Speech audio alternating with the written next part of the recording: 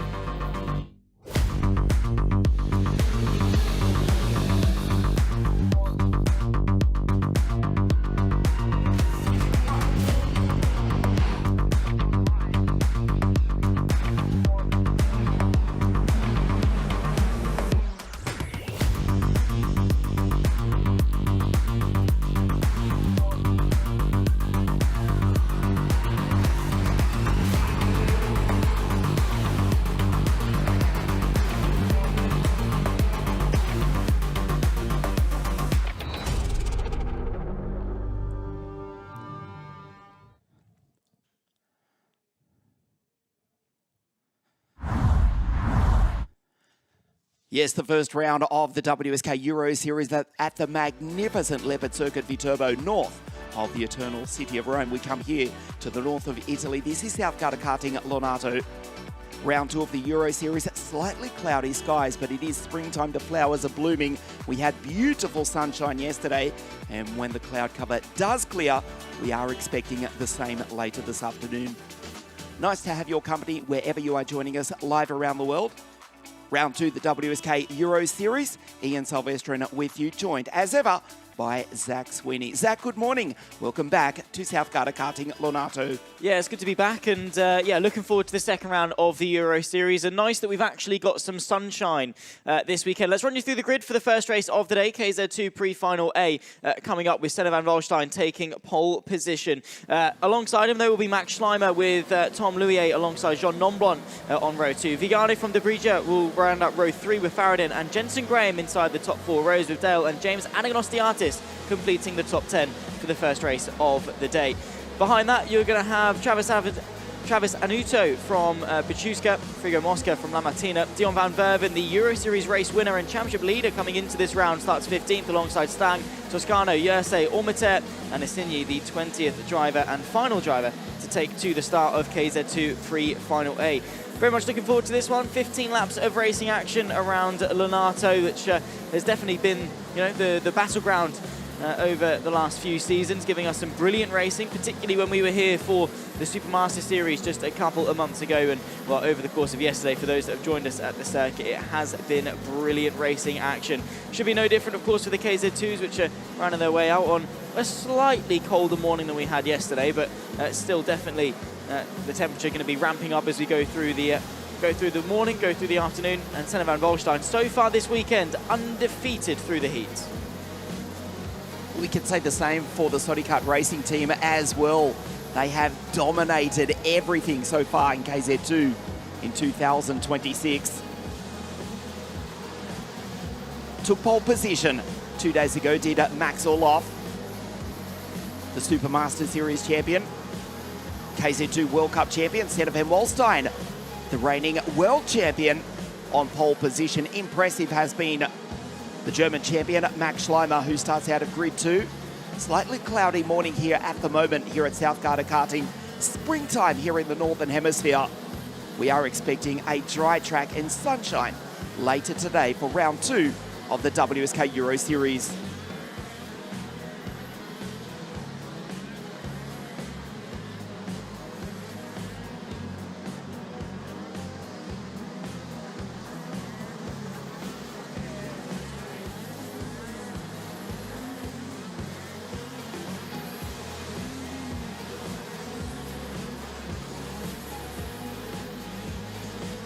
The first of our 12 pre-finals this morning. Senna van Wallstein, Max Schleimer, Tom Louye, Jean Nomblot.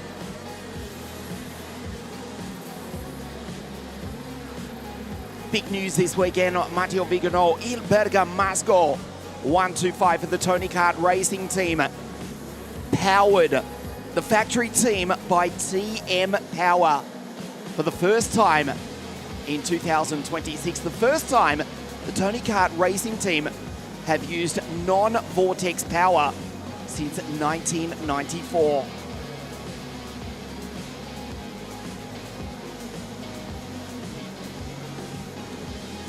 Pre-final A for KZ2 round 2 of the WSK Euro Series under the control of our race director, Mr. Marco Carlino.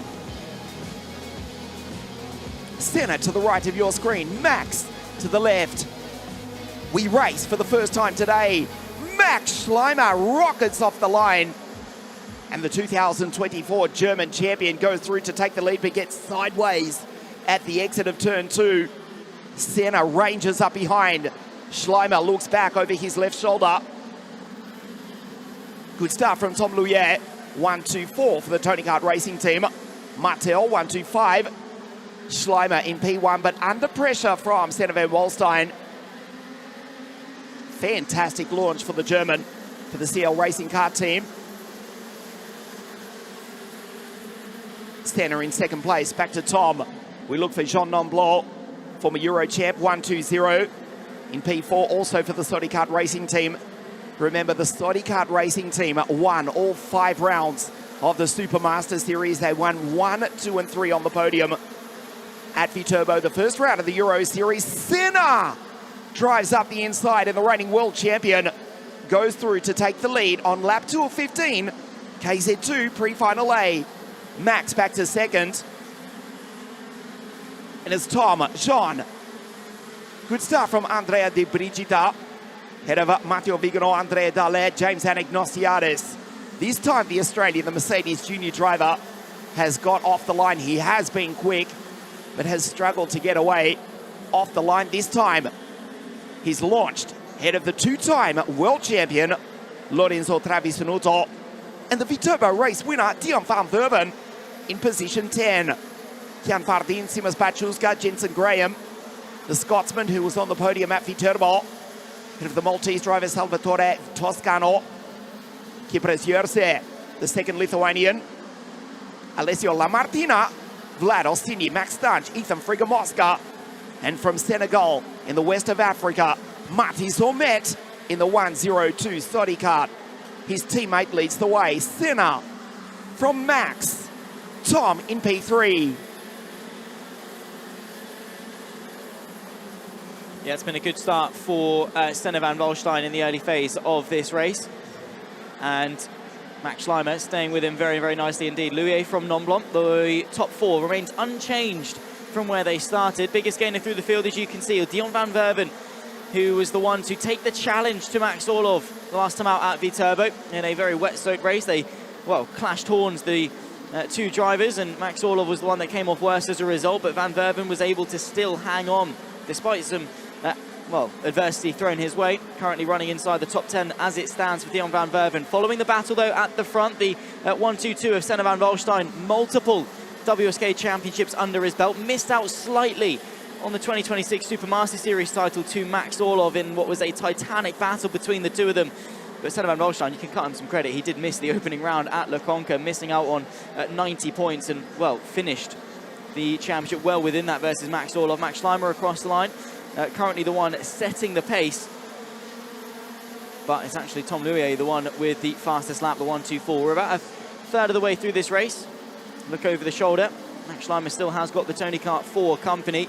Louye with the fastest lap of the race, but oh my goodness me, something's blown. Tom Louye seized, spun round and out of this race from being fastest on circuit. Maybe it was too fast. Louye has collected someone else, I think, in the as collateral, so now it's just a 2-horse race up in front.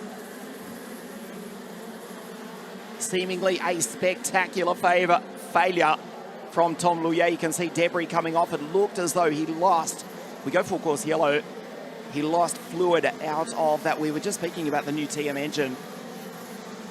It looked as though there was actually a component failure, losing fluid, and actually something breaking in spectacular fashion. And that brings out the full course yellow. Tom Luye out of pre-final A. Senna van Walstein with the race lead, looks behind, doesn't know what's happened yet. He's about to find out when he sees the 1-2-4. Tony Kart on the side of the circuit. Tom Luye is out, along with Kian Fardin.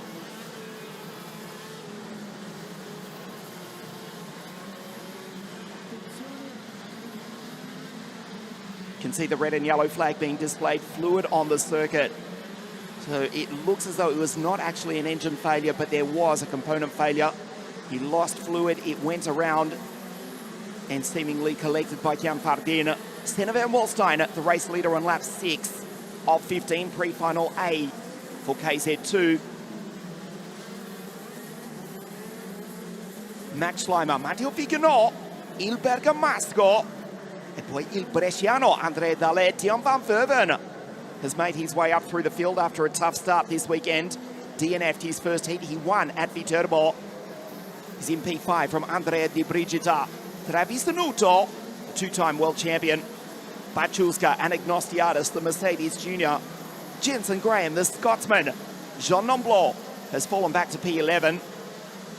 Alessio Lamartina, the Flash Map Kart Republic, Kipres Yurte. Ethan Friga-Mosca, the sole remaining Swiss driver after the retirement of Fardin. Matis Ormet moves up to P15. Vladislav Orsini is next, the Ukrainian. We're getting news that Vlad is under investigation. Salvatore Toscano and Max Stange rounds out the field.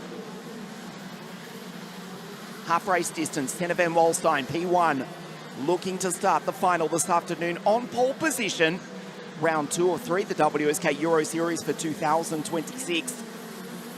Salvatore Toscano, just a position behind Vlad Orsini, who's under investigation. I can tell you that Salvatore is also under investigation. The Castorina racing team, the TM-powered Lenzo kart. So Salvatore and Vlad both under investigation. Full course yellow while the debris is cleared from the side of the circuit. We're getting news from race control. Orsini under investigation, as is Salvatore Toscano, and the driver behind, the German, Max Stange, as well, in the 138 Birolard. Senna looks to the side of the circuit, signalling to team manager Florent Bizalion.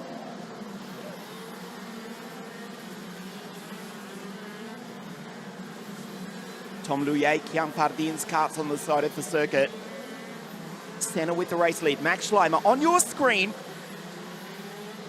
4th in the KZ2 World Cup last year. 2024 ADAC German champion. 2 starts in the ADAC GT4 series in the magnificent Toyota Supra. The Gatsu Racing in GT4 and KZ2 last year. Max Schleimer. Great start off the line to take the lead. But Senna van Walstein back in P1. Vigano, Dalle, il Bergamasco davanti il Bresciano. And then Dion van Verven, the Viterbo race winner. The green flag flies. And we start the second half of pre-final A for KZ2. Senna races away into the race lead. Already building up a nice distance. Back to the German, then the 2 Italians. Vigano, Dalle, Dion van Verven, Di Brigida, Lorenzo Travisunuto, Simas Bachuska, and James Anagnostiadis, vice world champion. Sister Ava will be racing in the GT4 Italian Championship after racing in F1 Academy last year. James' grandfather arriving just yesterday, making that painfully long trip, and at the moment somewhat treacherous, from Melbourne via Qatar to be here and watch his grandson, James Anagnostiadis, run inside the top 10. His only second ever KZ2 race. He's ahead of Nomblot, Jensen Graham, Kipres Yurse, Ethan Friga-Mosca, Ormet, Orsini, Toscano, and Max Stange. Senna van Wallstein, 5 laps remaining, the final third of KZ2 pre-final A. Senna van Wallstein does not need to win the race to lock down pole position. Max Schleimer into the chicane. We watch Mateo in P3. The TM-powered Tony Kart. It still sounds strange to say that for the first time, just repeating, the Tony Kart racing team not using Vortex power for the first time since 1994. TM-powered Tony Kart for Matteo Viganò. We told you about those 3 drivers under investigation. Well, Vlad Orsini has actually now been given the black flag.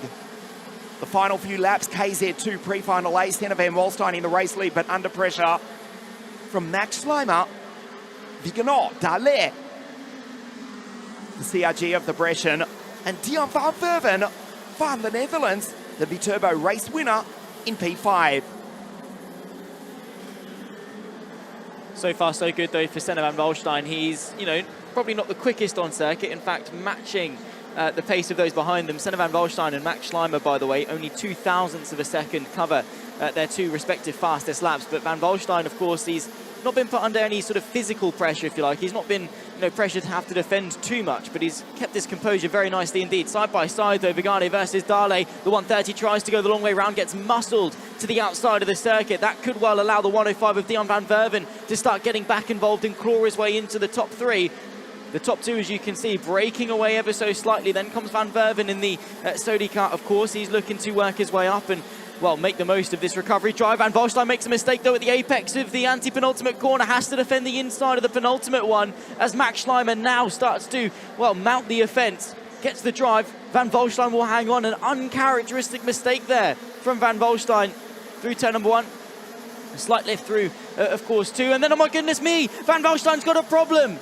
Max Schleimer will take the lead of the race with just 3 to go. Van Wallstein, he's been faultless all weekend, and it's all come undone here in pre-final A. Spectacular failure again we've seen this morning. Senna van Wallstein losing fluid. Remarkably, it's such a rare occurrence. We saw it from Tom Luyer. And now from the race leader, Senna van Wallstein as well. Wow, Senna van Wallstein is out. You saw the fluid pour out of the engine. Max Schleimer with the race lead. There is the red and yellow flag. Fluid on the circuit after that failure from Senna van Wallstein. He was in trouble prior to that. Max Schleimer on the back of the Dutchman, who has now retired. Schleimer with the race lead. Matteo Viganò, Dion van Verven, Dalle, Lorenzo Travisanuto, the 2-time world champion. Head of the Brigida, Pachuska, Nomblot, James, head of Jensen in 9 and 10. This drops Senna van Wallstein. He had a perfect run this weekend. Won't start on pole position as it stands at the moment. Senna van Wallstein is out. We are about to start the last lap of the race. 1:05, Dion, the Dutchman. The Viterbo race winner, fluid on the circuit. The red and yellow flag being displayed. This is Matteo, former KZ2 World Cup champion.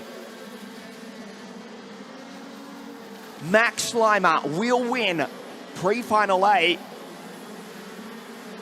And looking at a front row, potentially a pole position start for the final this afternoon of round 2, the WSK Euro Series. The Sodi Kart racing team have dominated KZ2 throughout 2026, but now finally it's gone wrong.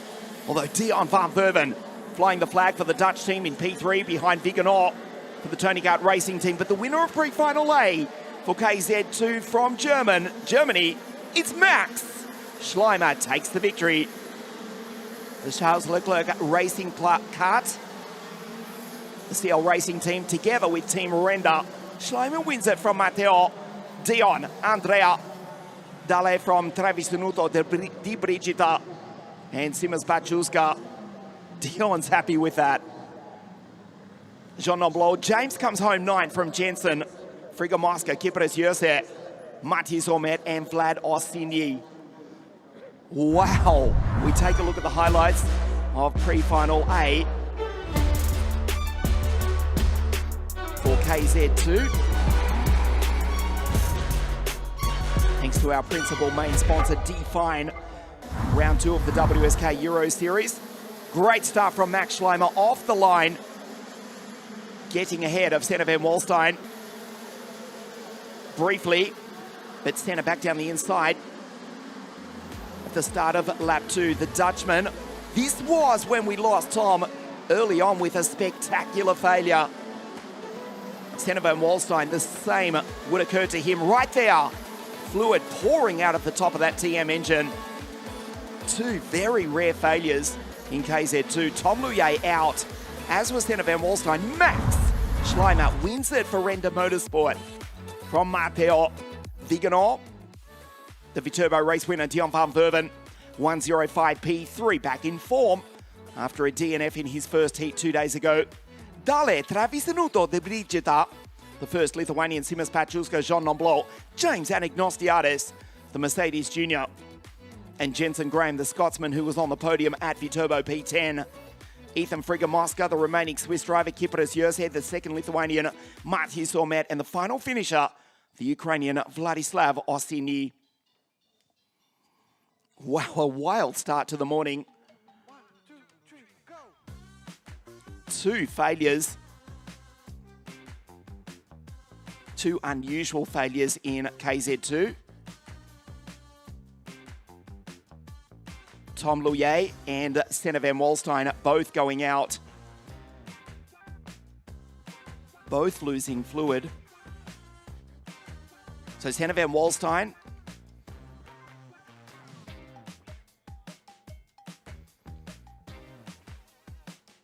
at the moment on 20 points. Emilian Denner on 10 points. He's about to start pole position for pre-final B. Maximilian Schleimer on 19 points. So the German to start at least on the front row of the grid for the final this afternoon. Will we finally see an end to the Sony Kart Racing Team dominance so far in KZ2 in 2026? It seemed as though they both lost fluid. There might have been, well, there seemingly was, from our viewpoint, head failure on those engines. Both losing fluid. Very unusual. But Tom Luye, Senna van Wallstein, almost identical failures. Getting the messages from around the world. Un saluto, nostro amigo Roberto Di Lali. Non lo so perché. He's just asking why that both of those 2 engines have failed. Roberto, I do not know. You saw it live here on WSK.IT, pre-final B for KZ2.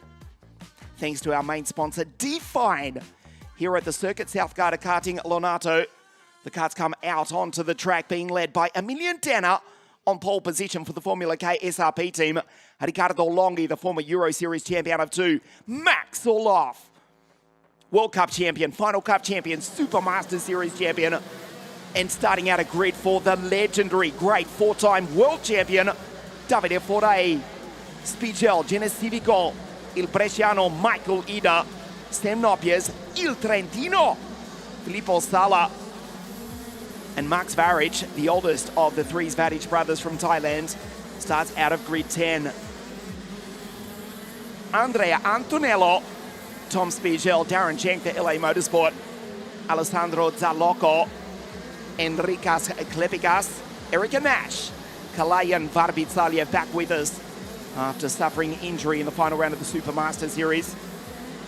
Mikhail Stecic for the DR Racing Kart team is the Croatian, alongside the Bulgarian, in the final row of the grid, Abraham Wagner do Brazil, and one of multiple Ukrainians here this weekend, Oleksiy Nashejim.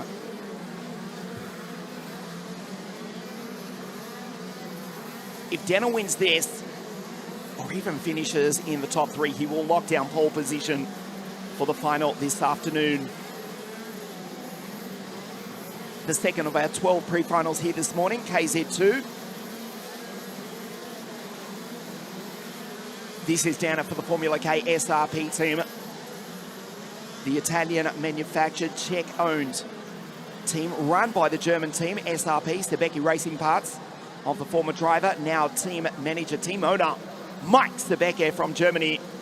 The bottle green machine of Emilia Danner, former World Cup champion, to start on pole position. Riccardo Longhi, former WSK Euro Series champion, Italian champion as well, 131 in the Birol Art. This is Max Orloff, 101 on your screen in the RS card. The legendary, the great Davide Forte, 52 years of age. He was European Formula A champion in a Rotax-powered Tony kart, the magnificent Esprit chassis, way back in 1994. He's been racing since the 1980s. Four-time world champion. He has beaten everyone who is anyone in world motorsport. Il mitico Davide Forte dalla seconda fila. Getting themselves gridded up and ready for the second race of 19 that we've got over our 12 pre-finals and 7 finals this afternoon. Well, pre-final A in KZ2s gave us some brilliant racing action, and I'm sure it's going to be exactly the same in pre-final B. Look out for Emilian Danner. He has been rapid thus far this weekend, taking the battle to Van Volstein, taking the battle to Max Orlov.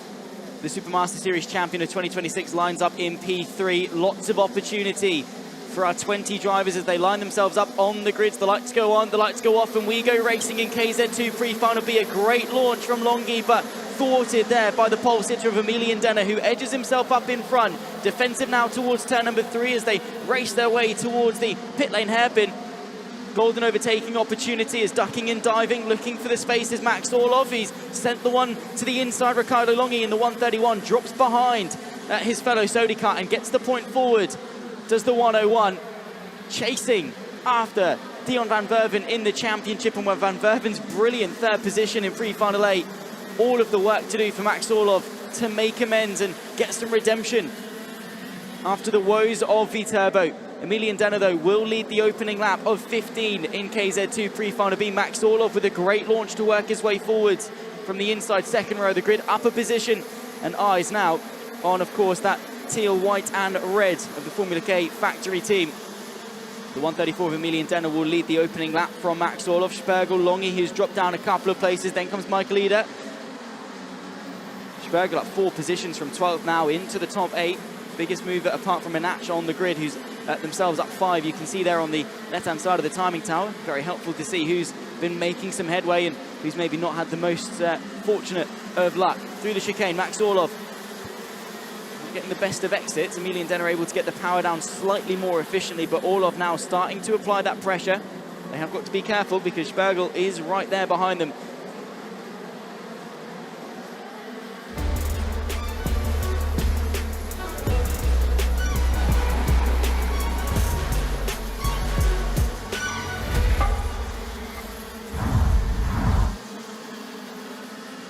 Danner from Max Orlov. Orlov, the World Cup champion, the Final Cup champion, the Supermaster Series champion, 101. That's his former teammate just ahead. Emilian Danner, also former World Cup champion, down through the chicane. Orlov pole position 2 days ago. The 101 Sodicat Sigma. Longhi, Italian champion, in position 3. Word from race control, Mark Zvaric under investigation, but you can see to the left of your screen the tie has been given a 5-second penalty for a starting infringement. Drops him right down the field. Spiegel from Michael Eder, Genesivico for the Tony Kart Racing Team, the Spaniard. Danner still in P1. We saw Danner versus Senna throughout the heats. Of course, formerly racing for the Sodicat Racing Team, Emilian under immense pressure now from Max Orlov.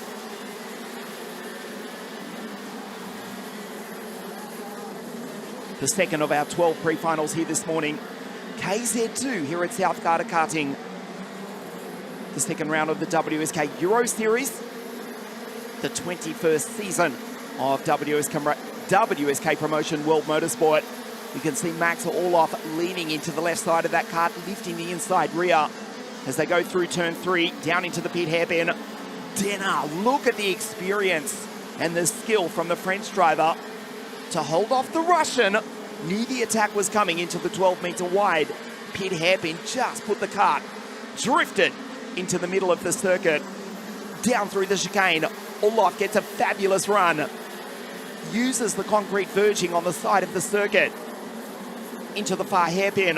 Longhi is actually catching up to this battle for the lead. Back to Matteo Spigel. Il Catalan. Genesivico. Il Bresciano. I Bresciani. Michael Leader. Davide Forte. Sam Nopies, the Dutchman from Dubai, who won the Rotax Max Grand Finals in the E20 electric class last year. Head of Tom Spigel. And P10, Il Trentino. Filippo Sala. Forte. Fastest lap of the race for the great Davide. 45.617. Olaf dives down the inside. Fabulous pass into the chicane. Longhi now on the back of the second place, Emilian Denner. Half race distance and Max Olaf, the Sodi Kart Racing team, back in position 1.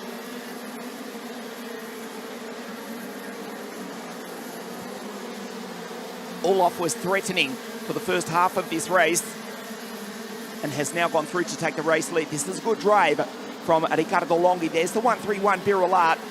He got boxed off the start after an initial good getaway.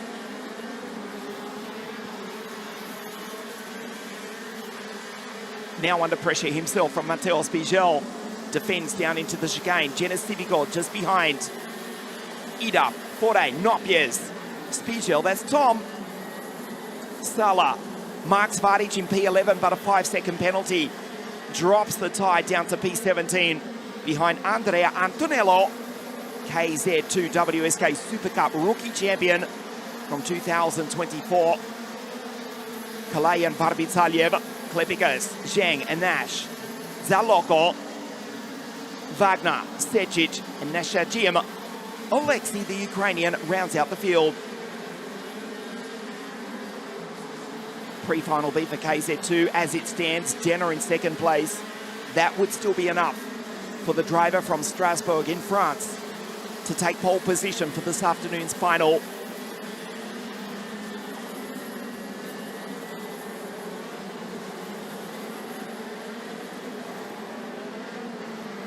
Olaf's lightly starting to pull away after setting fastest lap just a few moments ago. Now a quick lap from Genesivico. 1.26 for the Tony Kart Racing team. Yes, powered by TM. There's the Spaniard in P5. 0.434. Head of Ida, Michael, Davide Forte, Sam Nopies, Tom Spigel, and Philip Hall, Filippo Sala in P10. Down through the chicane. The gap 0.3 of a second between the Russian and the Frenchman. 3 kart lengths. We are about to start the final third of the second of 12 pre-finals here this morning. Round 2, the WSK Euro Series. The sun finally coming out to shine after a foggy morning. We are expecting 25 degrees Celsius and sunshine for this afternoon's finals. There it is, right on cue. But critically, a dry track. It is springtime. Finally, after a ferociously cold winter, to start the 21st season of WSK Promotion World Motorsport. We already raced the Supermaster Series, which Max Olaf won in KZ2. The first round of the Euro Series, that was at Leopard Circuit Viterbo, north of the eternal city of Rome in the pouring rain. The Sodi Kart Racing team finishing 1, 2, 3 on the podium. Dion from Jensen and Max. And now Olaf with the race lead. The final third, pre-final B for KZ2. The gap out to 0.4 of a second as Max puts in a 45.391, another 1/10 of a second over the Formula K SRP car, which is in second. This is Riccardo Longhi, Spigel, and Genesivico for the Tony Kart Racing team.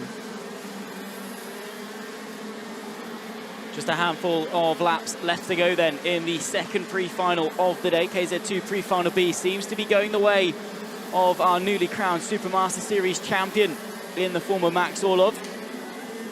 Those that follow the opening round at Viterbo as we've alluded to a couple of times, know that it was a very, very wet weekend. Max Orlov definitely being the one setting the benchmark in terms of pace, but couldn't quite deliver on those results. A clash with Dion van Verven put him on the back foot for both the pre-final and the final. Max Orlov would have to claw his way forward, still able to, in typical Max Orlov fashion, sort of bag a podium and bag some really good points, and now leading the way will gain 20 of those points back on Dion van Verven if he's able to hang on to victory. And what it also does is it puts Max Orlov into the top 4 on the grid, which gives him plenty of opportunity heading into the final later this afternoon. Under a bit of pressure though is Ricardo Longhi, the 131 Birolat, one of only 4 carts in this entire field not to be powered by TM. He's one of the IAMEs. Out of the final corner, under a bit of pressure from Spergel and Civico Esponia. The 131 from the 118 and the 128 just in behind that. 2.5 laps left to go. We're on lap 13 of 15, and Emilian Denner trying to stay on tabs of Max Orlov. The pair of them, though, crucially getting away from this battle. Ricardo Longhi under pressure through turn number 5. The pit lane hairpin, golden overtaking opportunity assisted by the, well, big dip in the middle. The apex, that compression gives the cut the grip. Down the inside goes Spergel. The Sodi kart will launch one to the first part of the chicane, similar to what we saw from Max Orlov to take the lead of the race just a moment ago.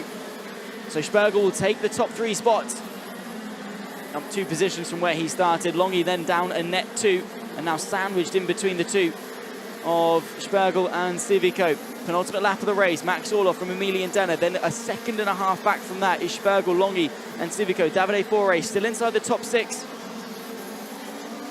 And, well, extending his legacy in the sport. Defensive goes Civico. The Tony kart was able to get through on Ricardo Longhi as well, and up into 4th position. So Longhi now drops to 5th position. As you can see there, the timing screen updating. Behind that, Davide Fore, Michael Eder, Spergel from Filippo Sala. Very early in his KZ2 career, in all fairness. Then Nopiez as well, inside the top 10, looking pretty decently strong so far this weekend. Final lap of the race about to begin, and Max Orlov has got nearly a 2nd advantage over Emilian Denner. And, well, as per usual, looks as composed and as calm as ever through the opening sector, which, yeah, for KZ2, flat through turn 1, slight lift through 2, and then towards number 3. Crucial corner to get the exit, not run too wide. And as you can see there, Longhi trying to launch a counter-attack on Civico on this final lap, but there you can see tracking our leader through the double left-hander up over the crest, down towards the chicane. Max Orlov demonstrating why he is so good. Won his 2 heats yesterday. Didn't quite get the job done on Friday. Had an issue of some description, and, well, ever since has been fighting back, but it's going to be top points in the pre-final for Max Orlov. Out of the final corner, will secure himself 4th place on the grid with victory in pre-final B for the Supermaster Series champion Emilian Denner. And Spergel will complete the top 3 from Civico and Longhi, the top 5. A brilliant display there, and once again, Max Orlov showcasing just how good he really is. So it will be Denner versus Senna on the front row of the grid for the final. Max Orlov takes victory in pre-final B for KZ2.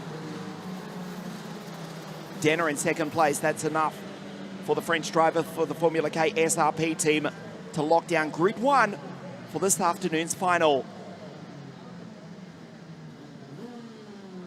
The highlights of pre-final B, Denner off the line. It was a good initial getaway from Ricardo Longhi.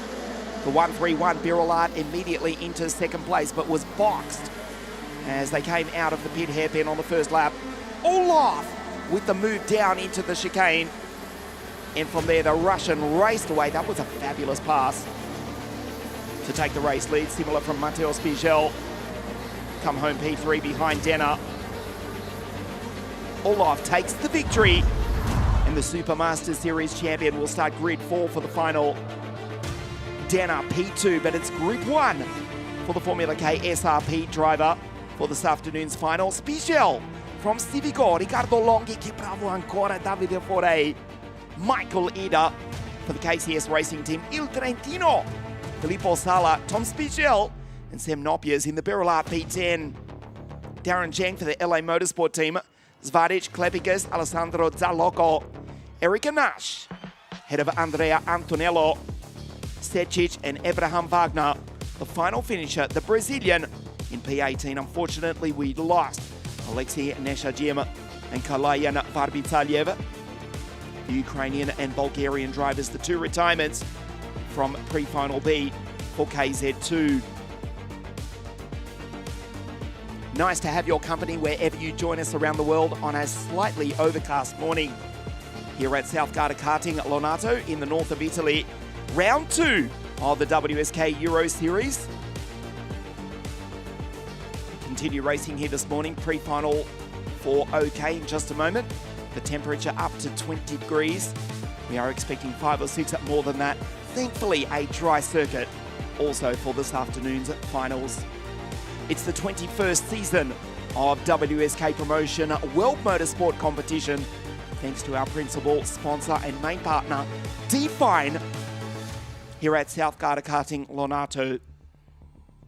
OK pre-final, just a small but still a classy field for the second round of the Euro Series in the OK Direct Drive category. Bosco Arias for Ricky Flynn Motorsport will lead the field out onto the circuit to start from pole position. The legendary 1.2 kilometre circuit, approximately halfway between Milan and Venice in the north of Italy, built by the Corbieri family way back in the late 1980s, hosting the Junior World Cup in 1990, and for the first time the World Championships in 1996. The centre of the karting universe, South Garda Karting Lonato, host venue for round 2 of the WSK Euro Series.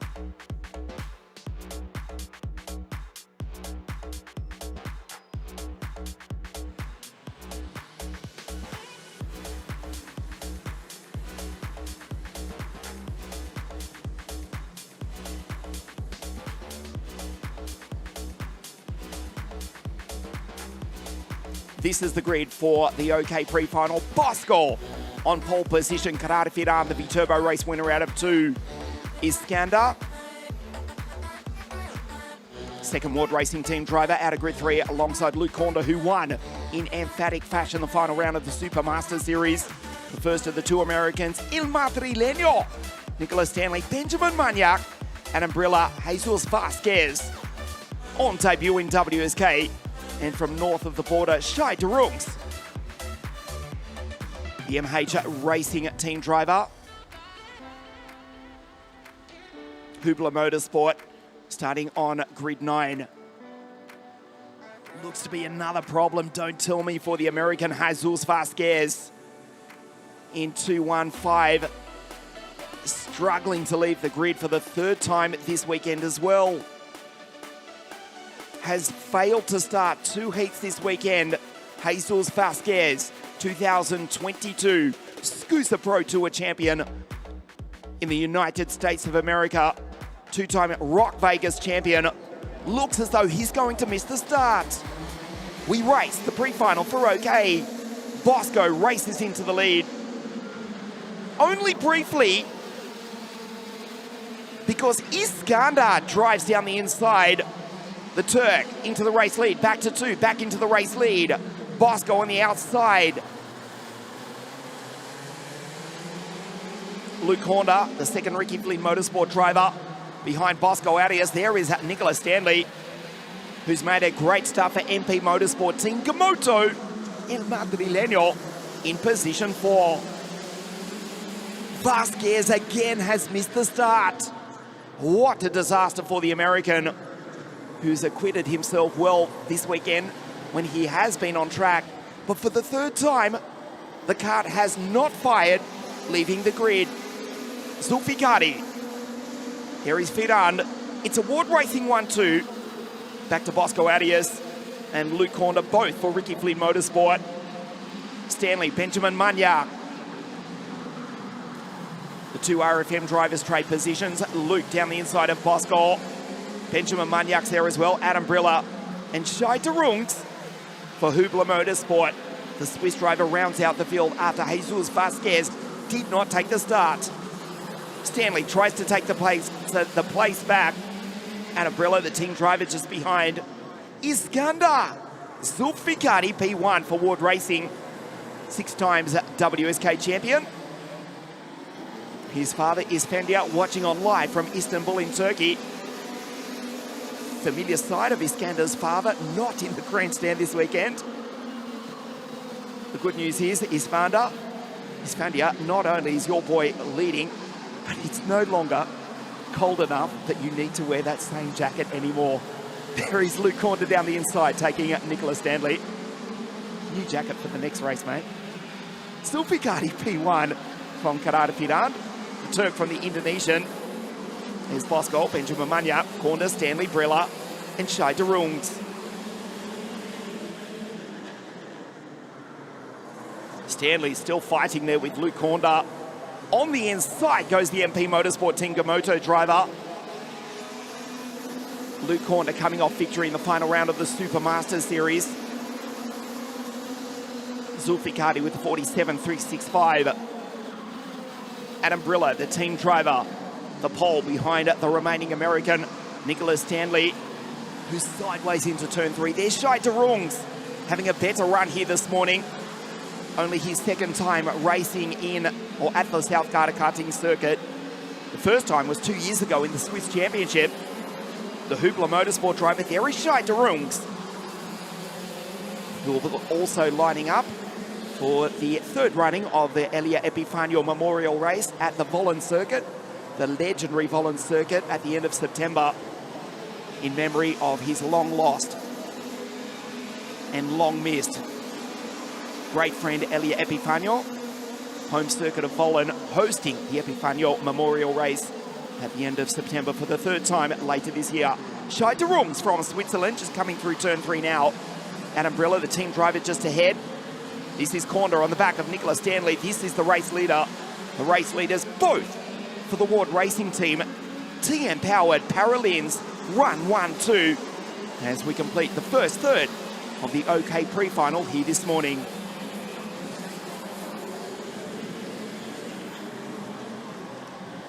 Alexander Zulfikari with the best launch of the bunch was straight there to, well, put the offence on Bosco Arias, chucked one to the inside, and obviously Arias then got back underneath him. Zulfikari was like, yeah, it's not going to happen again, mate. Got back underneath him on the exit of turn number 3 and found the space. Of course, Ward Racing 1 and 2 going to probably be told to hold position. Currently, Karafa Hand will be doing enough to obviously retain the lead in the championship by quite some margin. And the Luke Corner currently coming into this, he was 122 points to Luke Conde's 64. So the dominant display from the Indonesian, Natvi Turbo, has put him in prime position to maybe go all the way and take victory in the Euro Series. And that's something on his mind right now. Doesn't necessarily need to be overly risky with his teammate. Currently, Karafa Hand will line up P2 for the final behind Bosco Arias, Alexander Zulfikari in P3. So basically, exactly how it was for the pre-final. Bosco Arias maybe needing to nail his start a little bit more. Missed opportunity potentially. But still, Bosco taking his maiden OK podium. Last time out at Viterbo in the Euro Series, learning with every single weekend that goes through, and now definitely feeling a lot more established in the machinery. Benjamin Maniac, a podium a weekend ago, of course, at the FIA European Karting at La Conca. He's now running 4th position, is the Spaniard. The 204 on the back of Bosco Arias. Just that battle you can see in the background of shot. While we follow the two leaders of Alexander Zulfikari, the 214, and his teammate Karafa Hand in the 205. Just over halfway through this race now. Luke Corner from Nicholas Stanley, only 0.6 of a second separate the two of those. Of course, Corner victorious the final round of the Supermaster Series Championship at Franciacorta, where, well, we were asking, when is it finally going to be his turn to get some luck? And, well, he delivered what was a very nice final weekend to the championship. Brilla, Shai and Vasquez, of course, who did not start this race, complete the field. So 8 running, but well, despite the lower numbers than we would expect in OK, it's still been given a pretty decent race nonetheless. Nicholas Stanley in the orange and black MP Gamoto machine trying to chase after Luke Corner and work his way inside the top 5 once again. Alexander Zulfikari, though, got the measure over the rest of the field. Half a second clear of his teammate, and again, like I say, Karafa Hand probably not overly interested in battling too hard. 10 extra championship points on offer for a victory in the pre-final, but a lot that can go wrong if, well, it does go wrong. That 9 of 15 we've just ticked over onto, so 6 laps, well, 7 laps left to go, including this one. Karafa Hand, though, setting the fastest lap of the race that last time through, a 46.144. As Bosco Arias struggles to stay on pace, and, well, like I say, is absolutely getting reeled in by Benjamin Magnac behind, who's got a decent chunk of pace in favour. In fact, actually, they're pretty matched between the two of them. So the gap growing to about 0.6 of a second. Magnac needs to find a little bit more to close into the 2025 OKJ Final Cup champion of Bosco Arias, who won it at this very circuit. It wasn't the best of weekends for Bosco Arias in terms of pace or fortune, but in the end did enough to hang on to the championship by a single point ahead of Noah Baglin. The pair of them stepping up into OK Machinery this year, and the pair of them doing it very, very nicely indeed thus far. 2/3 of the way through as we find our way onto lap 10 of 15, and like I say, currently Zulfikari just keeping his composure, running very nicely up in front and preparing himself for the final later this afternoon, where he'll, well, as it stands, be starting P3. He clawed his way into the lead once, and he's definitely showcasing that he is the quickest one in this OK field by his teammate. It could be a good old battle between the two. But of course, Zulfikari not taking to Viterbo a few weekends ago, or a couple of months ago now, in fact. So Karafahan will have the championship on his mind. Zulfikari maybe just going for the one race of glory later on this afternoon. We'll have to wait and see as to how that one transpires. But now officially 2/3 of the way through, just 5 to go here at Lonato. It's Zulfikari from Karafahan and Bosco Arias, the top three. Zulfikari responds with the fastest lap of 46.014, now going the way of the Turk.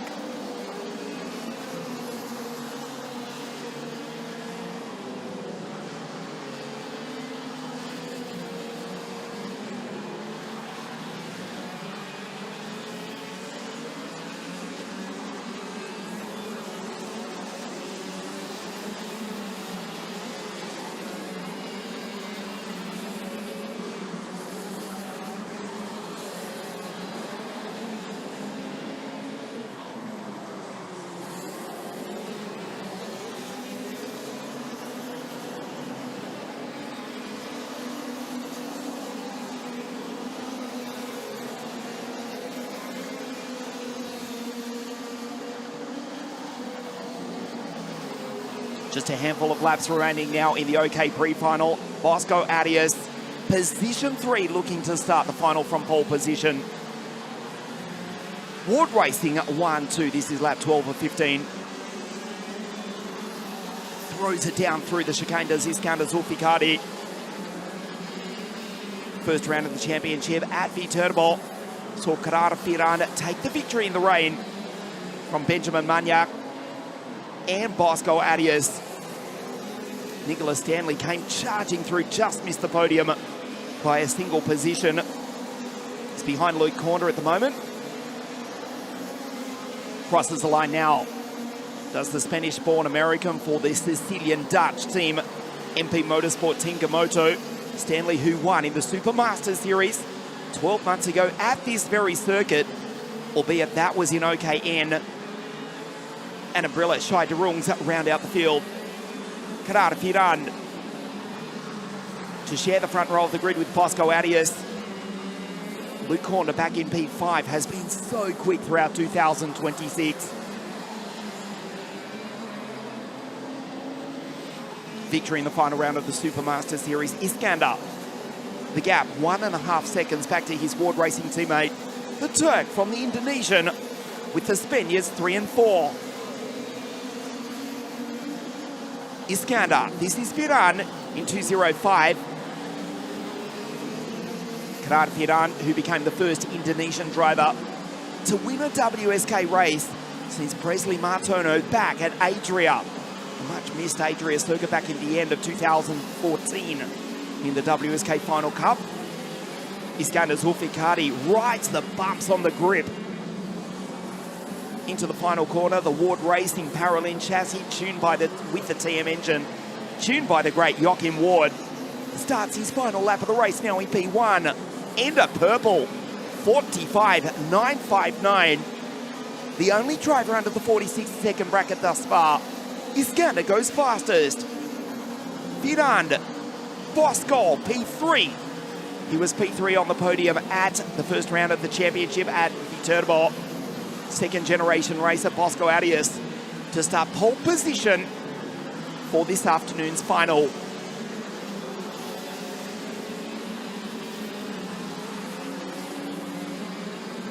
Two corners for Iskander Zulfikari. to start inside second row of the grid for this afternoon's final. Rounds the final corner, accelerates to take the checkered flag. Iskander the Great wins the pre-final here this morning from his Ward Racing teammate Karar Firan, Bosco Arias, Benjamin Marniak, the Spaniards 3 and 4.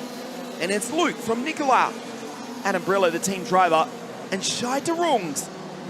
Better performance this morning from the Swiss driver, rounds out the field. Good start from Bosco Arias, raced into the race lead briefly. Iskander on the inside, then the outside. First, back to second, back into the race lead. And from there, Iskander Zulfikari raced away to take the victory. Luke Horner down the inside of his RFM teammate, putting Bosco Arias back a place. Luke Horner fighting with Adam Brilla, Shai de Rungs in the background. Iskander Zulfikari takes the victory to line up a grid 3 for the final. P3 is enough for Bosco Arias to take pole position for this afternoon's final.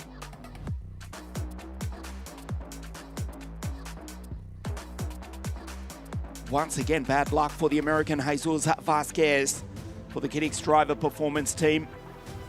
We hope that he can get away. That's 3 did not starts this weekend for the Scusa Pro Tour champion of 2022, two-time Rock Vegas champion, but it did not start, did not do a lap in this morning's pre-final.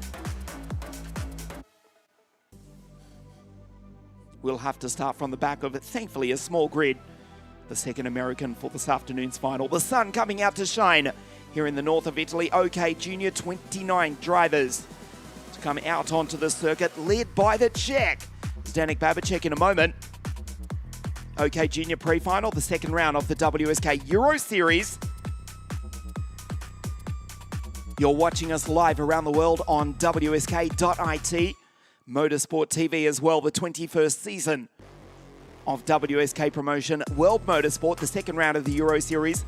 We've already raced the Supermaster Series, the Rotax Winter Cup at Campillos in the south of Spain. The first round of the Rotax Max Euro Trophy, and don't forget, 2 weeks' time, Wackersdorf Pro Kart Raceland for the second round of the Rotax Max Euro Trophy, presented by WSK Promotion.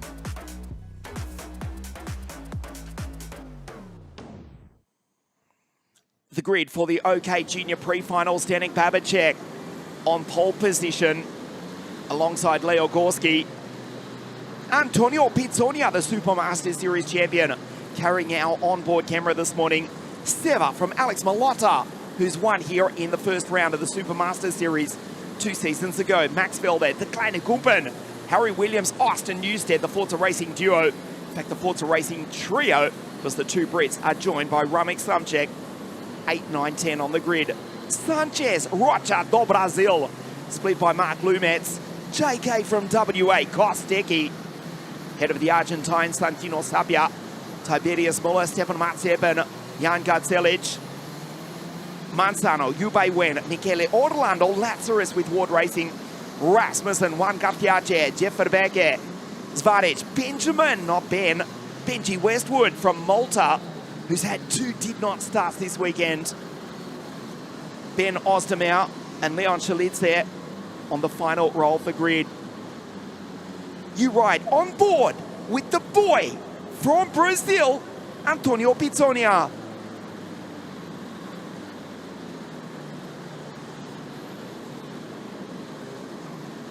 Looking directly ahead to the pole sitter, Zdenek Babicek, who glances back over the shoulder. Some controversy throughout the heats.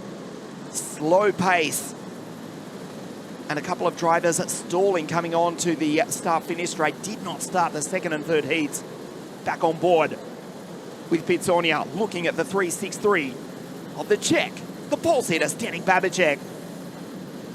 Fabulous images live here at Lonato, the OK Junior pre-final. Babicek on pole position. Gorski, outside front row of the grid. We race. Babicek races into the lead. Pizzonia up into second place. Pizzonia drives down the inside into the race lead. but it's Alex Malotta who goes through to P1. Babacek fights back. Pitsonia briefly into the race lead, back to third, looking for space and right behind the Ricky Flynn Motorsport duo, led by Leo Gorski. And then his good friend, Henri de Kleine Kumpen. Malotta with a super start into second place.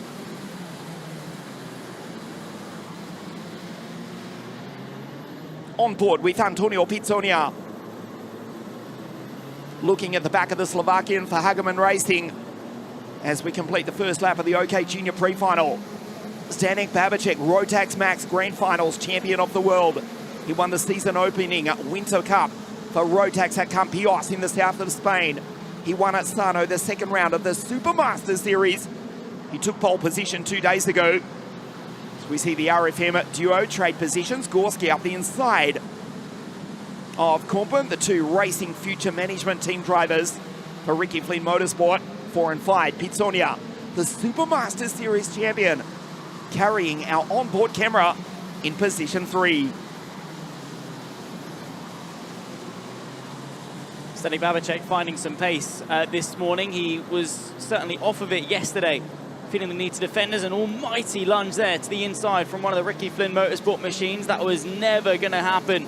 And Tony Pitsonia firmly slamming the door on board through the fast left, right of turns 1, 2 into 3. Then this right-hander here at 4. A slight little bit of a lift or a tap on the brakes as you then work your way onto this back straight towards the pit lane hairpin.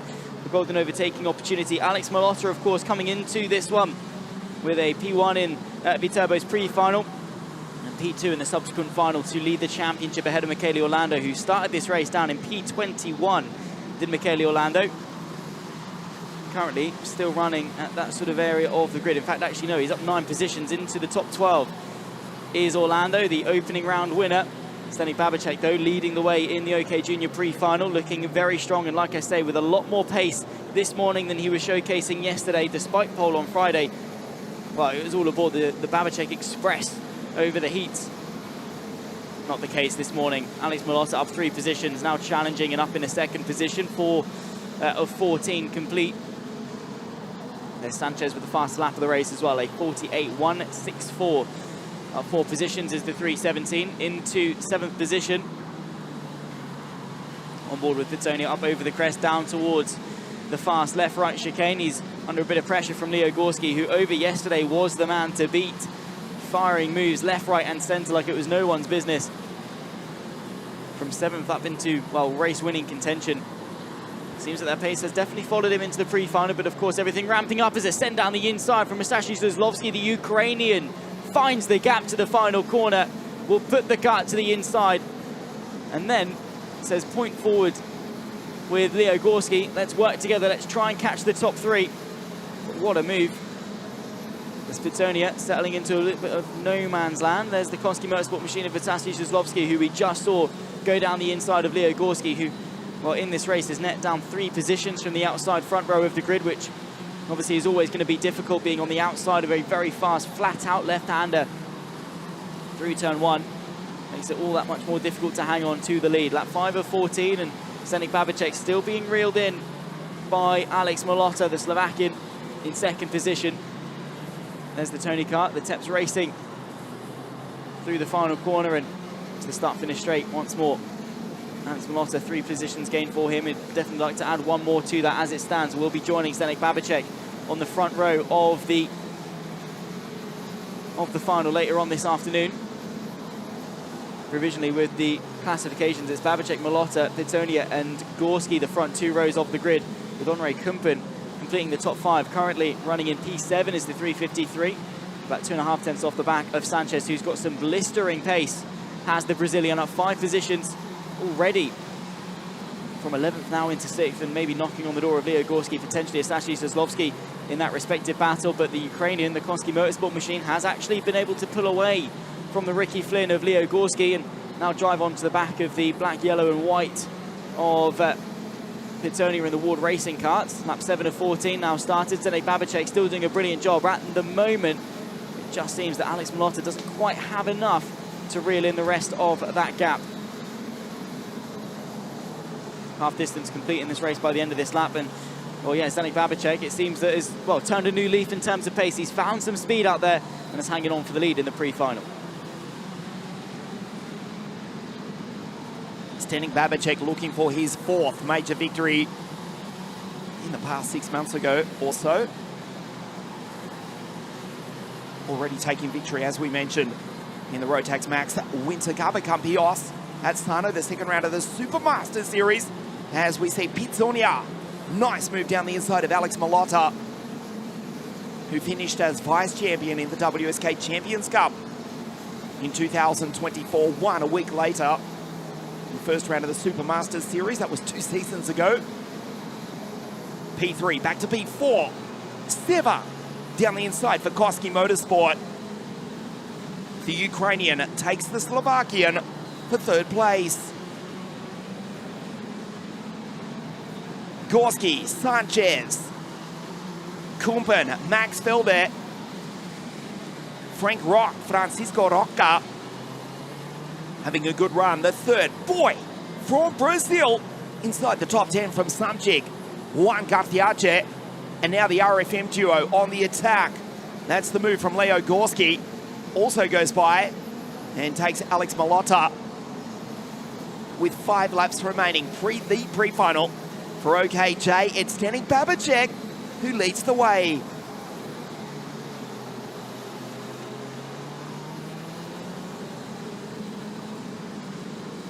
Sanchez, Felipe goes on through in the energy cart as well. Malotta, Kumban, Max Felder. Then it's Roger, Remek Samchik, Juan Garciache. Fabulous drive from Grid 24 to be in P11. They go by the abandoned cars of Leon Shalitze, Yubei Wen, and Ben Ostermeyer. Those 3 drivers from Georgia, China, and Germany, respectively, have retired. It's been a tough weekend for Leon Shalitze. Another DNF will be starting right at the back of the grid for this afternoon's final.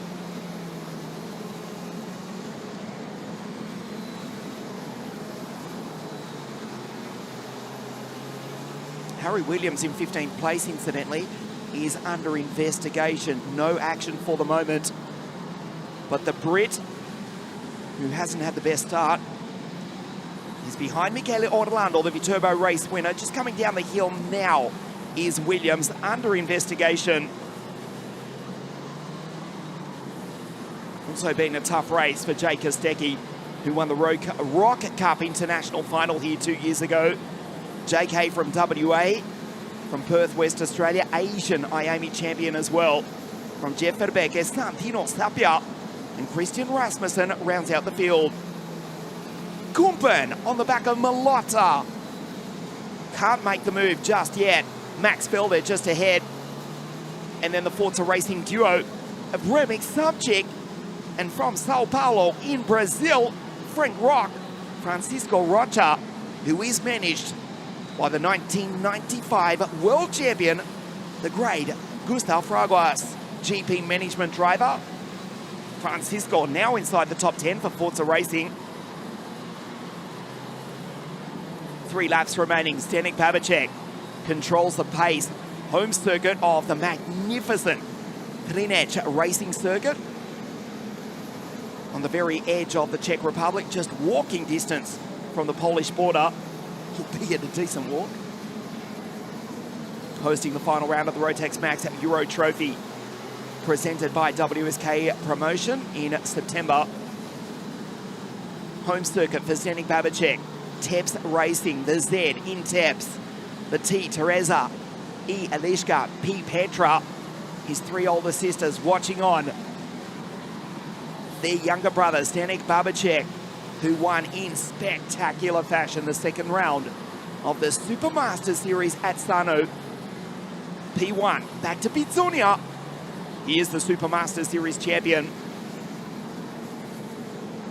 And Seva, Gorski, Sanchez, and the fastest driver on the circuit, Max Felder. 2 laps remaining at the end of this one. Pizzonia has not given up. The boy from the Amazon in South America. Now Malotta with Forza Racing drivers ahead and behind. Samchik has got by. Francisco Rocha trying to do the same is Frank Rock. This is Felder, fastest on circuit from Hamburg in Germany, originally from St. Petersburg in Russia. For the team from Sweden of Joachim Ward here in the north of Italy, the second round of the Euro Series. Max Felder with a 47.684, fastest on circuit. Last lap, Pitsonia has caught up to the back of Zdenek Babicek, who will start from pole position even if he's passed. We know if there's anybody in the world of junior kart racing who knows how to defend, it is the race leader, Zdenek Babicek. He backs them up. Seva around the outside. Pitsonia back up the inside. That's the ball game. Zdenek Babicek will race away as they fight for second place. Seva on the back of Pitsonia. Babicek will win the pre-final to start from the pole position for the final this afternoon. The Teps Racing Miami-powered Tony Kart wins as he comes across the line to take the checkered flag. Pitsonia second, 3 wide for third. It's Seva from Gorski and Felipe Sanchez.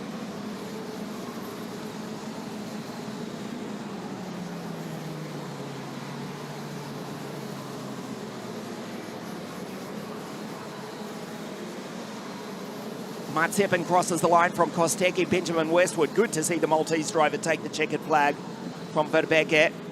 Santino Sapia and Christian Rasmussen, the final finisher in position 26. From pole position, Zdenek Babicek led the field away from Pitsonia, who briefly darted into the race lead. Malota through to P2. Great start from the Slovakian for Hageman Racing. Gorski, Kumpen, the Racing Future Management drivers, both for Ricky Flynn Motorsport trading positions. Zdenek Babicek with the race lead. Pitsonia into position 2, caught right up to the back of Zdenek Babicek towards the race end. But it was Zdenek Babicek taking victory in the pre-final for OK Junior, and will start from pole position for this afternoon's final. Alongside Gorski, Pitsonia will start grid 3. Alongside Seva, Alex Malota inside third row of the grid. Alongside Max Felder, Kumpen will start 7. Head of Ramek Samche, who will start grid 8. Sanchez inside Felipe of the 5th row of the grid for this afternoon's final. Zdenek Babicek takes the victory, and it's pole position for the Czech later this afternoon.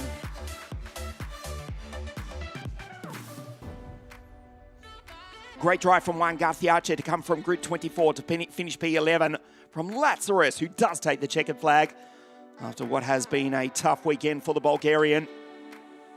Newsstand, that's Austin from Manzano, Orlando, Garzelic, Williams, Muller, Lumetz, Varic, Mazepin, Jay Kostecki, Benjamin Westwood does take the checkered flag. Jeff Verbeke, Santino Sapia, and the final finisher, Christian Rasmussen.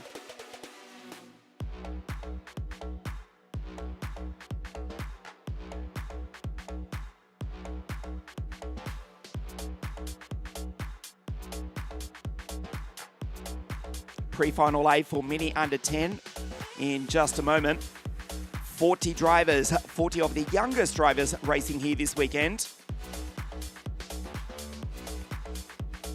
Their pre-final over 10 laps, 12 kilometres. In just a moment, the sun trying to break through the cloud cover. It is thankfully springtime here in the north of Italy, the northern hemisphere. Nice to have your company as you join us for this Saturday race, Saturday finals, round 2, the WSK Euro Series. Here at South Garda Karting Lonato, Zane Burgess will lead the field out onto the circuit. The Supermaster Series champion, the Andretti Junior driver for Paralin Motorsport, will start from pole position. We'll take you through the grid in just a moment. Also took pole position in time qualifying 2 days ago on Thursday morning. Yes, a Saturday race for the WSK Euro Series, the first round at Leopard Circuit Viterbo. You're watching us live from South Garda Karting Lonato in the north of Italy, and the third final round at the magnificent Cremona Circuit in July. circuit which is also hosting for the third time this year a round of the World Superbike Championships. That's round 3 of the WSK Euro Series at Cremona in the Italian summertime.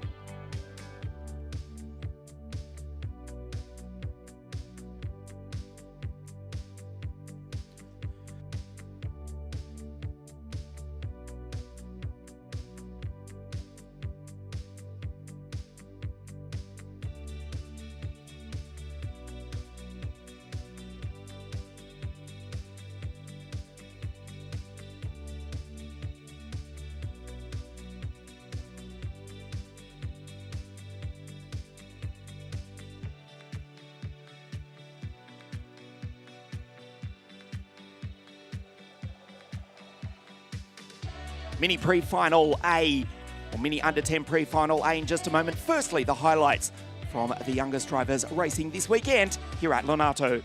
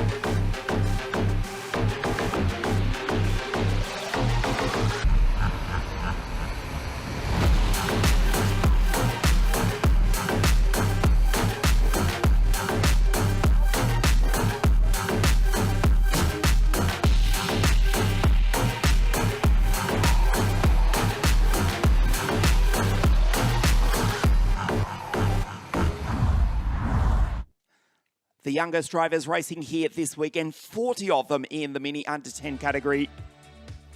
Zane Burgess, you just got a glimpse of the Andretti Junior driver.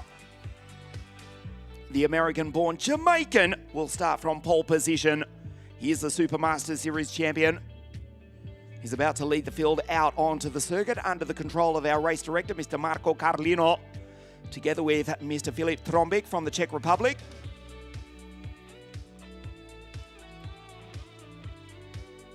Denver Boss looking to do exactly that from the outside of the front row of the grid.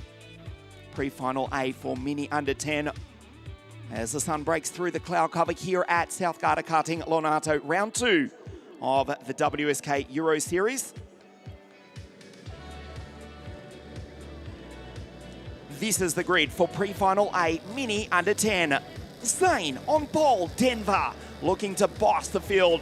Out of grid 2, Jaden Francisco.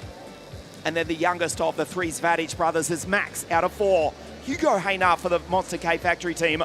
Oliver Vatans has worked his way into P6 after not setting a time in qualifying. Leo Simone, second generation racer, the second Canadian, ahead of Romeo Ferrante, who was fastest in his qualifying group. Brody, the Texan Brown, out of grid 9, and Oscar Bronikowski, the pole out of grid 10.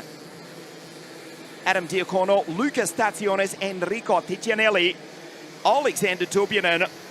On debut is the Irish-Australian Christian Haran, Johan Tam, Jaku Jarto, Ferdinando Torquia, Mattei Tedoren for the 7 Motorsport team. The Tibi card out of grid 19 alongside the German Alexander Braukmann.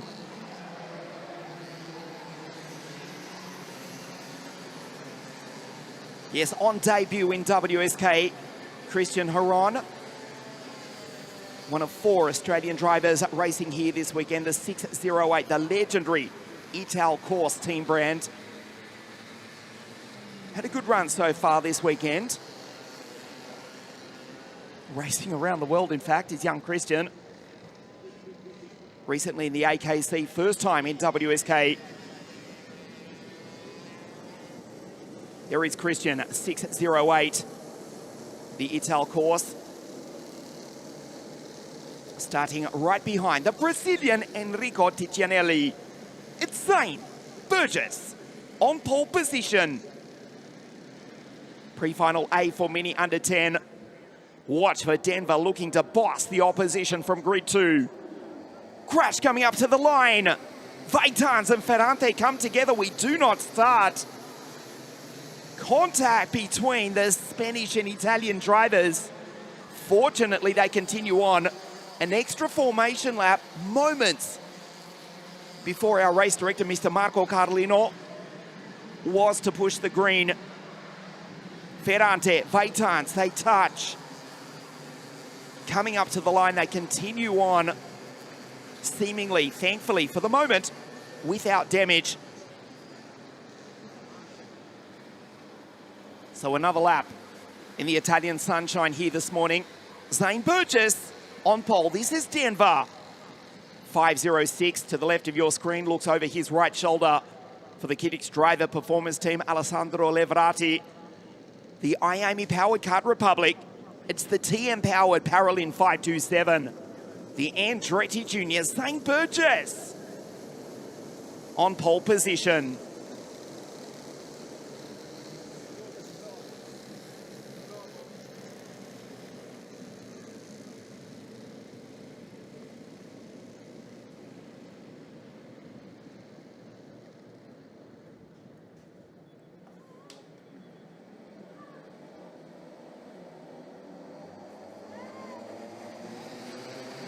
We race.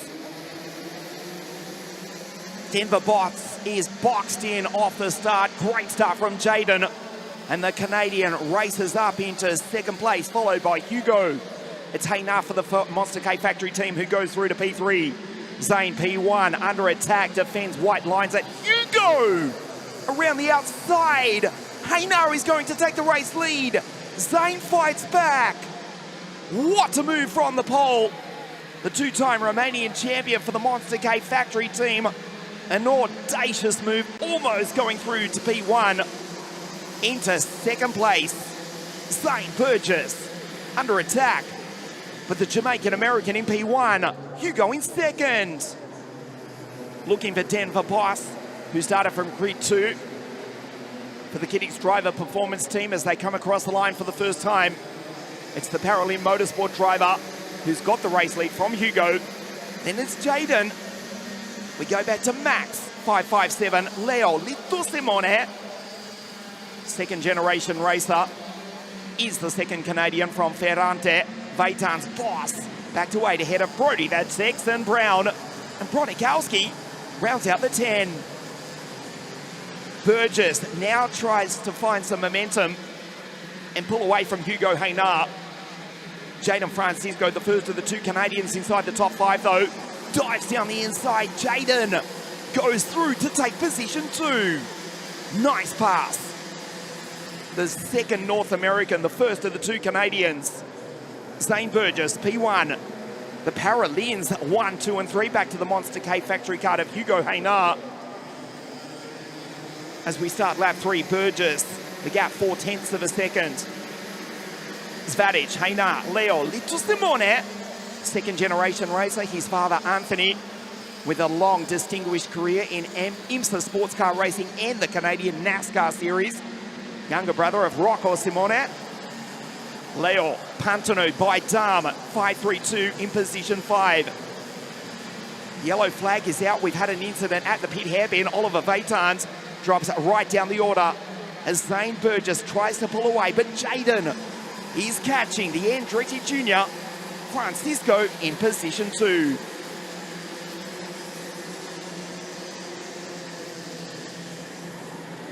Lap 3 of 10, and Zane Burgess is looking to establish control at the sharp end of the Mini Under 10 pre-final A field. There you can see, getting a rule on there, I believe, Jaden Francisco. Push, push, push. 2 times a pole sitter in the Supermaster Series over 2026 was Jaden Francisco, and, well, his adversary for victory in pre-final A is the subsequent champion, Zane Burgess. You can see in the black and white Paralin being chased after by the white and baby blue baby race of Jaden Francisco, who is unbelievably rapid, especially on his day, and it seems that today is one of them. Hugo Haynar just in behind in the blue and white Monster K Factory kart, trying to stay on tabs with the 2 leaders. Zane Burgess feels no need to defend through the hairpin, runs a bit wide on the exit, but all is good. Jaden Francisco may be tempted to go for a bit of a set and set it up maybe into the final corner. The gap not quite there for his taking. We'll take away over half distance. Lap 4 of 10 completed and on to the 5th. Behind that, of course, you've got Hugo Hesnar, as I say, in the Monster K. Then comes Leo Simoni, Max Varic, Denver Boss. He's down 4 positions for Rante. Romeo, who has been quick this weekend, was very unlucky yesterday, was caught in someone else's problem. Someone locked the brakes in front of him, spun round, and unfortunately for Rante was the one to tap them back going again. As a result, the Tony Kart would DNF in one of the heats yesterday and start this one on the back foot, but has clawed his way up into the top 7.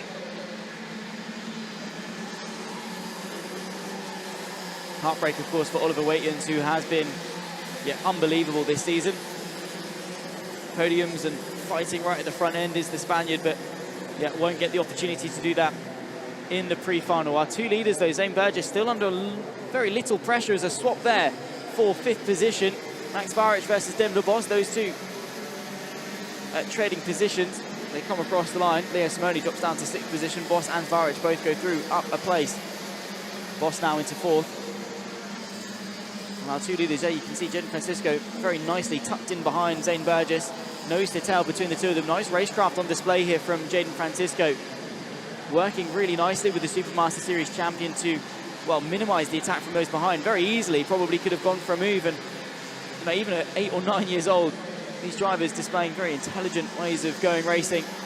I'm sure as the laps tick down, though, that's not going to be the case. He just wants to make sure it's a 1v1 and not involve anyone else in their battle. Zane Burgess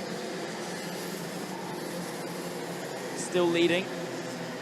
Has been, well, dominant in Mini Under 10 in 2026 thus far, taking victory after victory in the Supermaster Series and in other walks of motorsport, whatever really series he's put in, he's right at the front. So maybe the future, of course, of Andretti. One of their junior drivers, Jaden Francisco, though, with a good run off the exit of turn number 4 towards 5. Is there a look? Not even the slightest inkling of temptation there from the Canadian.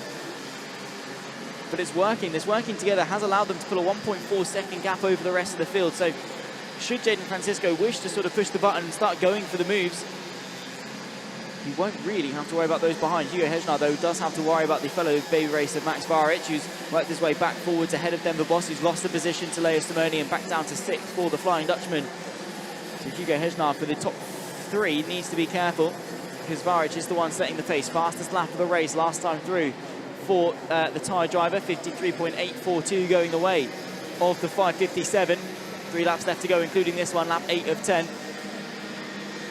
in Mini Under 10 pre-final 8. I have to say, Zane Burgess doing a brilliant job just to keep that consistency. Fair enough, maybe Jaden Francisco working with him quite nicely. Max Varic versus Hugo Hesnar, though, that is not the case. Down the inside. Nicely done from Zvaric to get that move signed, sealed and delivered. Baby race now 2 and 3 in this race. Hesnar gets overtaken. Denver Boss gets reeled in the 5:06. Kart Republic. Ferrante there with him. Brown Simone has dropped to 8th position after all of that. Was as high as 4th at one point. Now right at the back of that train. Bronikovsky also involved in it. Torchia a bit of a gap back too, about 3 seconds between the 5:98 and the 5:40. 2 laps left to go at the line. At what point is Jaden Francisco willing to go for the move on Zane Burgess? Currently, Burgess, of course, will guarantee himself pole position. And, of course, with it, 50 championship points as well in the Euro Series. Jaden Francisco, though, with victory in this race, should at the very least promote him up a guaranteed 1 position onto the inside, the outside second row of the grid ahead of Sasha Miras. And then, of course, with pre-final B's events to take place, could yet still gain more from there. That's all dependent on whether or not he actually goes for this move or not. Hugo Hesnar under a bit of pressure from Denver Boss into the chicane. Don't think Denver was quite close enough to go for that move on this lap, but with a lap and, well, now 2 corners left to go, pressure is going to start to boil. Is Jaden Francisco going to see that final lap board and treat it as the sign that he needs to finally go for the lead, or is he happy just to sit in second? Side by side as well, Denver Boss works his way through on Hesnar, who's then going to get muscled wide by Ferrante. The Tony Kart is going to try and go through. Drag race between the pair of them as we start the final lap of pre-final A in Mini Under 10. Zane Burgess ahead of Jaden Francisco. Is there a move here for the baby race driver? He's left it late if he does want it. Zane Burgess goes defensive, and a point forward there from Francisco. He's happy where he is. Just saying, come on, let's just get on with it. I'm not putting you under any pressure, mate. Half a lap left to go, and this has been very cleverly done by the top two. Zane Burgess doesn't trust it though, will semi-go defensive, brings it back to the racing line through the chicane. Of course, there's the battle for P3 left to worry about. Zane Burgess goes wide through the anti-penultimate corner, third to final one, goes defensive through the penultimate one. Jaden Francisco might now be tempted to go for the move side by side between the two leaders. Jaden Francisco going to go all the way around the outside. What a brilliant display from the Canadian to take victory at the final corner in mini under 10. Zane Burgess far too worried about his line going into the final corner. Took too little speed, and Jaden Francisco kept his foot in around the outside. What a move. Secures himself at the very least P4 for the final. Maybe even more depending on how pre-final B goes, but with Zane Burgess taking P2, that is enough to secure pole position no matter what happens in pre-final B. Of course, we'll run you through the results in a couple of moments' time, but Jaden Francisco, after playing second fiddle basically the entire race, at the death of it, even for the majority of the final lap, was happy to sit in second. Let's take a look at the highlights. Of course, Denver Boss on the outside of the front row of the grid got absolutely freight trained by those in the odd-numbered grid positions, Hejnar being the final one to find a way through. Zane Burgess, of course, would control the pace from the lead. The 561 of Jaden Francisco, though, the one setting the pace, found a way through up in a second position. Meanwhile, of course, you had the likes of Max Varic fighting away with Hugo Hejnar. Not once, but twice did the baby race driver need to go for the move. Hejnar would try and go the long way round, and then this was it on the final lap. Zane Burgess trying to hold the inside. Jaden Francisco goes, you know what, I'm going to keep my foot in, have the grip around the outside, and subsequently take victory in pre-final 8, get himself an extra 10 championship points for his troubles, and score the full 50 for the pre-final, and also guarantee himself, at the very least, a top 4 start for the final later on. What a fabulous move from Jaden Francisco around the outside on the final corner. Zane Burgess will have to learn from that. He will still start from pole position, as Zach just said, regardless of what happens in pre-final B. But credit to the Canadian, the first North American. Francisco wins it from Zane Burgess, Zvadic, Boss, Brody Brown, Bronikowski, Torkia, Staciones, Dubunin, and Diacono Christian Haron comes home in P11 on debut in WSK.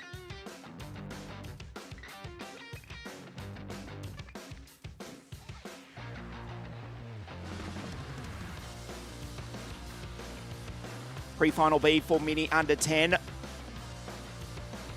in just a moment. Yes, as Zach pointed out, regardless of what happens, at second place, frustrating second place for Zane Burgess, is enough for the Jamaican-American, the Andretti Jr., to start from pole position. We're about to find out who will join him on the front row of the grid. Starting on pole position for pre-final B, Jack Wolf, the third-generation racer who was on the podium, you may recall, at Leopard Circuit Viterbo in round 1 of the Euro Series.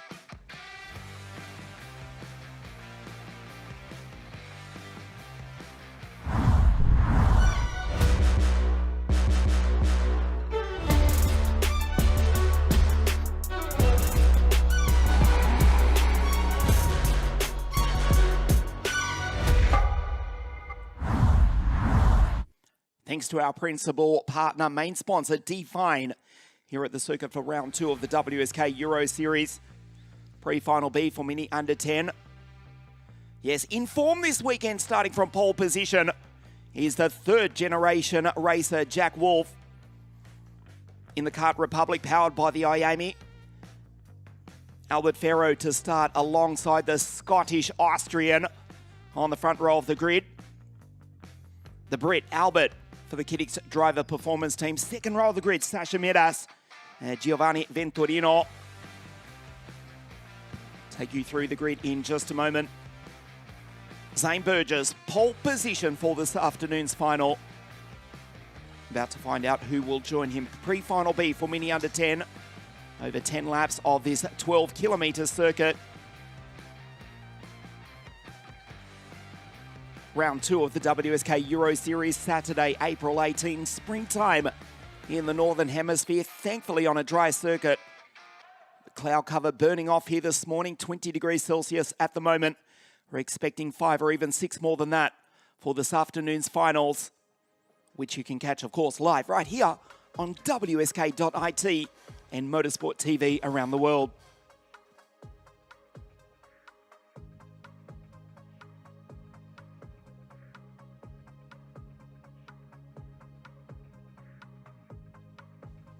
Just a moment before the start, we'll take you through the grid in just a moment.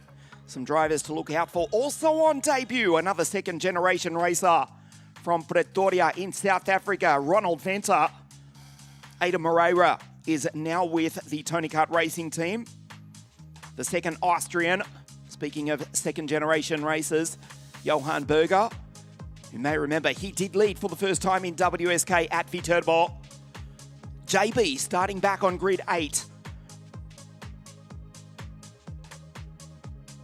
Noah the Diamond, Diamantino do Brasil in the 596 CRG. Isaac El Hayati way back on grid 18. Has already been on the podium in WSK. This is the grid. Jack on pole, Albert out of 2. Sasha out of grid 3. Giovanni Venturino, grid 4. Zev the Kleine Gottschalk. JJ Mikalev, that's Jake. Peter Phineas, Johan Berger, the second Austrian, and now with the Paralin Motorsport team, Blake, the Californian Shuer. Louis Mikami, also on debut, is the Japanese driver for the Monster K Factory team. Grid 11, Nikita Bortov. Ada Moreira, yes, now with the Tony Kart Racing team, hoping for a Musha Lekker drive, Ronald Venter from Pretoria. In South Africa, Vincent Burt from Hesse. In the central west of Germany, also on debut. In WSK, Noah Diamantino, Oleg Giuliano, that's Dragos, Isaac El Haoti, Tommy Lovejoy, and Kirill Ruklin out of grid 20.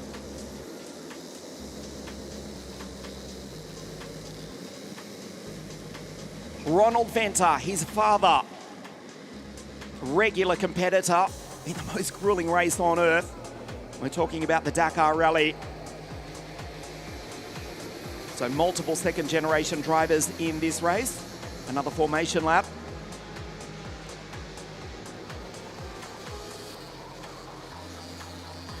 Ronald 593 for Team Baby Race from Pretoria in South Africa, just north of Johannesburg. For the team from nearby Castelnaudolo, Team Baby Race. He starts out of 13th place. Berger goes through. Race leader at Viterbo. Also for the team of Sandro Lorandi. Starting out of grid 8. Alongside Miguel Phineas. Behind Zev Gottschalk. Looking for an Olympic-sized performance. Here's the Kleine Gottschalk out of grid 5 of the Geeks Driver Performance Team. There is Zev, 502. Behind Sasha, WSK race winner, is the Frenchman from Barcelona. On pole, the third generation racer, the Scottish Austrian Jack Lupo. It's Jack Wolf.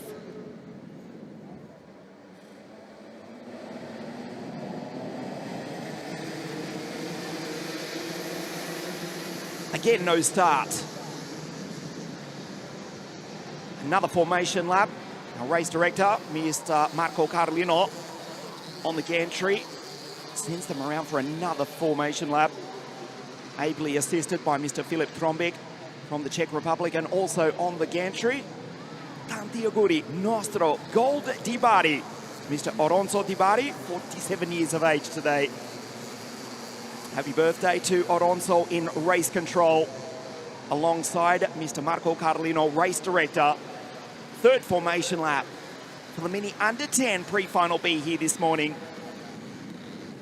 Jack to the right of your screen. It's Albert to the left. Ferro looking to rule this race here this morning. Second row of the grid, Giovanni Venturino, alongside his baby race teammate, Sasha Miras.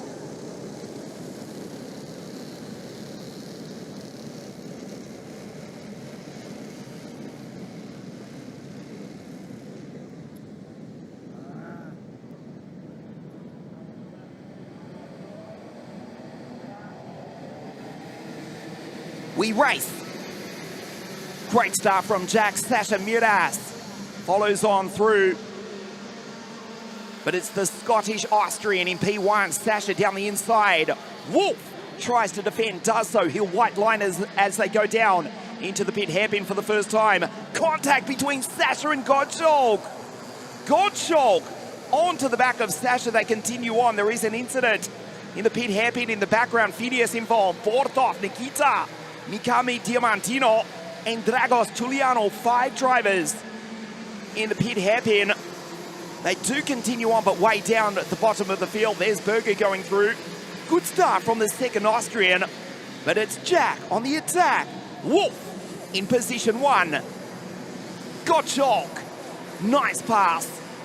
Zev goes through to position 2, but at the end of the first of 10 laps, Jack Wolf in P1 looking to join Zane Burgess on the front row of the grid for the final. Ferro. Back towards Albert going through. Sasha Miras. Then it's Gottschalk. In the second Kiddix driver performance, Kart Republic back to Giovanni Venturino.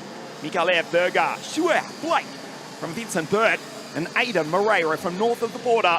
In Switzerland, now driving the Tony Kart, has gone on through. Great start from Isaac El Haouti, the French-Moroccan from grid 18, now at the end, inside the top 10 at the end of the first lap. There's Gottschalk on the back of Sasha. Berger! JB goes down the inside. Johan trying to take JJ Mikalev and does so. The Maltese driver who's already taken 2 pole positions thus far in his short WSK career. Back to the fight for the front. Jack under attack from Albert Ferro. There's Sasha from Zeb to Kleine Gottschalk.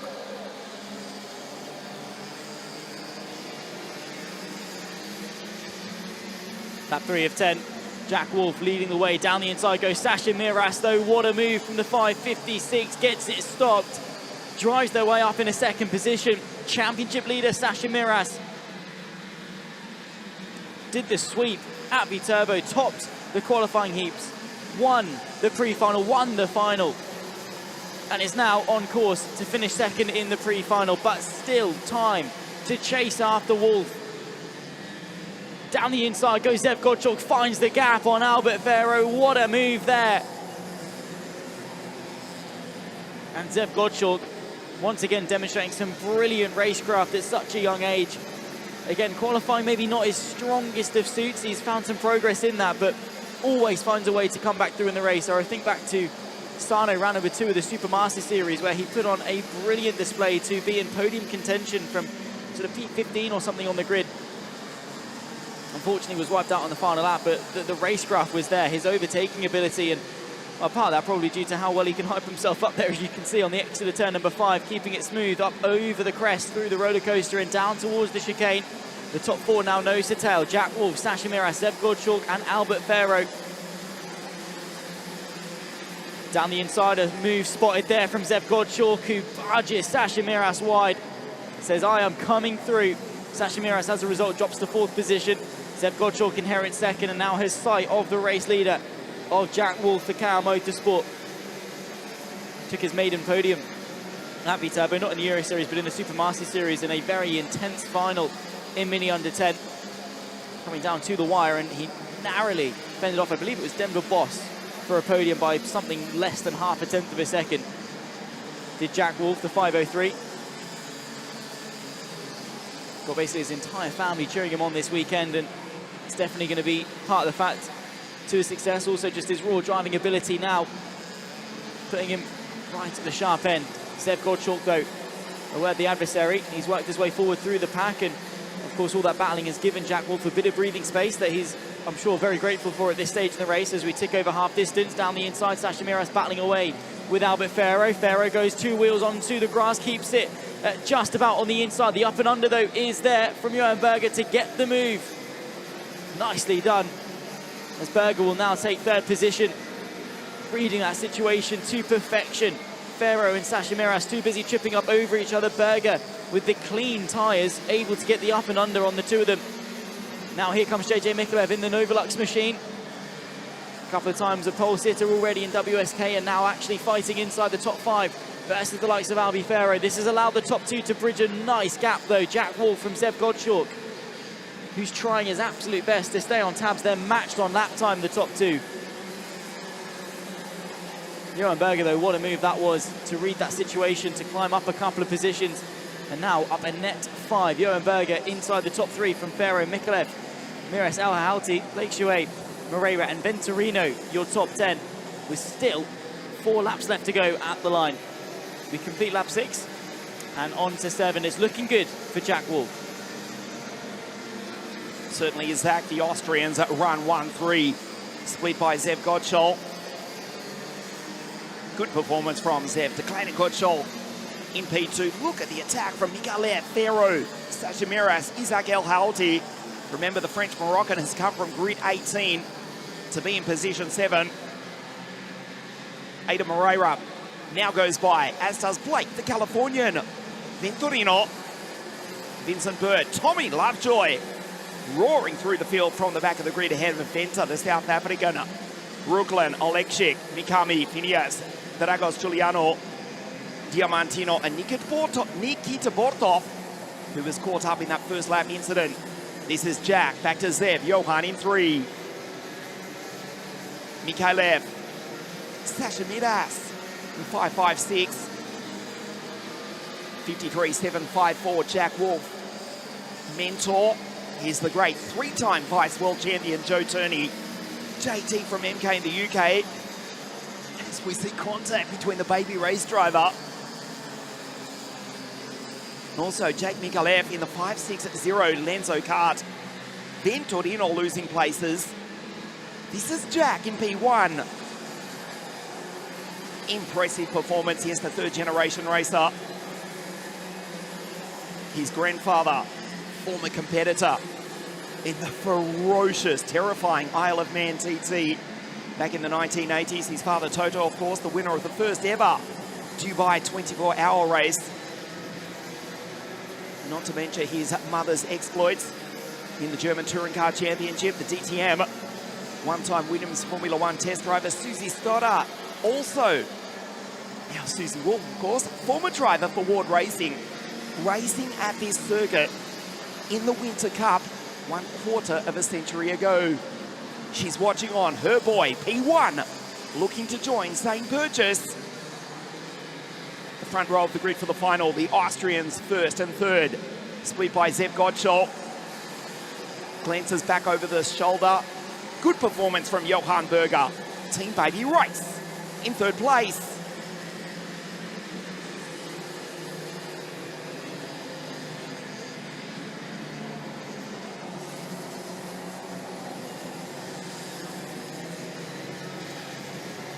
Last lap for the Scottish Austrian, and Johan Berger has closed right up onto the back of Zev Gottschalk in a 53.693. Fastest on circuit for JB. On the back of Zev into the pit hairpin, too far back to attack this time. Jack in P1. There's Ferro. Still Albert P4 from Giovanni Venturino. Berger, what a performance, what a result this would be if the Austrians finish 1-2. Into the chicane for the final time. Zev's in trouble here. Jack Wolf will win pre-final beat to join Zane Burgess. On the front row of the grid for the final, Zev Gottschalk defends. 2 corners remaining. He white lines it. Jack Wolf into the final corner. Gottschalk defends. Berger tries to get the run, comes home P3. The Austrians 1st and 3rd. Jack Wolf takes victory and will join Zane Burgess on the front row of the grid for the final. Berger, an excellent drive. Fastest on circuit was the baby race Austrian. 53.693, a 1/10 of a second faster than the race winner.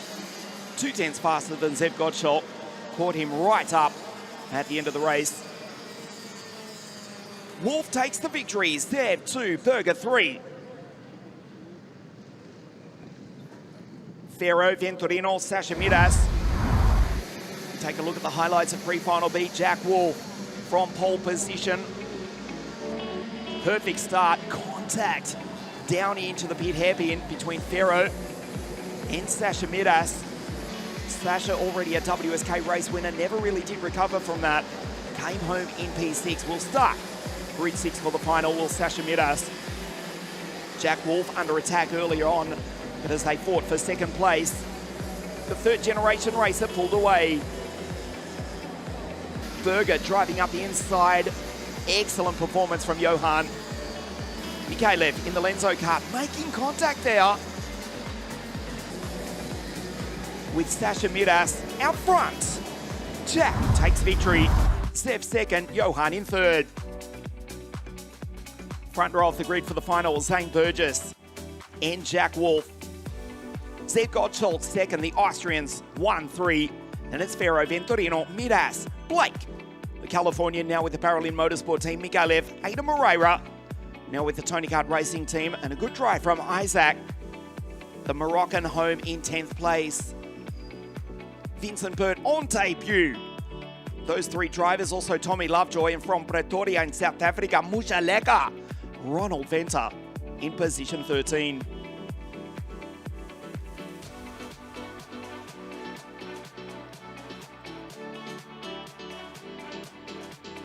We continue racing with the mini category, the original mini Group 3 homologation category. Pre-final A, 53 mini Group 3 drivers arriving here at the circuit. We're about to set the grid. This afternoon's final, down to the final 36. Nail El Gahoudi will start from pole position, fastest in his group of qualifying 2 days ago.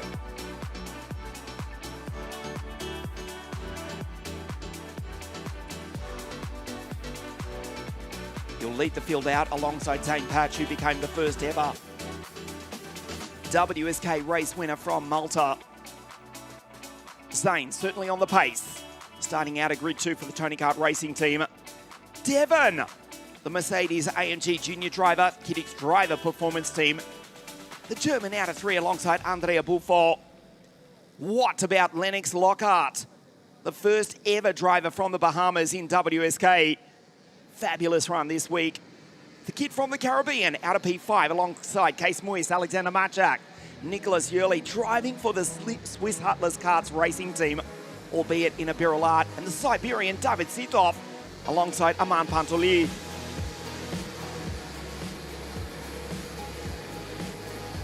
The two Dutch drivers on the 6th row of the grid, David Acton, Mick Klinkers, Philip Stech, Guido Ebergeni, Leo Kralev, and it's Mateo Gomez, Yunus Tama, Matsarov, Van der Kotele, Julian, and Aris Luto out of grid 20. Filippo Trulis, who had a big accident in the warm-up this morning, will not take the start, we are being told by race control. Pacillo, Philip the Baron, Felipe Barone, de Argentina. Pedro, it's Cueto, way back on the grid 24. Ruben Segou, Joachim Emmerich, and Theo Ganadik out of grid 27. Effectively, grid 25, Trulis out. And there may be an issue for Nicholas Yelly as well, for the legendary Swiss Hutlers Karts racing team. Supposed to be starting out of grid 8, but you can see there is fresh air ahead of Aman Pantali. Nicholas Yelly is not there. We race. Great start from Zane, goes around the outside, but then runs out of road. The inside becomes the outside, it becomes the inside again. Zane goes down the inside, contact into the back of the Tony Kart. But the driver from the island of Malta, south of Sicily, in the middle of the Mediterranean, for the Tony Kart Racing team, goes through to P1. Great start by Devon, who's raced up into third place. Contact down through the chicane. Zane's off the road. Devon sends it. And now the Mercedes AMG junior driver has got the race lead.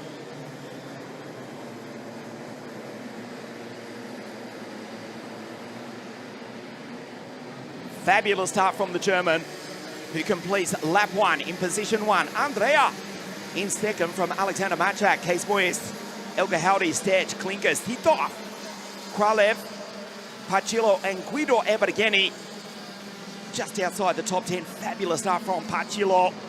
the CRG racing team. There's the 5-3 right in the middle of the pack in the CRG Black Mirror chassis. Came from grid 22. He's inside the top 10. Head of Pedro Cueto, also super start from the Dutch Mexican. From Madrid in Spain, Pedro Cueto now with the baby race team. Head of Pantoli, Julian Vandergotele, Tam.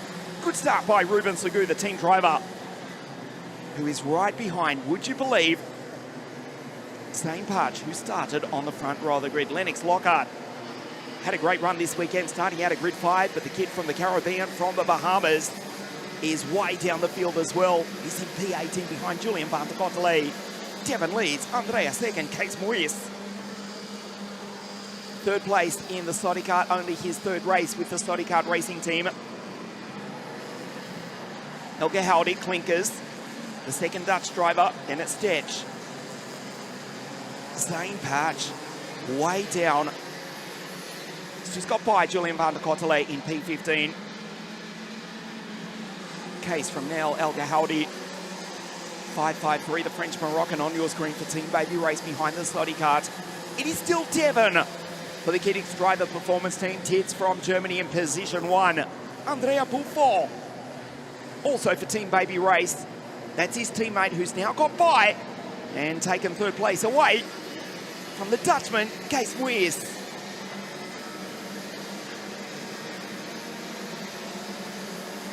Lap 4 of 10, pre-final 8 for 60 Mini Group 3. Devon with a race lead of 0.4 of a second. You can see that equate to about 3 kart lengths into the 12-metre wide pit hairpin on this 1,200-metre legendary South Garda karting circuit. Just a few miles south of the lakeside resort town of Desenzano, not too far from the start of the Italian Alps. Monte Baldo in the background will get a glimpse of the snow-capped peak, towering 1.8 kilometres over sea level on the top of Lago di Garda.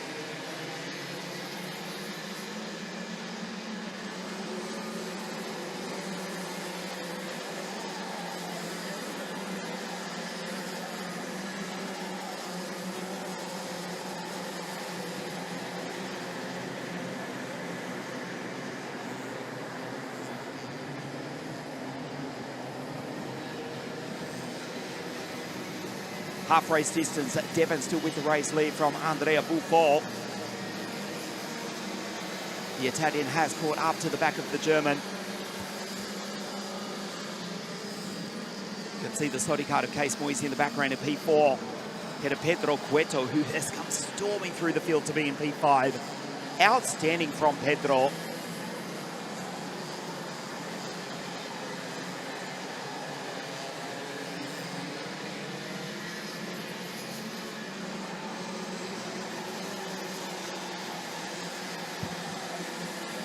The second half of pre-final 8 for 60 Mini Group 3.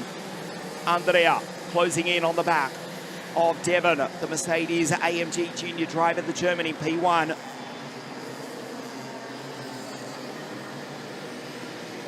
Four laps to race in pre-final 8 for 60 Mini Group 3.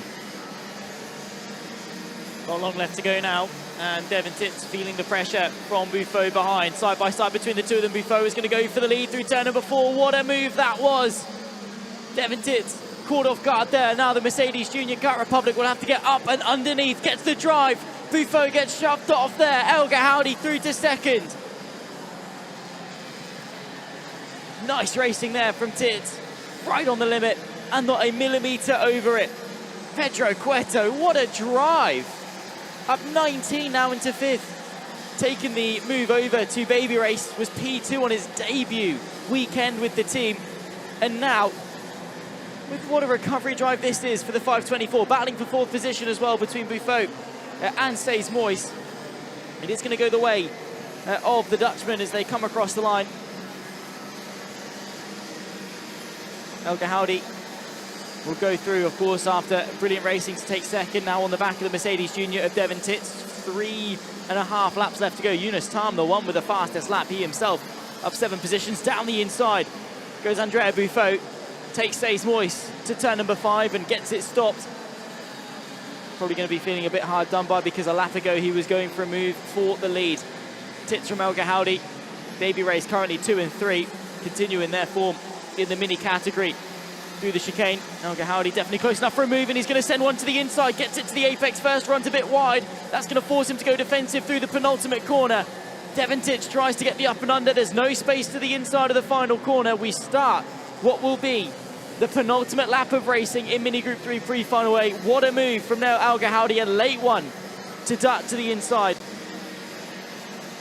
And now the battling, maybe allowing Stays Moist and Andrea Buffon to close back into this battle to maybe get themselves back involved. Zane Patch, the one with the fastest lap. Some consolidation, despite being 7 places down from where he started. The outside front row just is not where you want to be going, well, through the apron and to start the race. Lap and a half left to go. Devon Tits now behind El Ghaoudi, the 504, losing out to the Frenchman.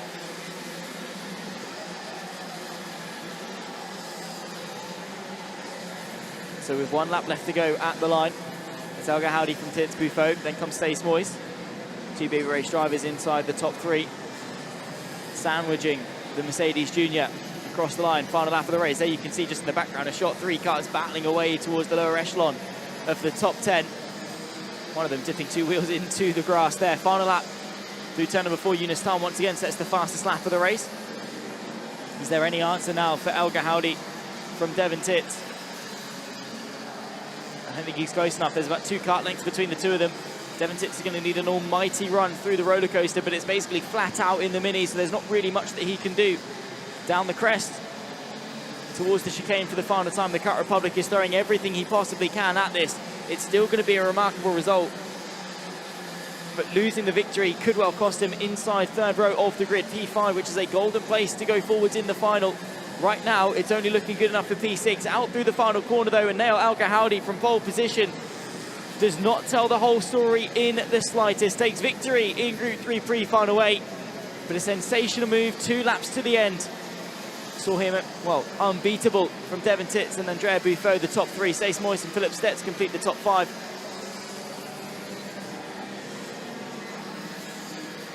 And right at the end of it, Pedro Cueto dropping down to P21, despite running very, very high in that race indeed.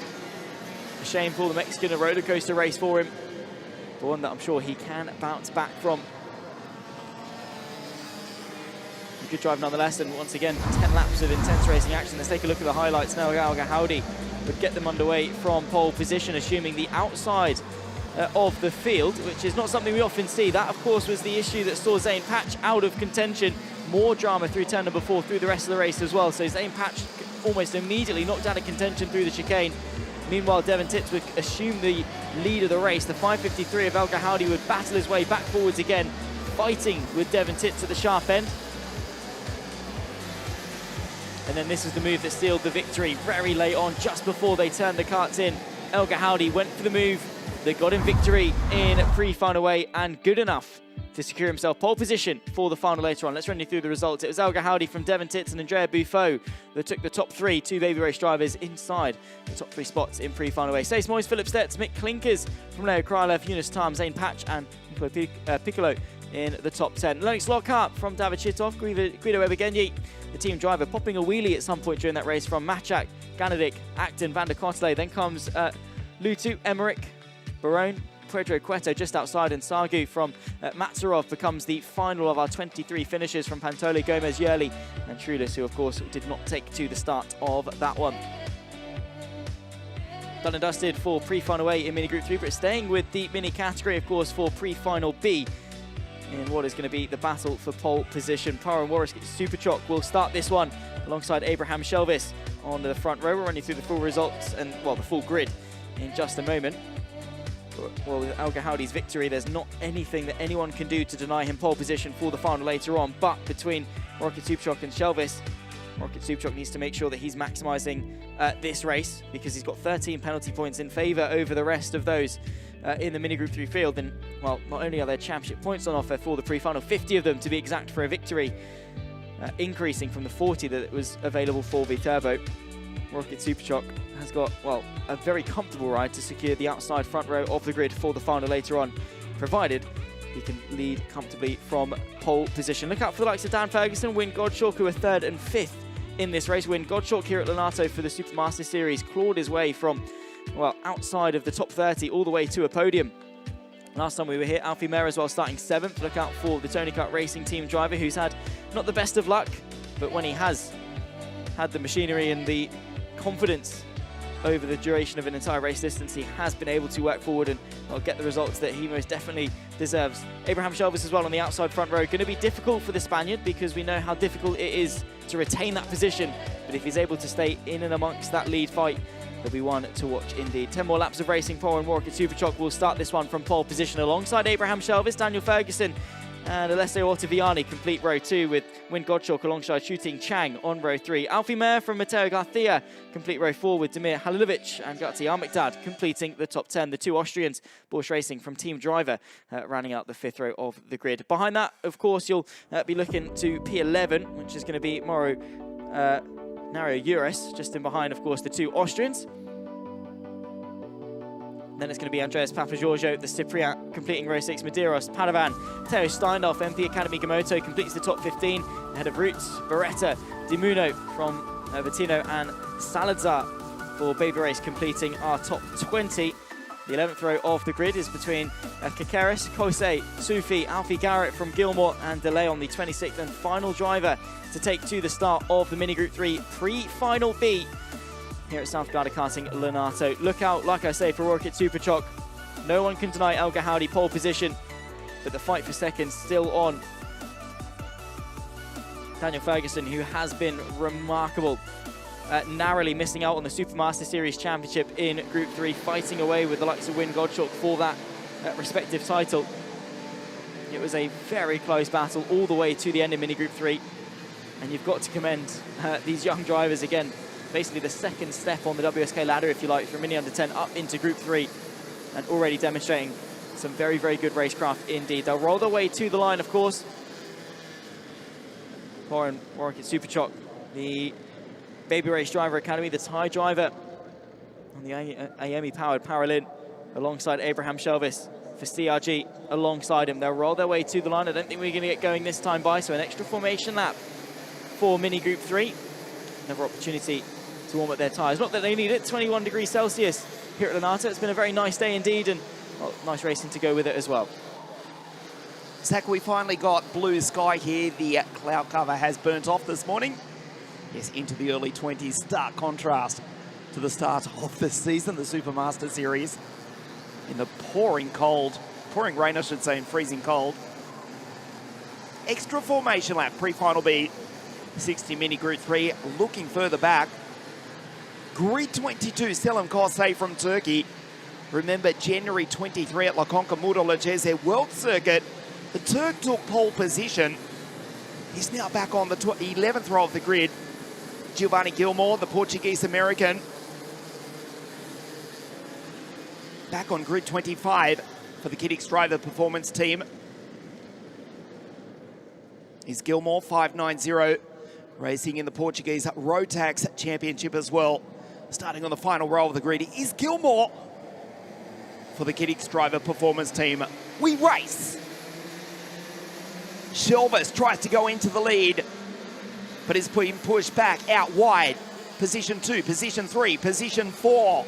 The Dutch Colombian in the CRG losing time and positions. He's back into 6th place. Fabulous start from Godshalk. Wyn races on through to position 2. Perfect start by the Thai. Pavin goes by. Wyn in 2nd place. Daniel Ferguson for Team Driver as well. 589, former international champion last year at Valencia in Spain. Inside 2nd row of the grid for the Londoner. Gottschalk in second. Gottschalk in third. Just been passed. Nice move by, seems to be Alessio. No, it's Alfie Mehr, not Ottaviani. He's had a bad start. Alfie Mehr into second place from Gottschalk. Then it's Ferguson, the second Brit. Shelvers, Cheng, Garcia. Good start from Andreas Papagiorgio. 5-4-2. The Cypriot now flying the Union Jack on the CRG Black Mirror from the Syrian Al-Makdad. And Alessio Ottaviani now outside the top 10. Move down the inside, Daniel Ferguson, the team driver, takes Gottschalk, who falls back to P4. WSK champion is the Red Bull driver. Out front, the tie will go by P1. Just get a glimpse of it. Signor Sandro Lorandi watching on from the final corner there. Here's Ty Charger in position 1. This is Gottschalk on the back of Ferguson. Shelvers, Papagiorgio. The CRGs running 5 and 6, but there is a good 2 seconds between the Spanish and Cypriot teammates. Garcia Al-Makdad from Ottaviani. Garcia. But now Alfie, we crowned him the mayor of Viterbo after crossing the line in P1 twice in 8 days in both the Supermaster Series and Euro Series opener. Has closed in on the back of What a Kid Superchock, the baby race driver from the Vortex-powered Tony Kart of Alfie Mehr, who's come from grid 7 to be in P2. From Ferguson, the team driver. Gottschalk. Shelvers. Then back to Papagiorgio, who's being attacked by the Syrian-Austrian Garcia Al-Makdad. Garcia, Ottaviani, Padovani, Cheng, Garrett, Roots. Halilovic, the second Austrian. Teo Steindl, Pharrell Barreto, who's dropped back to 16th after running in the top 5 in the first heats. First of his heats 2 days ago. This is Gottschalk on the back of Ferguson. Wider line for the Kiddix driver performance team pilot. Down through the chicane on the back of Ferguson, who is bridging the gap to his countryman, Alfie Mehr, the first Brit. The tie goes by P1. We approach half race distance, pre-final B. Neil Al-Gahoudi provisionally to start on pole position for the final this afternoon.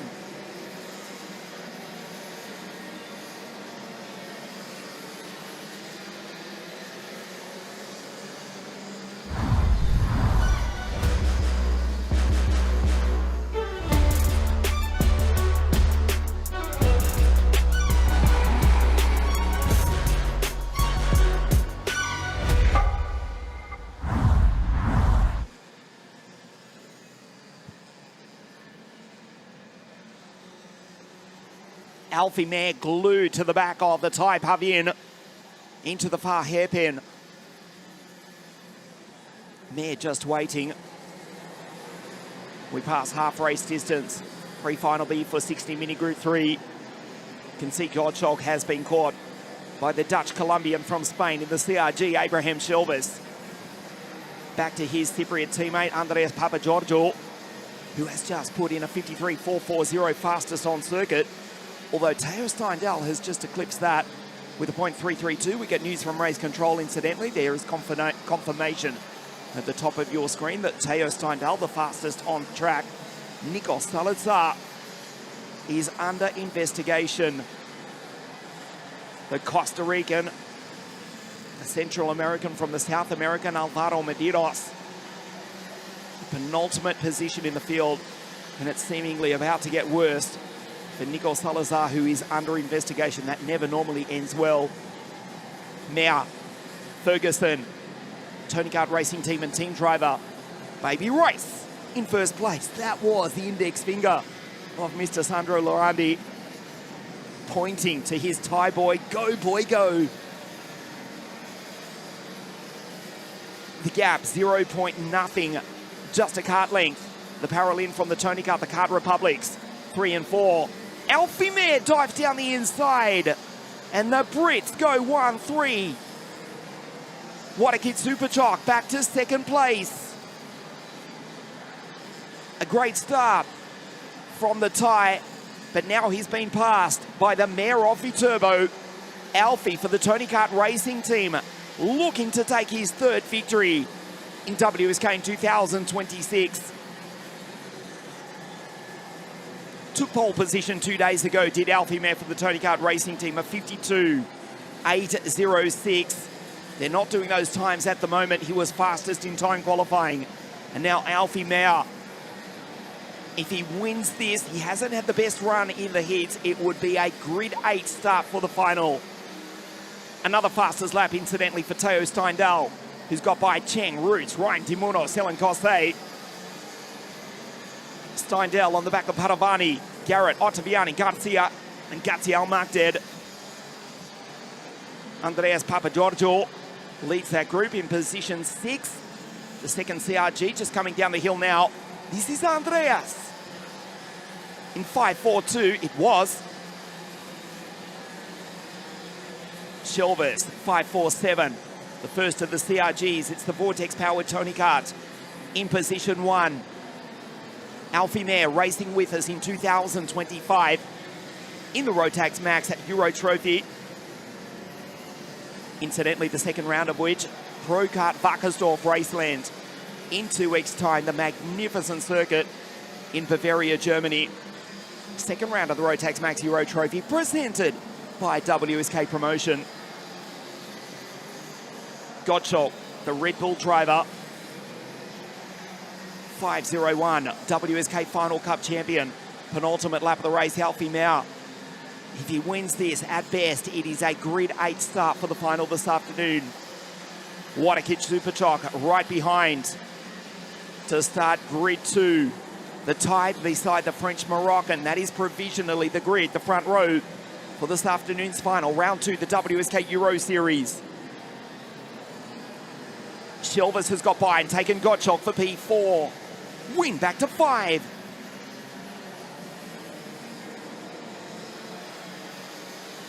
Last lap, Alfie defends. The track is 12 metres wide down into the pit hairpin. Stares over the left shoulder.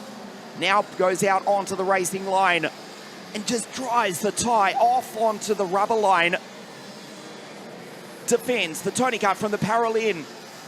They come down the hill for the final time. Alfie Mayer, what a kid, Superchalk. Daniel Ferguson in P3. Into the far hairpin. Shelvers and Gottschalk still 4 and 5. He white lines it, does Alfie. Here comes Daniel. They come up to the final corner. The checkered flag is about to wave. Alfie Mayer wins pre-final B. It's grid 8 for the Brit for this afternoon's final. What a kid, Superchalk. The tie goes by position 2, and Pavin will join Nail El Gahoudi on the front row of the grid for the final this afternoon's second round of the WSK Euro Series.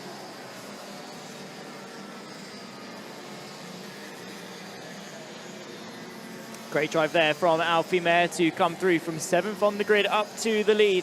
Rocket Superchalk, though, well, needed not to worry too much about being demoted from the second row, or well, from the first row of the grid. Zane Patch, Devon Titz, Abraham Shelvis, the front 5, as they provisionally line up for the final. We got the race underway with, of course, our pole sitter, Rocket Superchalk, leading them from the grid. Meanwhile, of course, Alfie Mayer was slowly but surely reeling his way back into contention. We saw the likes of the 5.69 of Daniel Ferguson for team driver work his way into contention. Alfie Mayer would go for the lead on the inside of Power Rocket Superchalk.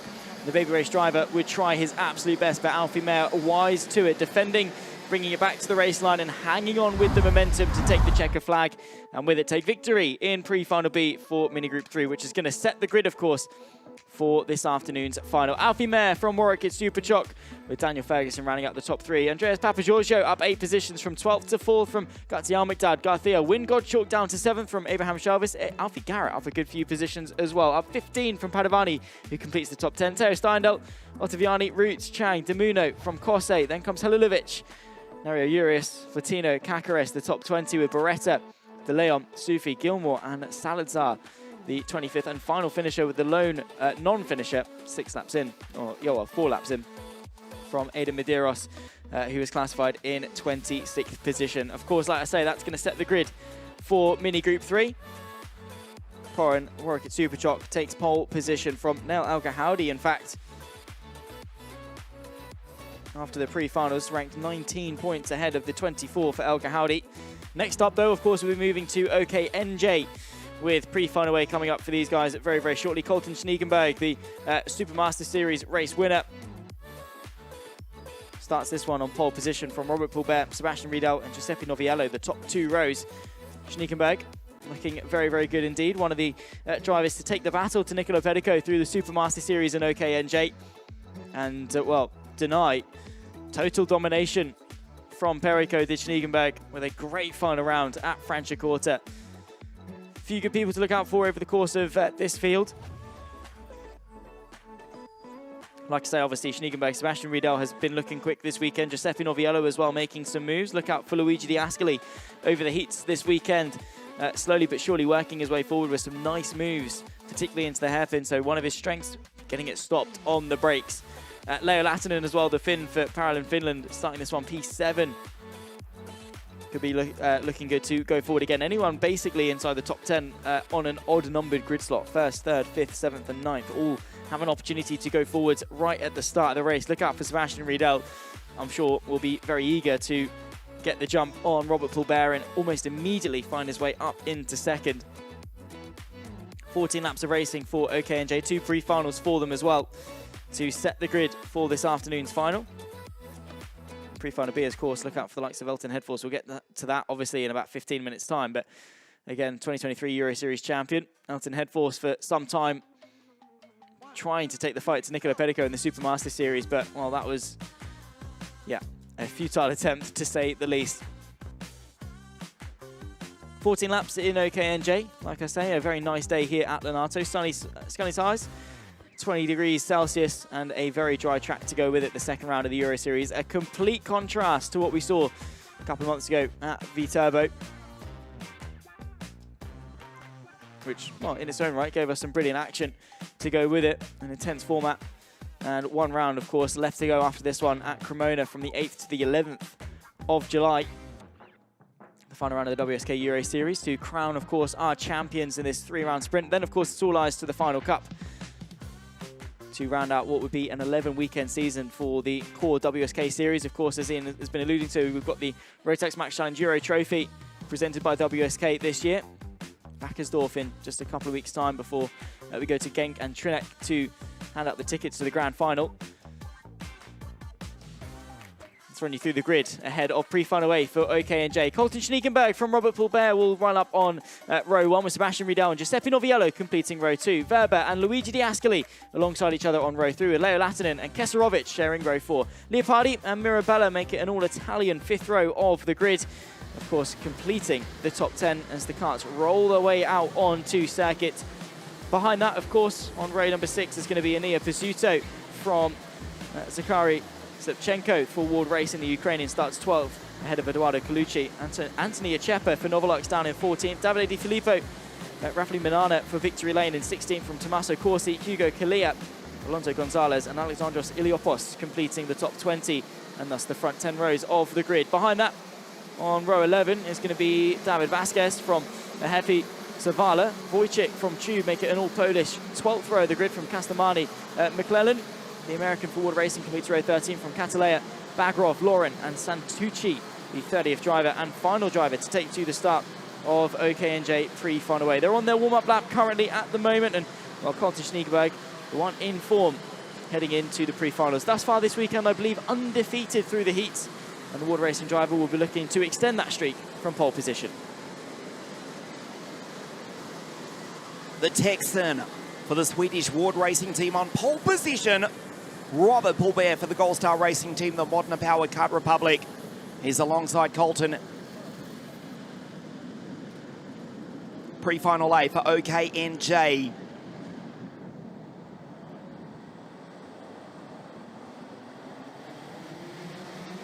We race.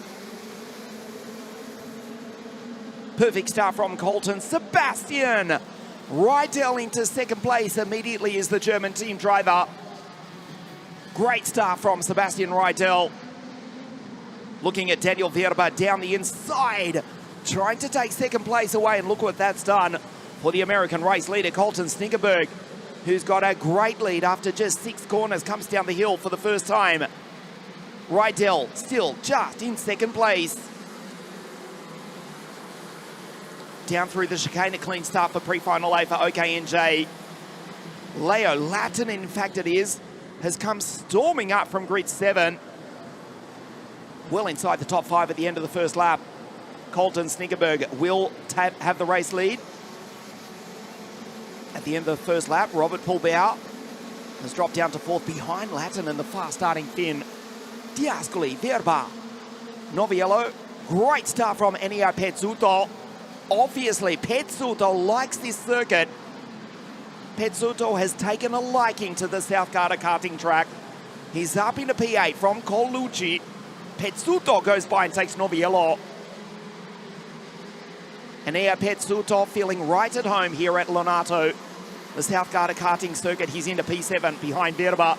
Head of Noviello, Colucci and Slipchenko. Great start by the Australian John McClellan on debut in WSK. The Los Angeles-born West Australian for the Swedish team. Yes, that is right. He's in position 8. Sorry, position 18, coming up 8 places. He's just gone by Tommaso Corsi. His teammate in the race lead, Colton Snickerberg. From Rydell, this is Leo Latinen. Pube, Diascoli, Verba, Enea Pezzuto. Colucci, Noviello, Lawrence Leopards. Lorenzo Leopardi goes through from Slipchenko, Kestanovic, Ochepa, Mirabella, Di Filippo, Davide. Now with the Modena kart racing team is DDF. The Roman in P15 from Gonzalez, Corsi, Rafael Banana, J-Mac, John McClellan, and Hafeji from Panama rounds out the 20. Clean start for pre-final A for OKNJ. It's Colton who leads the way from Sebastian, the team driver. On your screen in P2, back to Leo Latin and Diascoli. Verba, the Paralins 3, 4 and 5. There is Colucci, Pantano by Dam. 48.705, fastest on circuit. At the moment is Eduardo Colucci.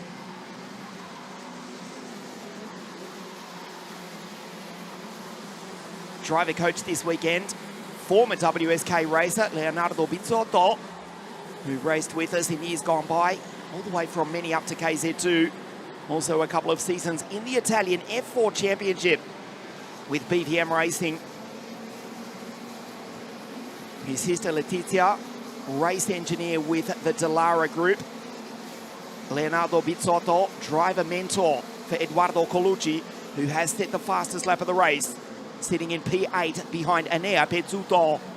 Verba just goes fastest with a 48.475. On your screen, it's Colton.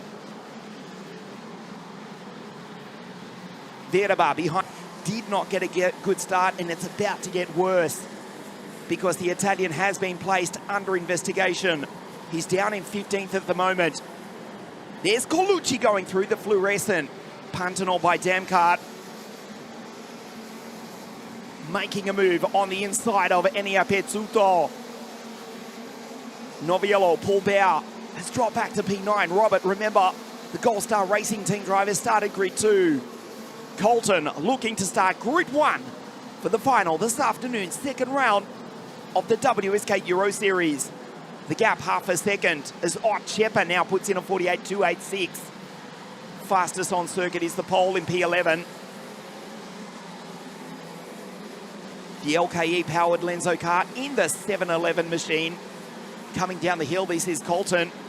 The gap down to 0.4 of a second. Sebastian, the team driver, slight correction into the final corner. Keeps the kart straight, accelerates. The gap, 0.4 of a second between the American and the German, who runs in P2. On your screen, Sebastian Rydell. Half race distance, pre-final A for OKNJ. There is Colucci. Head of Pulbauer, Leopardi, Noviello, Ochepa, Keserovic, DDF. The Roman now up into P13 is Davide Di Filippo. Mirabella, Slipchenko, Gonzalez, Corsi, J-Mac. The Californian Australian from Alexander Shub, Rafa Laminana, Kahila, Hafeji, Dominic Wojcik, Asia Catalia. The Romanian, she's ahead of Nicolas Santucci, Castelmani and Iliopoulos rounds out the field. Federico Mirabella under investigation. Look to the left of your screen, the graphic, at 3 seconds. He has copped a 3-second penalty. The Italian drops down to 18th place. This is costly. Remember, we get to this afternoon's final 61 drivers in the OKN junior category. 36 to race the final. It will now be tight for Federico Mirabella to make it onto the grid for this afternoon's final. Round 2, the WSK Euro Series. Still 0.4 of a second between the German and American drivers who run second and first respectively. We start lap 9 of 14. Colton, the Texan. For the Ward Racing team, the Paralin powered by the TM. The Miami powered Kart Republic. In second place, the team driver is Sebastian Rydell. There's Diascoli, Latinen, defending from Virba, Colucci, Leopardi, Otchepa and Enea Pezzuto. Feels right at home. Here at South Garda Karting does Enea. He's in P9 from Robert Bulbauer. 747 starting grid 2. As we approach lap 10, the Romanian is in position 10. So far, so good, though, for Colton Schniekenberg, who, like I say, undefeated this weekend. 0 penalty points to his name. Sebastian Riedel, who's chasing after him in this race, well, 30 to his name. Schniekenberg has just been so consistent. Class of the field. But right now, that undefeated streak is under threat. Sebastian Riedel has closed the gap, been chipping away at it for the best part of this race. Luigi Diascoli said to look out for the Italian, and well, funny enough, he's made up 3 places, so too is Leo Latinen. Another one I pointed out from 7th now into 4th position. Look out for Colucci as well, up 7 from 13th into 6th. Battling as well, Leo Latinen versus Verba in the fight for 4th and 5th, but following this battle now because the lead has been slashed. Sebastian Riedel on the back of Colton Schniekenberg, the Ward Racing driver. Locks up the rear brakes, gets the rotation into the first of 3 back-to-back hairpins. All 3 of them overtaking opportunities like this. Sebastian Riedel down the inside of the final corner. That was audacious. And he got it stopped from a mile back. Schniekenberg, wise to give him the space there. The Ward Racing driver demoted now down to P2. Lap 11 of 14. 3 to go at the line. Schniekenberg caught napping there by Sebastian Riedel, who did not hesitate for a second as soon as the gap opened up. Now the German leads the race and beginning to pull away. Look at the pace differential between the 2 of them this first lap. Schniekenberg needs to get his head back in the game. But Sebastian Riedel now into the lead. And what a move to do it. We've seen some brilliant racing so far today here at Lonato. And it's a circuit, well, that breeds it absolutely. Luigi Diascoli as well. Just 0.8 of a second off the back of these 2. Verba from Latin in the top 5, Colucci, Leopardi, Anthony Achepa up 6 is the pole in the 7-11. Colbert, Pursuto, the top 10. Of course, Mirabella currently running about 13th on the road, but drops down to P18 after the penalty gets applied. So their focus now just has to be on, well, driving as quickly as possible and minimising the damage of said penalty. The top 8, or well, top 9 even, as they classify currently, is Colton Schniekenberg, comfortably still taking pole position, albeit with 10 less championship points after the pre-final. Fulbert, Verba, Diascoli, Giuseppe Noviello from Leo Latin, Keserovic and Leopardi, the top 9. But of course, still got OK&J pre-final B to go to finalise that grid. But it is looking very nice for Colton Schniekenberg. Lap 13 or 14, penultimate lap of the race. It's the team driver of Sebastian Riedel. It's the Ward Racing of Colton Schniekenberg. It's then the Paralin of Luigi Diascoli for Modena.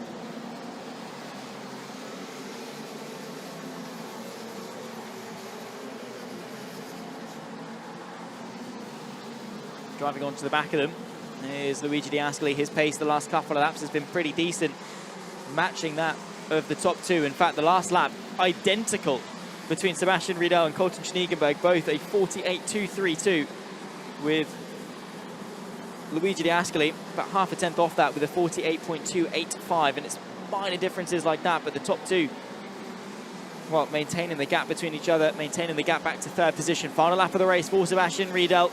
He was patient, waiting for the gap on Schniegenberg, and, well, as soon as it opened up, he seized the opportunity. Is there a chance here for the Texan to fire one down the inside? On the brakes in towards turn number 5, using the dip and getting the acceleration, a slight uphill incline over the roller coaster. Sebastian Riedel down towards the chicane for the final time. Quick flick of his head over the shoulder under no pressure from behind. Di Ascoli pushing remarkably hard, trying to get involved. But I don't think the space is going to open up. Schniegenberg runs a bit wide through the third to final corner. Maybe the space is there for Di Ascoli to fire one down the inside. It's not. Checker flag will fly, and it's going to go the way of Sebastian Riedel. Across the line, victorious in OKNJ pre-final 8 from Colton Schniegenberg. His first race lost this weekend. And what a move that Sebastian Riedel done in order to deny Schniegenberg. Luigi Di Ascoli, the top 3. We'll run you through the full results after the highlights in just a moment, but well, what a move that was from Riedel. What a race that was from Schniegenberg to all but guarantee himself pole position for the final this afternoon in OKNJ. One of the biggest fields that we've got here this weekend, and well, definitely delivering in terms of the action. Biggest gainer through that race, by the way, McLachlan. It's the 742 from 26th up into 16th position. A pretty decent drive, to say the least. Also inside the top 10, Ochepa up 8 from 14th into 6th. Let's take a look at the highlights, though, and getting us underway. Colton Schniegenberg from pole position, quickly followed through by Sebastian Riedel, as you would expect, tipping Robert Poulbert to second position, fighting all the way through the field in the opening laps, and, well, the final corner being the battleground for plenty of good overtakes through the race. The 3 Paralins with flying formation down in towards turn number 5, and an overtake getting done on the 751 of Leo Lattinen by Luigi Di Ascoli, and also Verber as well, battling through. That was the move that lost Colton Schniegenberg the race, firing one down the inside. Goes Sebastian Riedel, takes the checker flag, and with it takes victory in pre-final A for OKNJ. What a move that was from Riedel, and an important win to steal some very crucial championship points. Let's run you through the results.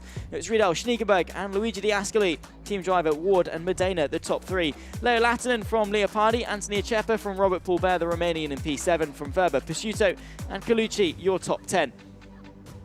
Finishing behind that, of course, Di Filippo, Noviello, 11th and 12th for the 2 Italians. Kesarovic from Gonzalez. Slipchenko, the Ukrainian, finishes out the top 15 from McLachlan. Shub, Mirabella with a 3-second penalty. Corsi, Rafael Lumiana from Hafi Zavala. Wojciech, Catalea, Iliopoulos, Carla Castelmani, and Santucci, the 27th and final driver to finish.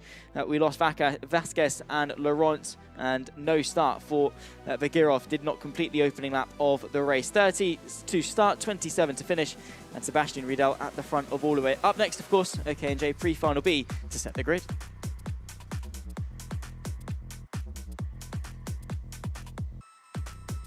Last year's WSK Euro Series mini champion Elton Head Fours will start from pole position. Pre-final B for OKNJ in just a moment.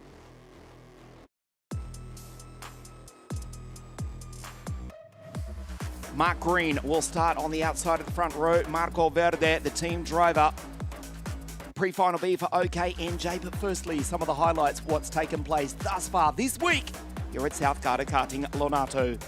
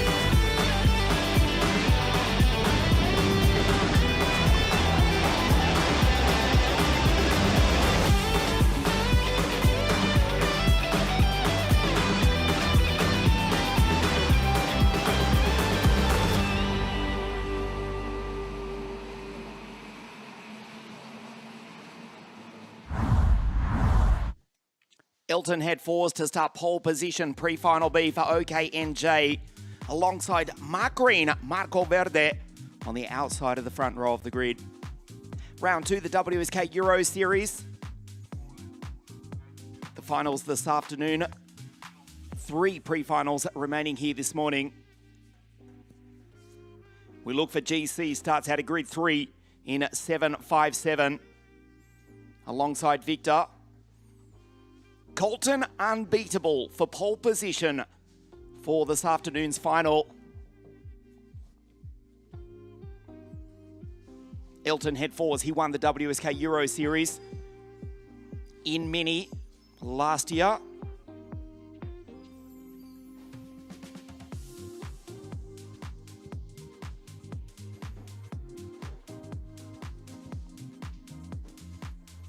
Our race director, Mr. Marco Carlino, about to give the signal for the carts to come out onto the grid. We decide the final grid for this afternoon. OKN Junior, Original Kart National Junior. Colton Snickerberg, fastest in qualifying 2 days ago, will start from pole position after being beaten just a few moments ago by Sebastian Rydell, but unbeatable for pole for this afternoon's final. The grid for pre-final B. Elton, the Swede to lead from pole from Mark Green, GC out of 3. Victor as the Romanian from Orlando Rovelli. Artica, she's been in great form this weekend. Mia from Butsas. Matis Prajo, Linganli. And Eduardo Sulpizio for the 5-time world champion Danilo Rossi out of grid 10. Grid 11 has the Venetian Alex Pulighedo, Ruska Eci. Henry Mooring, Papasavas, Sutumno, Salidov for the Modena Kart Racing Team, Radu Bashishku Prikop, Ojala, Isco Alonso from Chile, and Gonzalez Speedy, the Venezuelan out of grid 20. That's Alessandro starting ahead of Lorenzo Bilao, Norbert Plashulski, Alessandro Sarlas, Neil Negmush, the Moroccan, Maciej Havlik, Clement Paulet, Francisco Salsa, Ilya Kotrobay, and Georgios Flampuras for the Galatzis Tatiras GSR Racing Team. The Greek driver for the Greek team, 774 out of grid 29.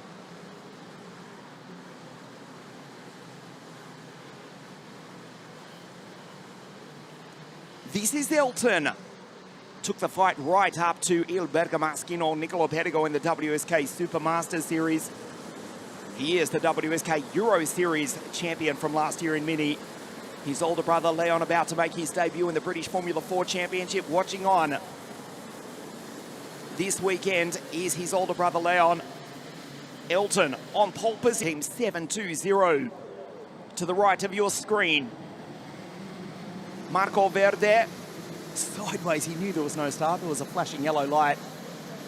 So Marco Verde just drifting it across the line. Another formation lap, pre-final B for OKNJ. The breeze picking up as you can see the flags flying in the background.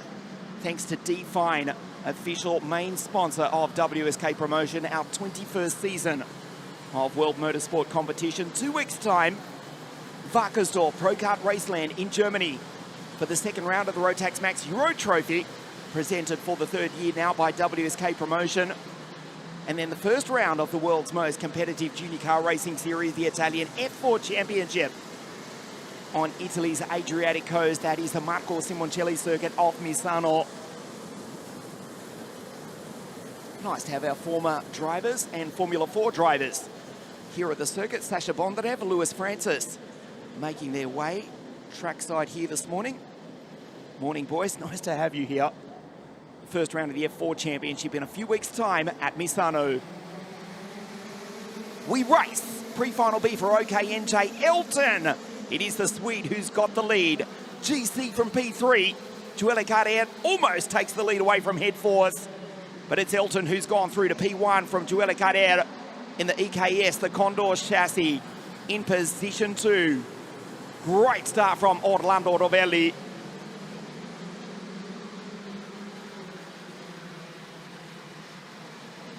Down the hill for the first time, Verde. Mark Green back to P4.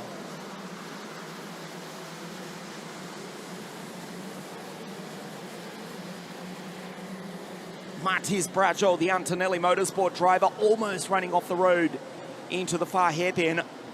But it is Headforce who leads at the end of lap 1 of 14. Carter in great form, the EKS chassis. The Condor in P2 from Rovelli, Verde, Gorun. Victor, the first of the Romanians from Puțas, Lee, Atika Mia, Ruska Evci, the Indian from the Turk.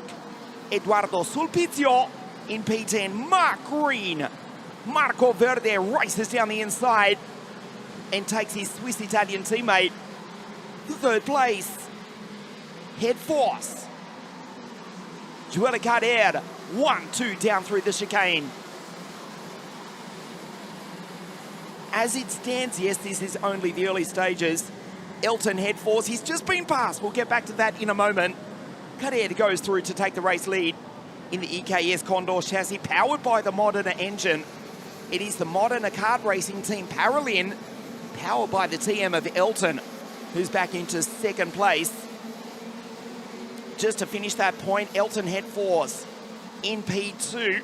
That does not affect, at this early stage of the race at least, the grid for this afternoon's final. Colton Snickerberg will start pole position for the final round 2, the WSK Euro Series. Elton Headforce back to P2. But at the moment, sitting on 23 points. Sebastian Rydell on 25 points. Second will be good enough for Elton to start outside front row of the grid for this afternoon's final. Joël Carder, the race leader, pre-final B, outside second row of the grid. But Marco Verde, Mark Green, who's been in great form, currently P5 overall in the standings out of 61 drivers in the OKN junior class. Verde, Mark Green in P3.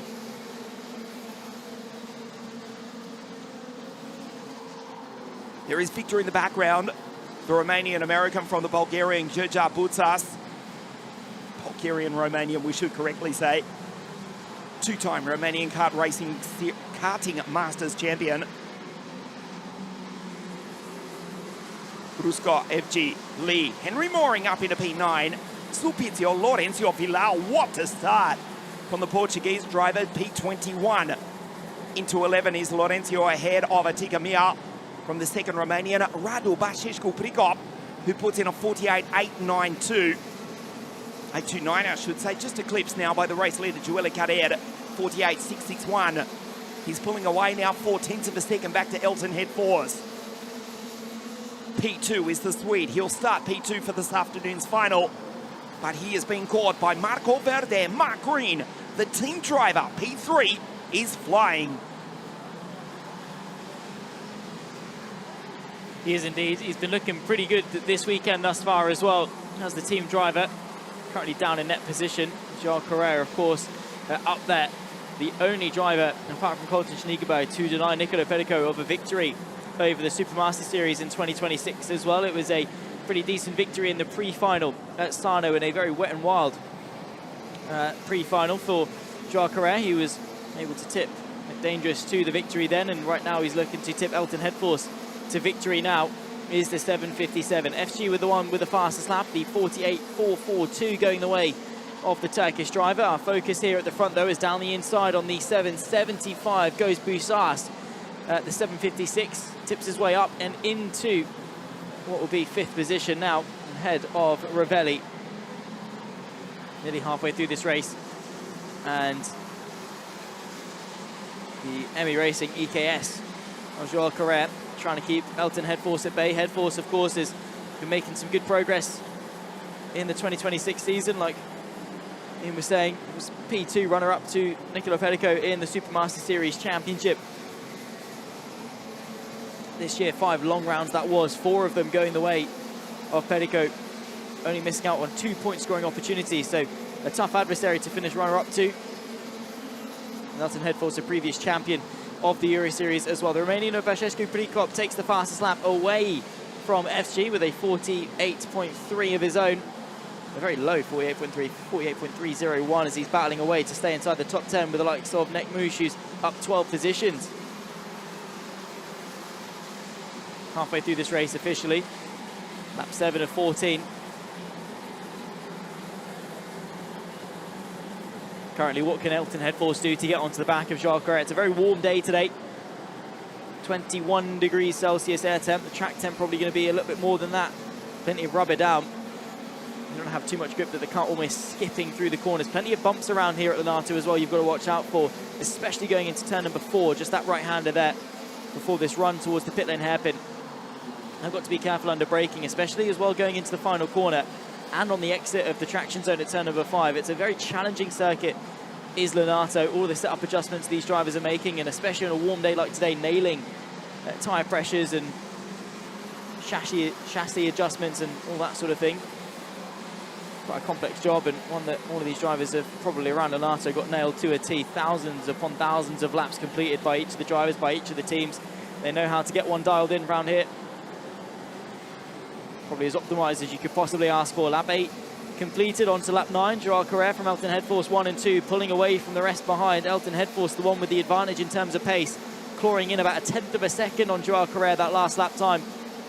Really fast lap as well for Băsescu. Pricop gets into the 48.2s quicker comfortably than those around him. Naturally using the slipstream to his advantage. But the parallel of Elton Headforce now all over the rear end of Correa, who is going to have to look over his shoulder very shortly, I'm sure. You can see the difference in size as well between the two of them. Joao Correa sitting much taller in the car. It's down the inside goes Elton Headforce, finds the gap towards the first of the 3 hairpins, gets it stopped, gets the move done. He's been waiting for that. He's been chipping away at the gap and did not wait around for a second opportunity. As soon as the gap opened, Elton Headforce was there to fill it. On to lap number 10 of 14, Elton Headforce into the lead. Fabulous pass by the Swede, who retakes position 1.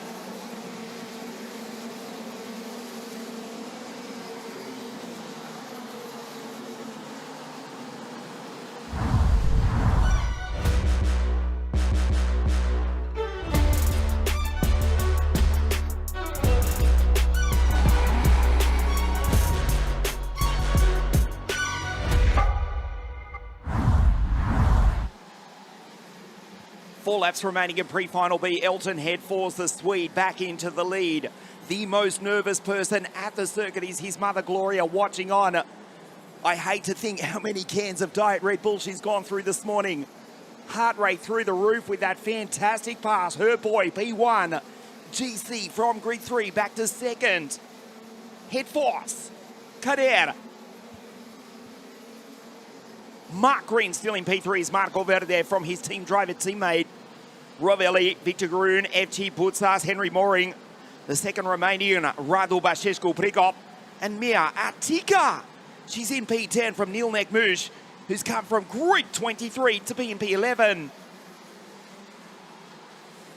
As it stands, it will be the American and Swedish drivers on the front row of the grid for the final. 2 Paralympians.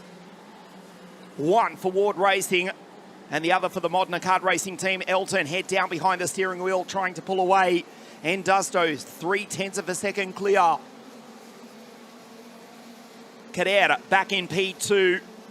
Another fastest lap for the second Romanian, Radu Băsescu Pricop, with a 48.161, almost into the 47-second bracket. Is the second Romanian in P9 behind Butzas, ahead of Mia.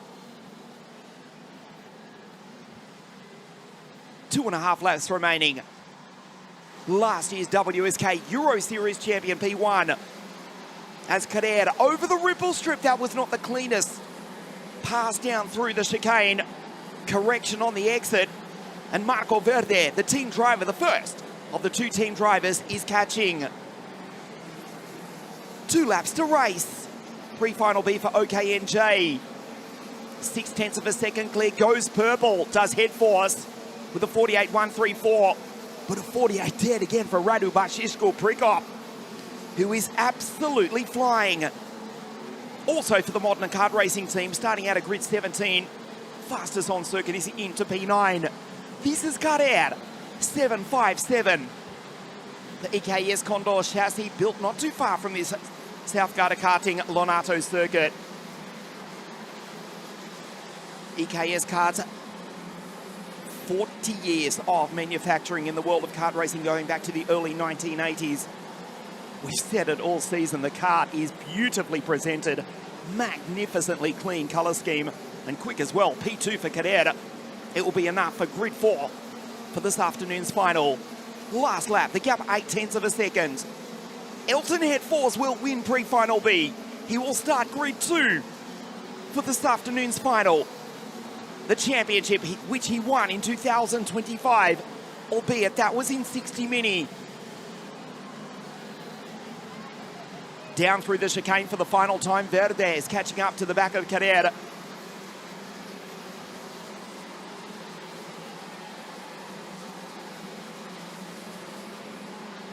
The final corner. Don't you worry, child. Elton Head Fours rounds the final corner to take the checkered flag. He wins pre-final B. It's grid 2 alongside Colton for this afternoon's final. Kader, great drive to P2. Verde, Rovelli, Victor, head of Henry Mooring in 5th place. Great race, pre-final B. And the grid is now set. It is Colton alongside Elton.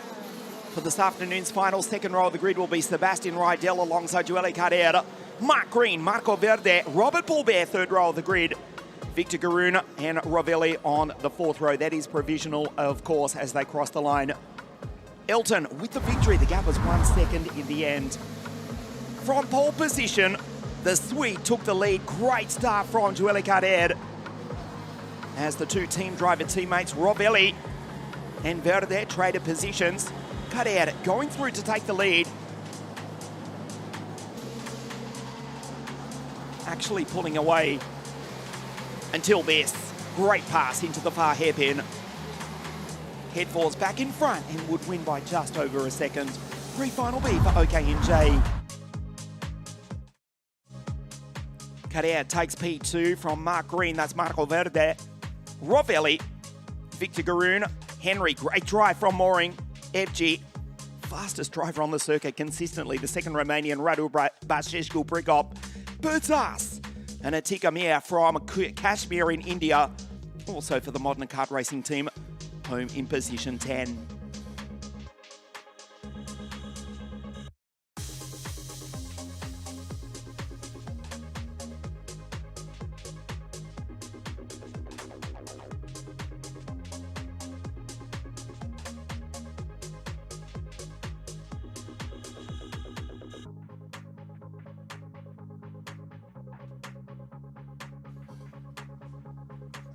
Two pre-finals remaining here this morning for OKN, a Original Kart National, and the OKN World Cup champion, Manuel Scognamiglio, will start from pole position. Pantanal by Dam has been untouchable thus far this week.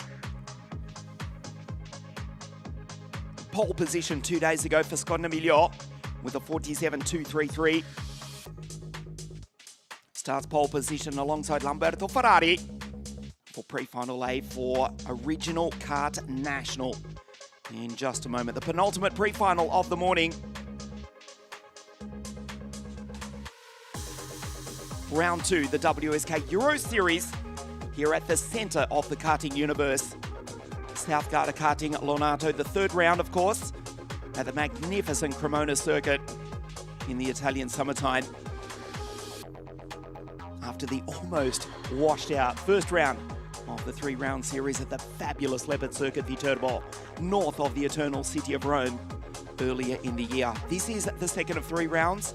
Viterbo, here at Lonato and Cremona, the 2026 Euro Series. 2 pre-finals to race, but firstly, the highlights of OKN this week here at Lonato.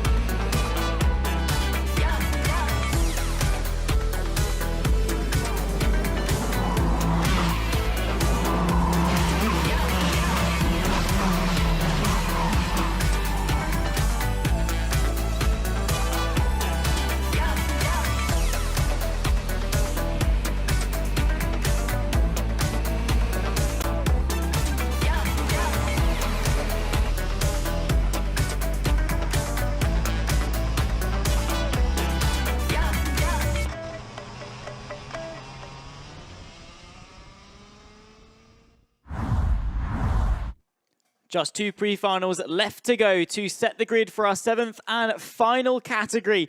Okay, and pre-final A in just a moment here for the second round of the WSK Euro Series.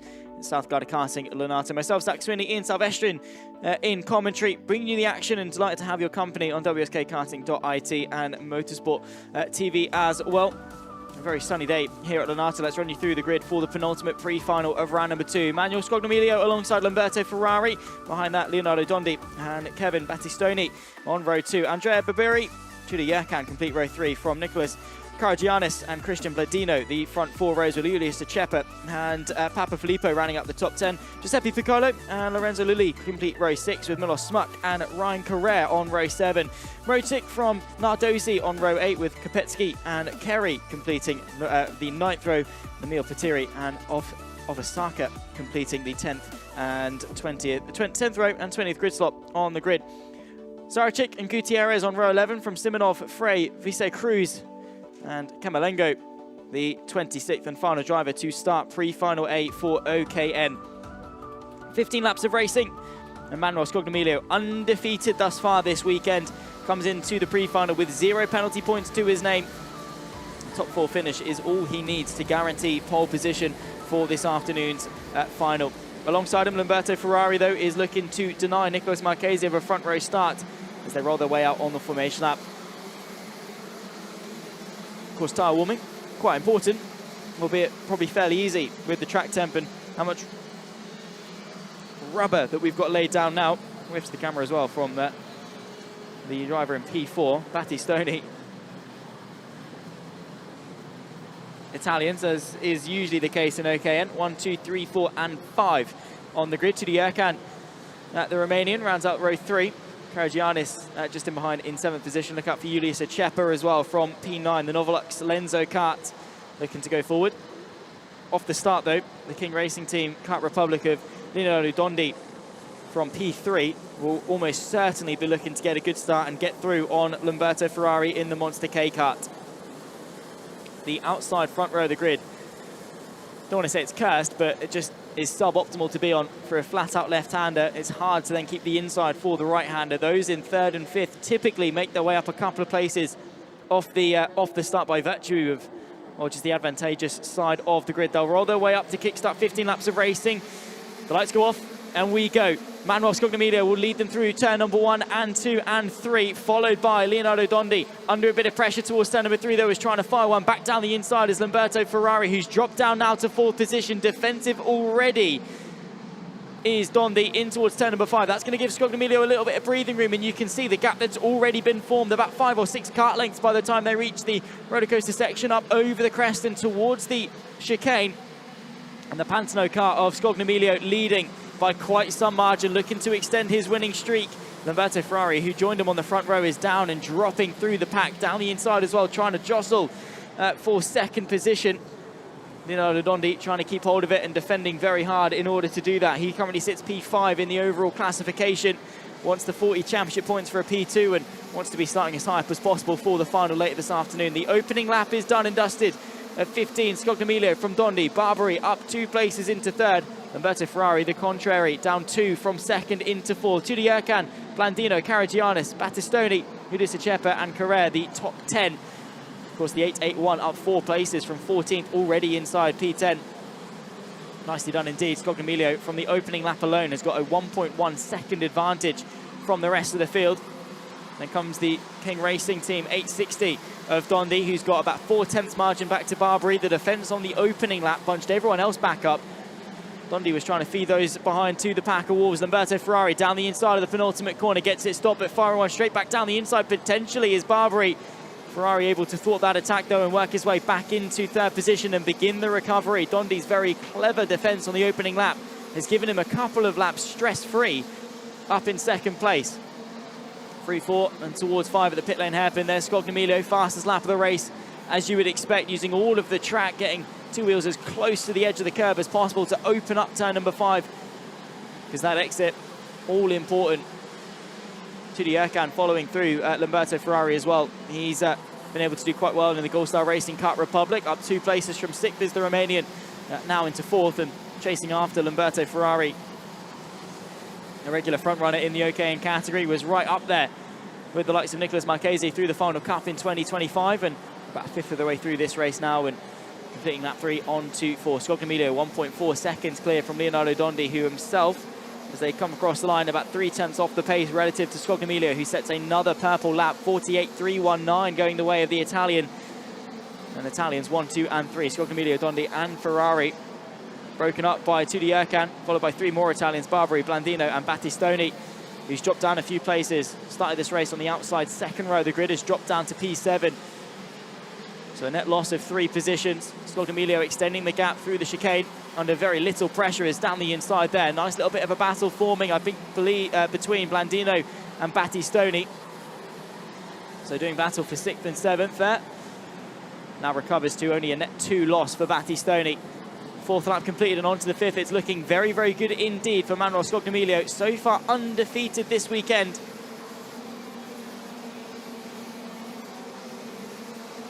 Looking to take the full 50 championship points for the victory. Of course, it's Lamberto Ferrari that leads the championship off the back of victory at Viterbo. Victory in the pre-final and in the final for the 847. So looking to keep that streak up. Andre Giudice, the driver, 2nd place in the championship as well, sitting on 100 points with a win in pre-final A, and 2nd place to Ferrari in the main event in the final a couple of months ago at the Wet and Wild Viterbo circuit that we had. So of course Scognamiglio got it all to go and catch, because it wasn't the best of weekends for the Italian. He's only sit on 31, which is about a third, well, even closer to a fifth of what Lamberto Ferrari has currently got, scoring only 19 points at Viterbo. He's gained another 12 here at Lonato, looking to gain another 50 at the end of the pre-final. Down the inside goes Tudi Erkan, will take 3rd position from Lamberto Ferrari. That battle has been boiling up for the last couple of laps, really. So Tudi Erkan through to take the podium position. Scognamiglio, like I say, chasing down some points in the championship. Ferrari trying to consolidate them. And Giudice, who we'll see in pre-final B, trying to chase after the gap as well. Ferrari with a bit of a crosshairs on his back. Tudi Erkan looking to demote him down a position as well. It's been a pretty calm race thus far for the Pantano by Dam of Scognamiglio. He's looking pretty relaxed. He doesn't know what else is going on. Behind that, it's quite intense, to say the least. Leonardo Dondi running away with it as well for 2nd position. Ferrari, Erkan, Barbary, Battistoni from Caragianis. And then comes Papa Filippo, Ulisse Chepa, and Blandino, the top 10, new fastest lap of the race for Scognamiglio. 47.969. Only driver into the 47s. Everyone else basically in the 48s. A couple of people in the 49s.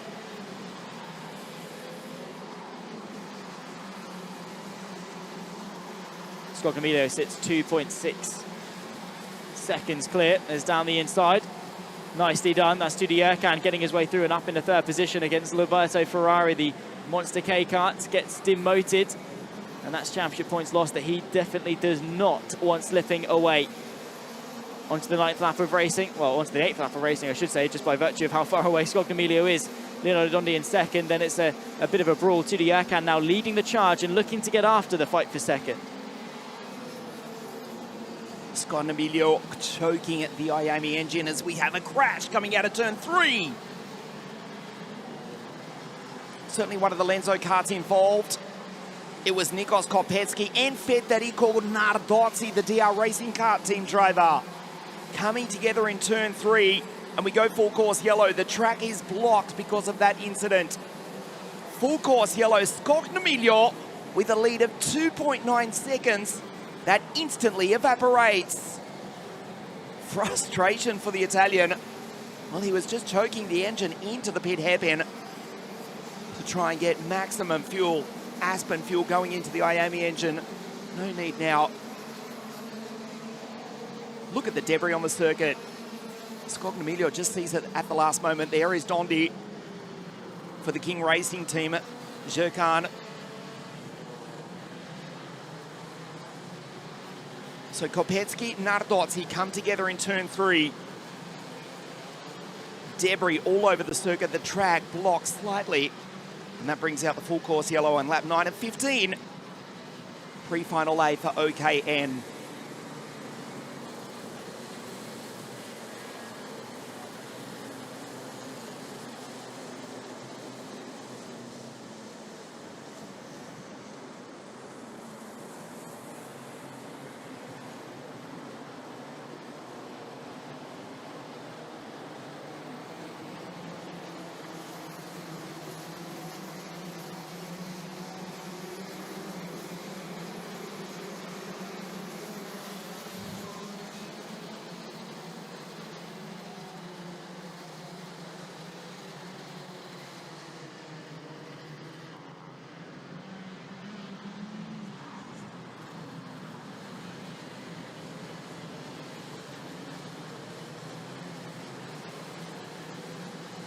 Full course yellow.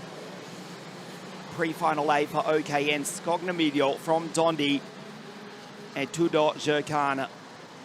Lamberto Ferrari, Andrea Barbieri. There is the Zanchi Motorsport driver in P5. Battistoni, Karajanis, Papafilippo. The two Greeks. Otchepa. And what about Christian Blandino, who did not set a time in qualifying? Came storming through in each of the heats. Il Siciliano is now in position 10.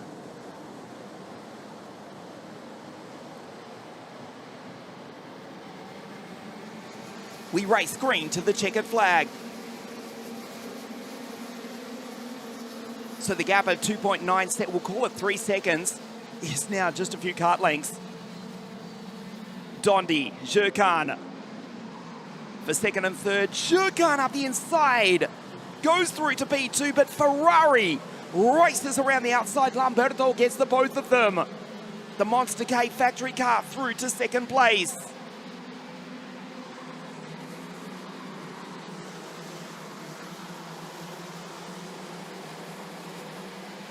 Scognamiglio rebuilds the lead, which he lost under full course yellow.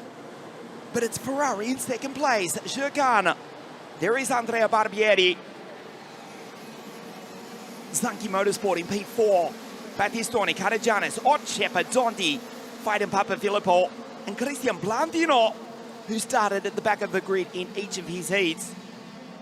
51st, not setting a 51st, not setting a time in qualifying, and he's now up into position 10.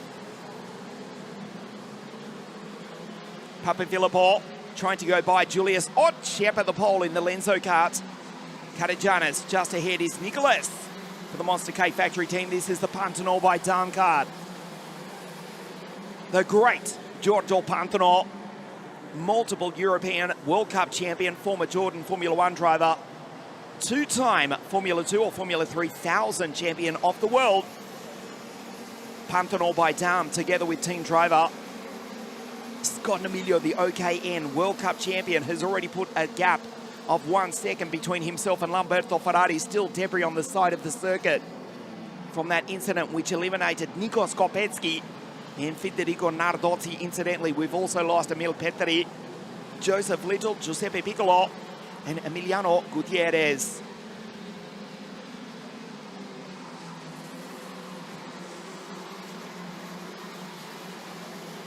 Jurkan on the back of Lamberto Ferrari.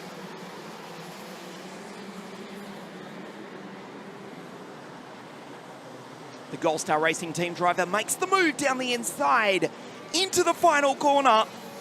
And the Racing Romanian splits the two Italians. The Gold Star Racing Kart Republic goes through to P2. Nice pass by Tudor. Manuel on his way to victory, as he's done all weekend throughout the heats as well. There is Andrea Barbieri in the background, P4 for Zanchi Motorsport.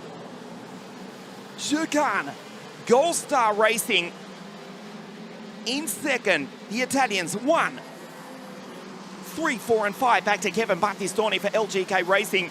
Then the two Greeks, Nicholas Karajanis and Fighter Papafilippo. Vince Manuel Scognamiglio. He is definitely the driver to beat here this weekend. He will take the victory in pre-final A. Rounds the final corner as Barbieri goes down the inside of Ferrari, who gets him back on the exit. Tudor second, Ferrari third. Barbieri from Kevin Battistoni. Karajanis, Papafilippo, Otchepa, Dondi, and Mrozik comes home in P10. Does Alexander the pole for the Lenovo Kali Kart Racing team.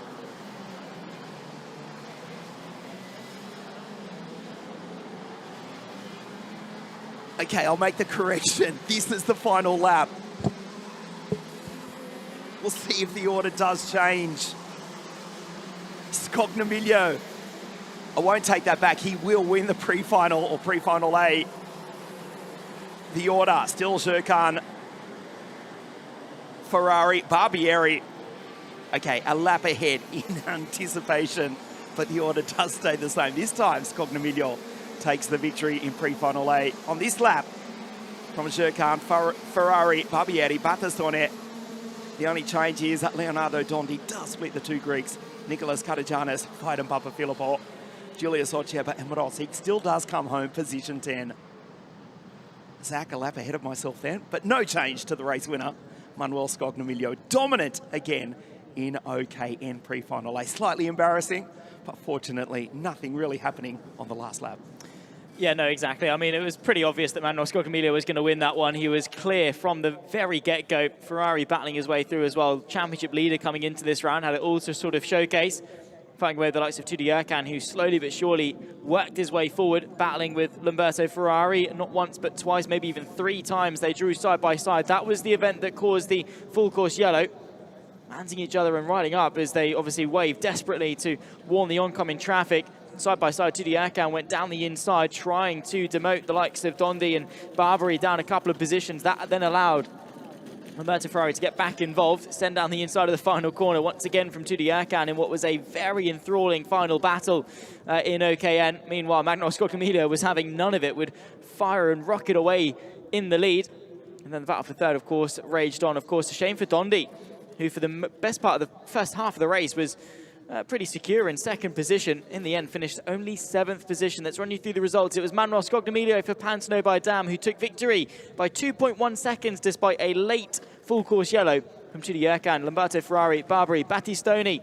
The 3 Italians, 3, 4, and 5. Caragianis splits Battistoni and Dondi in 6th, with Dondi, like I say, in 7th. Papafilippo, Julius Acepa, Mrocic from Carrere, Blandino. Then comes Cherry, Smuck, Vise Cruz up 10 places to 15th. Lilly and Simonov, the last of those that finished with, oh goodness me, count them, about 9 DNFs. Frey, Kamalengo, Zarachik, Osaka from Kopitsky, Nardozzi, Petteri, Piccolo, and Gutierrez all out of this race at some point over the 15 laps of racing in the penultimate pre-final of today. Next up, though, of course, will be pre-final B, where Nicolas Marchese, the reigning Final Cup champion, will come into this one alongside Andrea Giudice, who is trying to chase down Lamberto Ferrari for those all-important points in the championship. The final pre-final of the morning, OKN. Nicolas to start from pole position. For pre-final B, we can guarantee you that Manuel Scognamiglio will start from pole position for this afternoon's final after dominating pre-final A despite the full course yellow, as he's done so all week here at Lonato. Round 2, the WSK Euro Series, the Pantano by Dam driver, the reigning OKN World Cup champion, WSK Euro Series champion. Pre-final B in just a moment.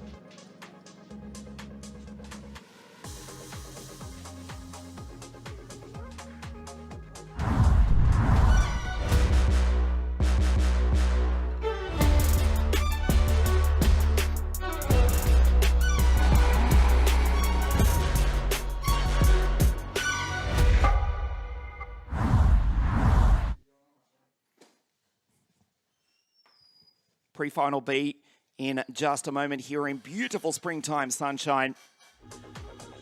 Nicolas Marchese on pole position for Zanchi Motorsport alongside Andrea Giudice for the Tony Kart Racing team.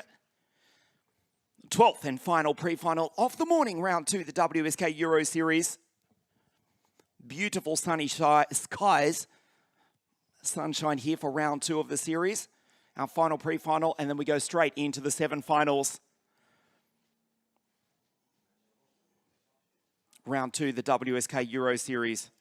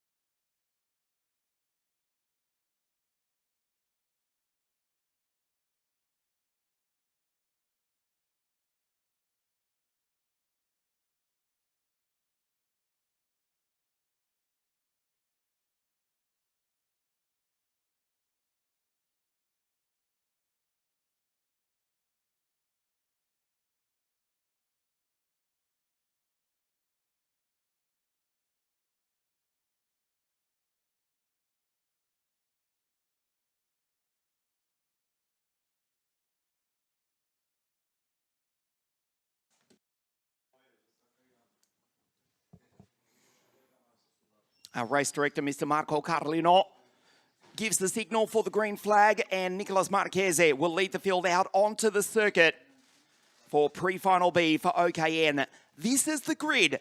Marchese, Andrea Giudice, Lorenzo D'Amico. Ivan Aman, the first non-Italian for Innovate competition, has been in great form this weekend. Lucas Goodman, Lucas Bonhomme. He is alongside Martinez, that's Amador El Colombiano. Martin Sa, two-time Argentinian champion. Daniele Vezzelli, first race with the Tony Kart Racing team's been in great form. Starts grid 8. Alessandro Cocozza, Christian Mossiman, do Brasil. Out of grid 10. Pietro Santese, the Serbian, Nikola Nikolic, Rasmussen, Nechifor. Jezerski is alongside Leo Sapkia, who did not start his final heat yesterday when the car did not fire. Nicolas Coppatelli for the KGT Motorsport team. Luisa Maria of the Rock, Della Pietra. Out of grid 18, Tony Field, Antonio Campo. Mizzoni, that's Davide in the Ital course car. Simone Ardente, Andrea Scarfiglieri. Benjamin Arimia from Malta.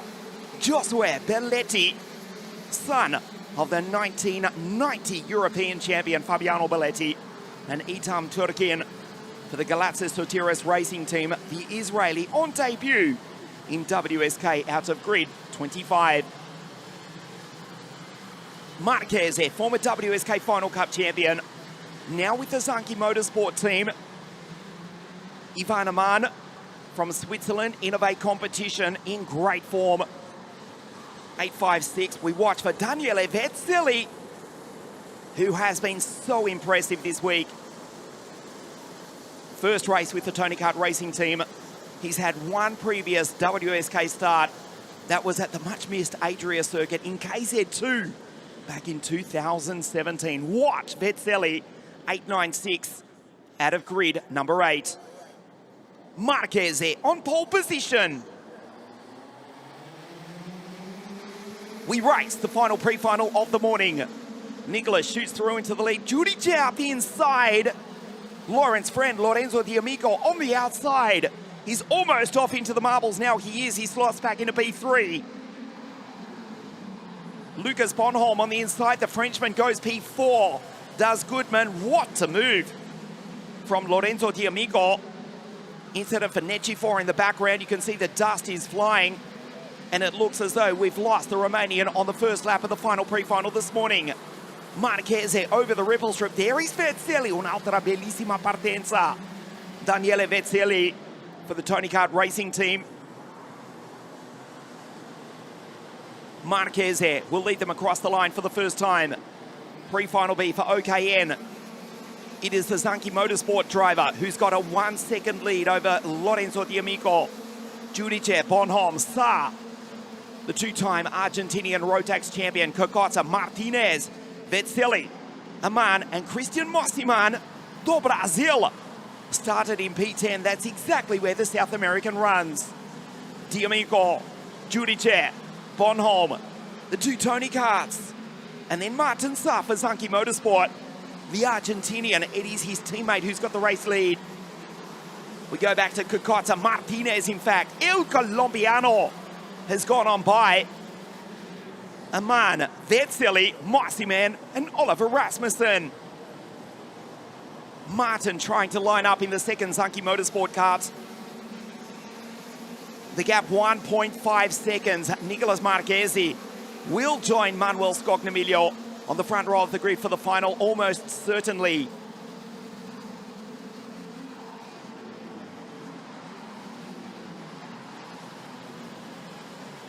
Fastest lap of the race at this early stage as well, of 49.349.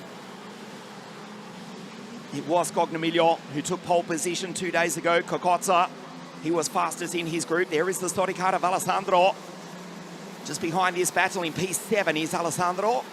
On the back of Martinez, El Colombiano, Los Sudamericanos, Martinez and Martin Sa de Colombia y Argentina.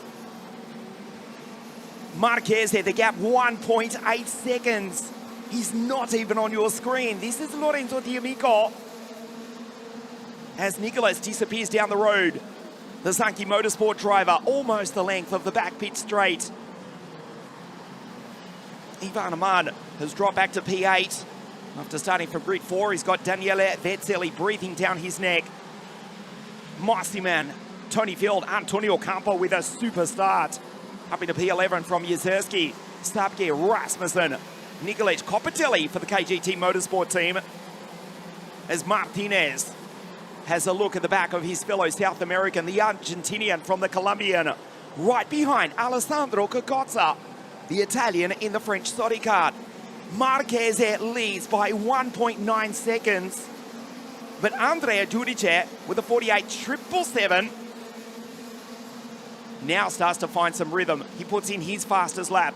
Fastest on circuit is Nicola Copatelli for the KGT Motorsport team as Stefano Tredicini. 1/3 race distance. This is Giudice on the back of Lawrence Friend, Lorenzo D'Amico, Goodman, Lucas Bonhomme, Sa Martinez. Cocozza into the far hairpin. Aman, Mossiman, Daniele Vezzelli.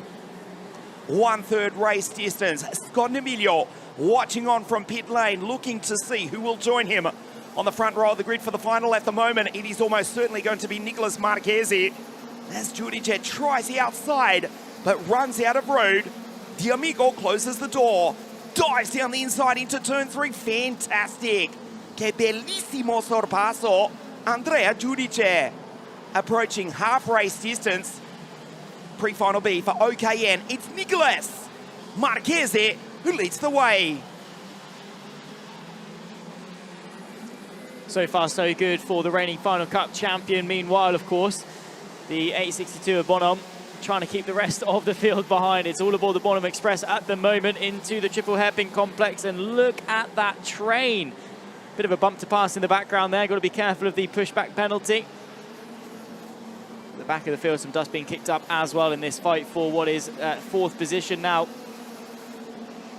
In fact, 3rd position, I should say. Bonhomme up into 3rd from D'Amico, Sarr, Cocozza, and then Arman flying in formation. The 862 defensive. Meanwhile, the 812 of Giudice getting away around the outside, trying to go up and underneath them is D'Amico. He can't quite get the drive that he needs towards the roller coaster section. You've then got 2 carts side by side at the back of this train. That's going to be Martinez and Arman. Vezzelli a little bit further off the back of this, but probably won't be too much longer until we have even more carts joining the fray. Halfway through this race, lap 7 of 15, and once again ducking to the inside. Do you attack? Do you try and defend? Do you do a mixture of both? Must be an almighty headache to deal with there, but what it's caused is Bonhomme to have actually a little bit of breathing space back to the likes of D'Amico and Sarr. Because of the battling behind, it's giving him just a little bit of breathing space. You might have said a couple of laps ago he's over-defending, but over-defend for a couple of laps, they then start jostling amongst each other, and that gives you just a couple of moments to catch your breath, have a couple of laps under pressure before they probably inevitably catch back up again. But he's going to try and give it a go to break out of the tow and get away. Marchese from Giudice, 2.7 seconds separate the two of them. Be interesting to see who's going to come out on top, Scognamiglio or Marchese, in the final later on this afternoon. As it stands, they'll be sharing the front row of the grid. Lap 8 of 15, so nearly into the final third of this race. Skipping over there, the inside rear wheel jumping up as they get hard on the brakes and throw the car into the first of the 3 hairpins down the inside to take the lead of the train. Or well, actually, yeah, lead of the train now for Luca D'Amico and also Sarr, swapping positions. The Argentine now through and up into 4th position. Meanwhile, this battling has allowed Bonhomme to get away, so it's a fight for 4th as Sarr, with a brilliant move, gets it done. Up there and spun round though in the background. Oh my goodness me. Is that Martinez that's potentially gone round in the fight for 7th? Getting all sorts of wrapped up as Sarr now tries desperately to hang on to the front of this train. Carnage, chaos, and everything in between in OKN. Dying to the inside and sideways. Oh my goodness me. How has he kept hold of that? Oh my word, from Vezzelli to keep the kart under wraps there. Sideways, not once, not twice, but thrice into the chicane, and still managed to make up ground as a result. On to lap number 10, Marchese in a completely different postcode. He's already off at Cremona, basically, in the pre-final B. 2.3 seconds clear to Giudice. Bonhomme into, well, a nice little bit of a pocket. And then it's Sarr, D'Amico, Vezzelli, Aman, Cocozza, Yerski from Mossiman and Sapkir and Copatelli all involved, maybe even Irma. All the way back to Campo for 14th. Make that Rasmussen 15th even. It's an unbelievably long train. It's now beginning to break up a little bit into their own respective packs. And oh my goodness me, it's gone round again. More drama. Just at the top of the crest, 2 carts involved. And that's always going to happen. You're asking for trouble when you nose to tail nearly 10 carts deep. Following our race leader for just a moment, the 813 of Nicolas Marchese, he's driven so well, we've not really had to see him. For him, this is a glorified test session.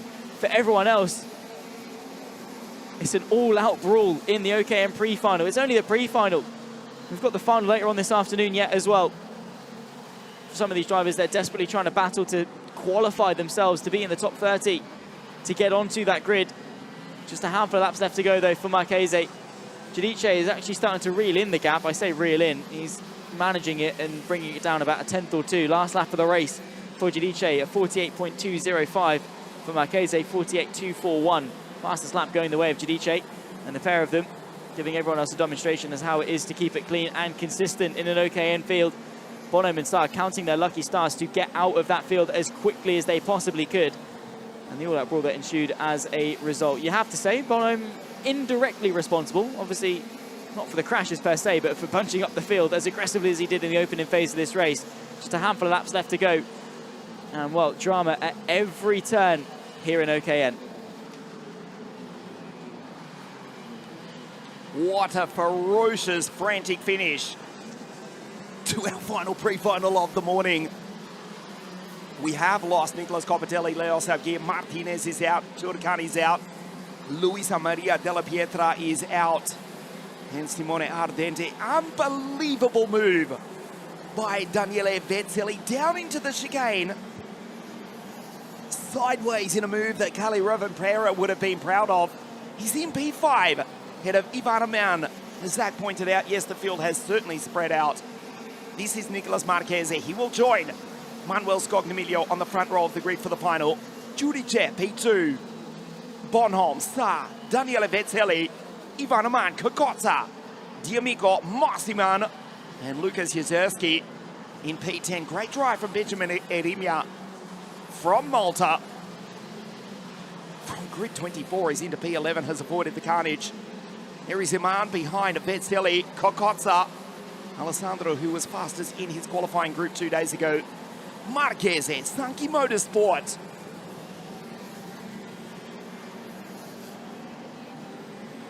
The gap 1.8 seconds, coming down slightly. Andrea Giudice controlling the pace.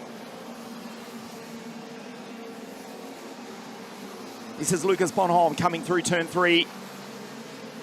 We wait for Martin Saar. Daniele Vezzelli, che gara. Quinta posizione. Fabulous drive for Daniele Vezzelli for the Tony Kart Racing team in position 5. As we say, his first WSK race since racing one-off in a private KZ2 kart, privately entered KZ2 kart at Adria back in 2017. Now with the factory green team in P5, ahead of Ivan Aman. So now we start the final lap of the race. Scognamiglio will be joined by Nicolas Marchese on the front row of the grid for the final. Giudice goes through P2. He'll start grid 3 alongside Lamberto Ferrari.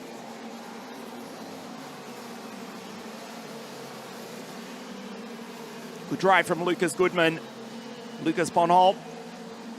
Sa, the Argentinian. E Daniele Vezzelli. Down through the chicane for the final time. Sankey Motorsport on their home circuit. Nicolas Marchese, former WSK champion,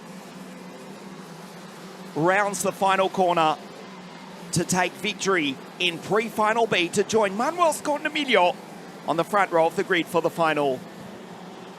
Giudice, P2. Lucas Bonhomme. Martin Saar emerges, crosses the line ahead of Daniele Vezzelli. Aman, Kokotsa, Mossiman. Brilliant drive from Benjamin Arimia from grid 24. Heads home Lucas Jezerski, who rounds out the top 10.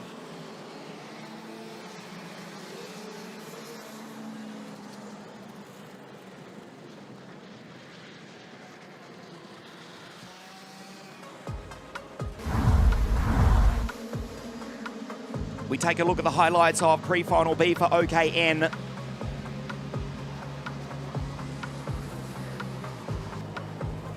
Nicolas Marquez into the race lead. Judice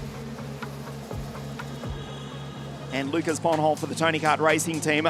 Lorenzo D'Amico trying to defend. Oh, then was past Kokotsa. Going through Martin Saar, the Argentinian, the South American, a great driver. And this was the moment, which was the end of the race for Amador Martinez, the Colombian, out. As was Subgear, fabulous move down through the chicane. Vetzeli with the move of the day from Daniele. It was Marquez who wins it from Judice. Bonholm, Martin Saar, DV in 5.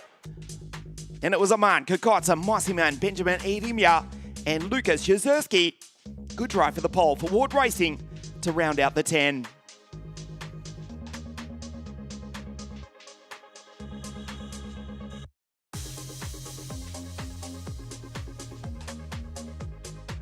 The final finisher, Nikola Nikolic, the Serbian, in 19th place. We lost Copatelli.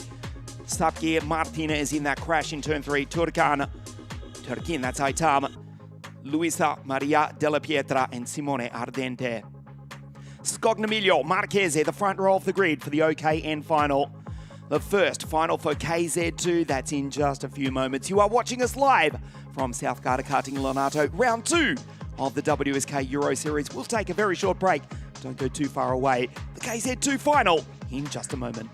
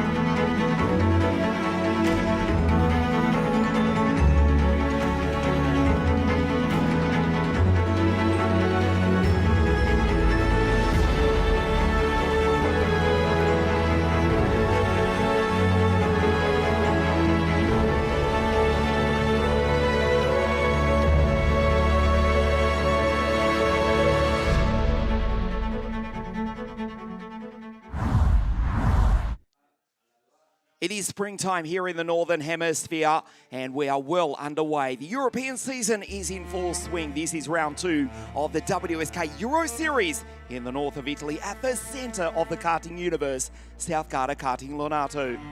The sun is shining, the flowers are blooming and the action on track is about to be white hot in just a moment. KZ2, our first of 7 finals in just a moment here this afternoon. We'll take a look at the grid for you in just a moment. It promises to be an absolutely cracking race. 36 shifter karts on the grid, ready to fight for round 2 of the WSK Euro Series. Emilian Denner versus Senna on the front row of the grid. We'll get to that in just a moment, but firstly, we take a look back at what happened at Viterbo, round 1 of the WSK Euro Series.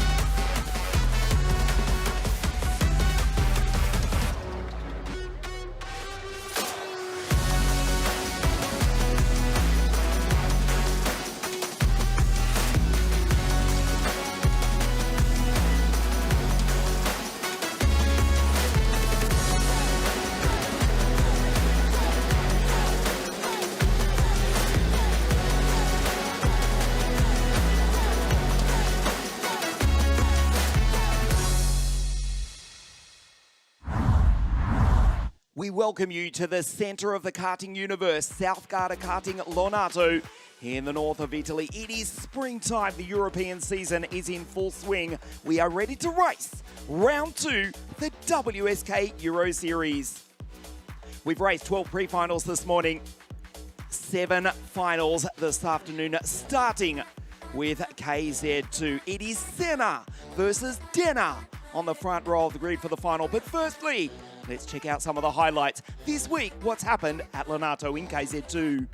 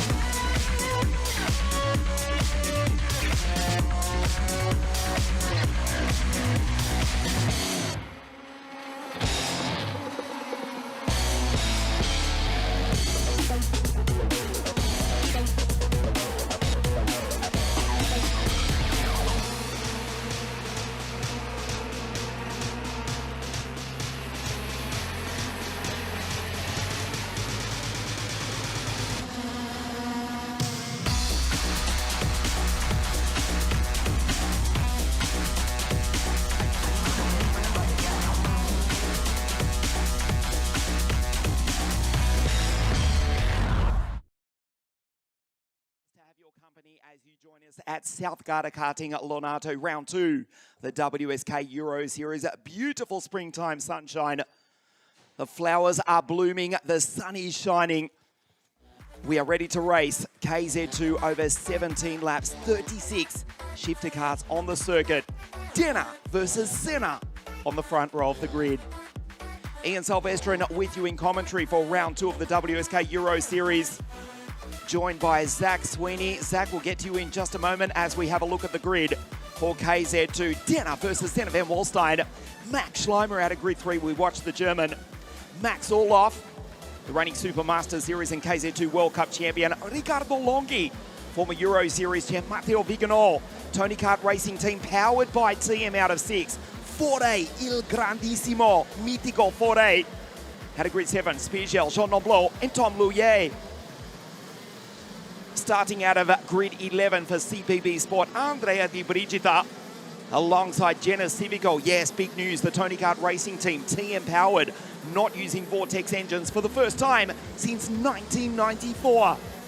Andrea Dalle, Michael Ida, Lorenzo Travisanuto, two-time world champion, alongside the Scotsman Jetson Graham, who was on the podium at Viterbo, Il Trentino Filippo Sala, Simas Bachusco, James Anagnostiadis, the Mercedes Junior, and the Dutchman from Dubai, Sam Nopies, who won the Rotax Max Grand Finals in the E20 electric class at the end of last year.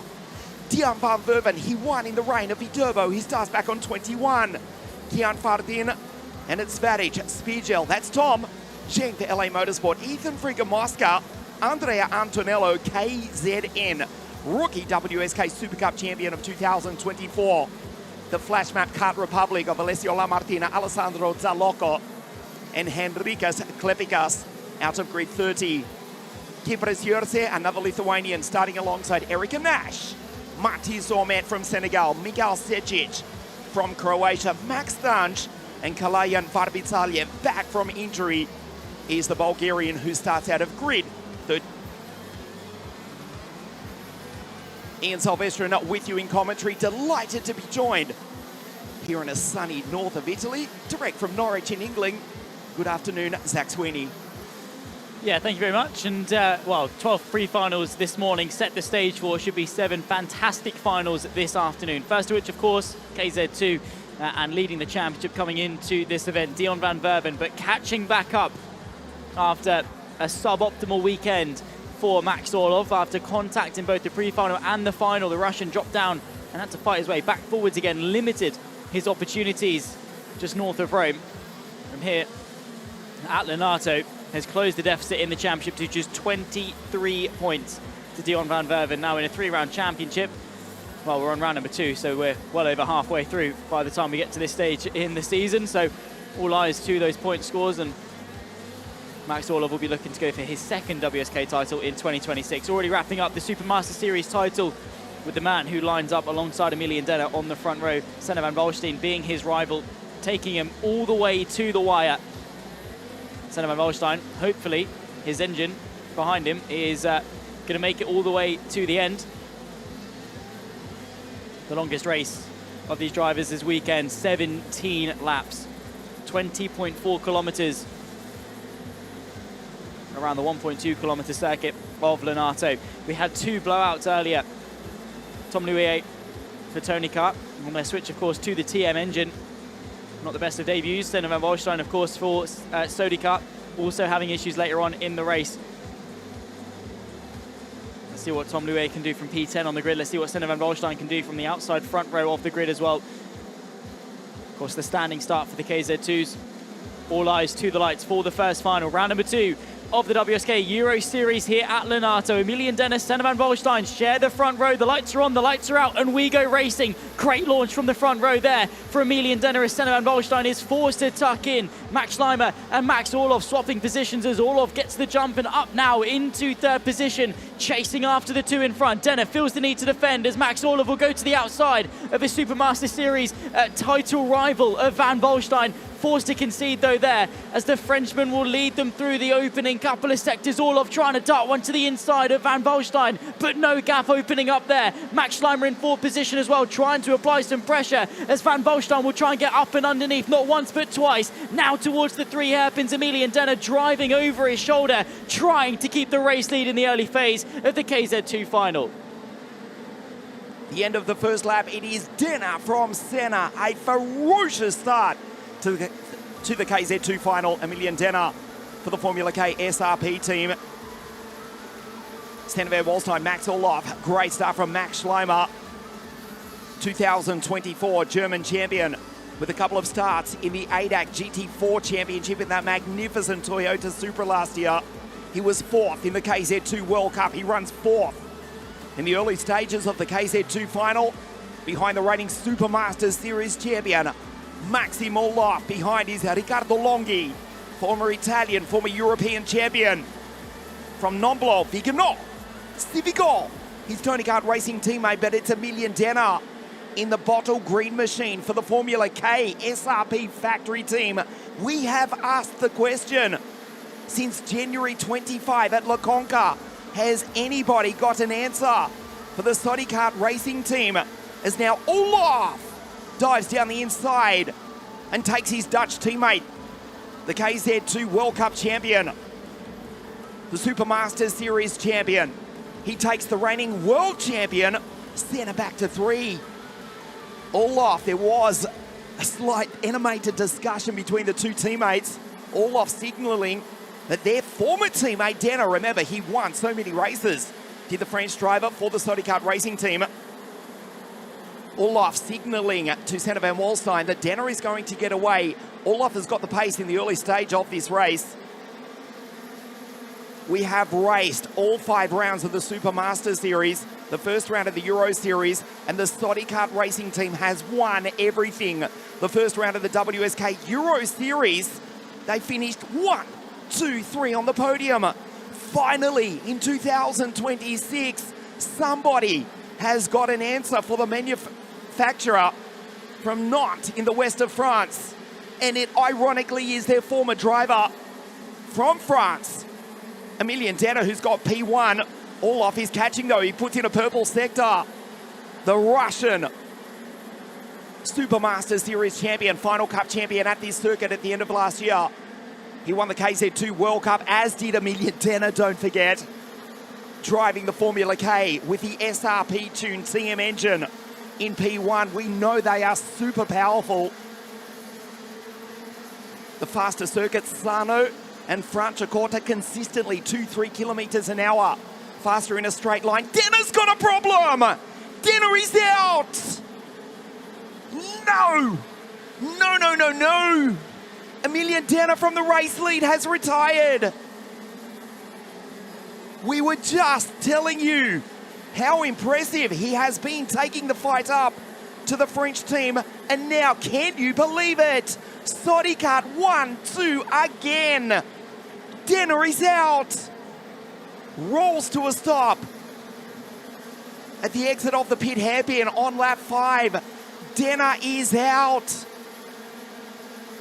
What a disaster. And Max Orloff. Oh, this is unbelievable. Tony Kart for the 7th race this year. Run 1-2 in KZ2. One of the Birol Arts in trouble in the background. It was Sam Nopjes. Sam with the right arm raised is slowing. And the Rotax Max Grand Finals champion of the world, the Dutchman, is about to join Denner as a retirement, along with Enriquez Klepikas. Orloff with the race lead. The reigning KZ2 World Cup champion, the reigning Supermasters Series champion, is ahead of last year's Supermasters Series champion, the reigning world champion, Tony Kart Run 1-2 again. Unbelievable scenes here in the final of KZ2. Max Schleimer, 16-year-old German on your screen in P3 from Longhi, Vigano. Nonblo, Genesivico, Tom Louye, Davide Forte, 52 years of age. The legendary 4-time world champion on a circuit where, I do not exaggerate, has probably done close to 1 million laps. He started racing in the 1980s. He's a 4-time world champion. He was the European Formula A champion in a Rotax-powered Tony Kart Esprit way back in 1994. Forte in position 10, head of Dallaire, Ida, Dion van Verven, who won at Viterbo, has made his way up into P14. This is his teammate on your screen in second place. Centre Van Wallstein, Max Olaf, P1, 1:01, has got the race lead as we approach half race distance, the KZ2 final. The Soddy Kart Racing team finished first, second and third with Dion, Jensen and Max on a rain-soaked day north of the eternal city of Rome in Viterbo. And now Max Orloff and Centre Van Wallstein. Soddy Kart run 1-2. Zach, this is quite unbelievable. We do have to feel for Emilian Denner. He was the race leader on merit, but has just rolled to a stop on the corner they're approaching now. Denner, we asked the question rhetorically all season, who's got an answer for the Soddy Kart Racing team? Briefly, Emilian Denner and the Formula K team did, but he's out. And look what we've got. Soddy Kart 1-2 again. Yeah, it's unbelievable, isn't it, really? I mean, it's very believable. There's 15 Soddy Karts in this field of the 36. I guess their focus category, if you like. Well, they're very good at it. There's no beating around the bush there. They have been the ones to deliver the machinery, but they've also got the drivers, sat in the seat. Max Orloff, Centre Van Wallstein, the pair of them, countless titles between the two. And there have been adversaries. Christian Batuka in the Supermaster Series took pole at Franciacorta momentarily, but was very quickly thwarted over the race distance. And that's similar here. Emilian Denner, of course, I think the first non-Sodi pole for a final so far in 2026, if memory serves me correctly. And the only thing that denied him, unfortunately, was an issue with the kart. Nothing to do with his driving. And, maybe Max Orloff or Van Wallstein, it would have been a great battle, but one that unfortunately we don't get to see. But yeah, Soddy Kart rising to the occasion. Max Orloff not only getting the lead, but running away with it. Centre Van Wallstein, the one feeling the pressure from Schleimer, Longi, Vigano and Nomblot all over his shoulder. On to lap 11 of 17, so 6.5 left to go as Max Orloff will chuck his way through the opening sector of this lap, and under a bit of pressure is Schleimer. There you can see in the CR Racing Team render, the 129 has to go defensive from the 131 of Longi, who was looking quick in the pre-final. Over his shoulder as well, the Tony Kart of Vigano into the chicane, ducking to the inside. The 125 is going to send the move, gets it stopped. Side by side as the Birilat will go around the outside. Up and underneath the pair of them, though, is going to be Spergel. He's going to come through to capitalise. Nomblot as well, I think, trying to get involved. Oh, my goodness me. A very quick explosion there. It's a very short fuse in KZ2. Nomblot was making some moves back in at what was P12, of course, with a 5-second penalty to his name currently as well. So he's trying to race against time. He doesn't want to get involved in battles and skirmishes. He just wants to be, going forward and, trying to stay desperately inside the top 10. Also look for Dion van Verven, the 105 race winner at Viterbo, coming into this round as the championship leader. That family is not going to be the case. Max Orloff's efforts this weekend provisionally will put him some 39 points clear of Dion van Verven in second position. Graham and Schleimer 3 and 4. As it stands, of course, provisionally, Max Orloff up 3 places from where he started, but Dion van Verven up in net what is 10 places after Nomblot's penalty applied. Dale and Faradin both also with 5-second penalties to their name. So race control and the stewards very, very busy in the KZ2 final. Just a handful of laps left to go, and the gap between the two teammates, Orloff and Van Wallstein, 1.8 seconds. Schleimer desperately trying to stay with him, but the battling that ensued for third position just a lap ago has opened that gap back up once more. So Nomblot running what is P5 on the road, but P12 in the final classifications. And like I say, he just wants to get on with it. He wants to try and see if he can pull out a big enough gap, but he's not been afforded really that opportunity. Frigo Mosca and Dale also very close for 14th and 15th. Dale as well, just trying to, similar to Nomblot, get on with it. Doesn't want to get into a battle, just wants to drive as quickly as possible. Final 4 laps of this race. Max Orloff will kick-start it, heading on to the 14th of 17 laps. And I mean, just what form the 101 is on in 2026.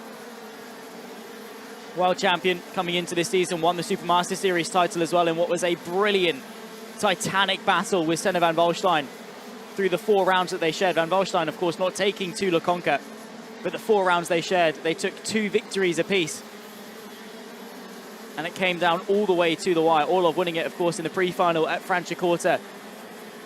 Van Wallstein giving it a good effort. And now in the Euro Series, Max Orloff maybe in prime position to go for his second WSK title of 2026? Those aren't questions, of course, will be answered when we take to Cremona in a couple of months' time, but with 3 laps left to go, it looks like no one can stop Maxim Orlov.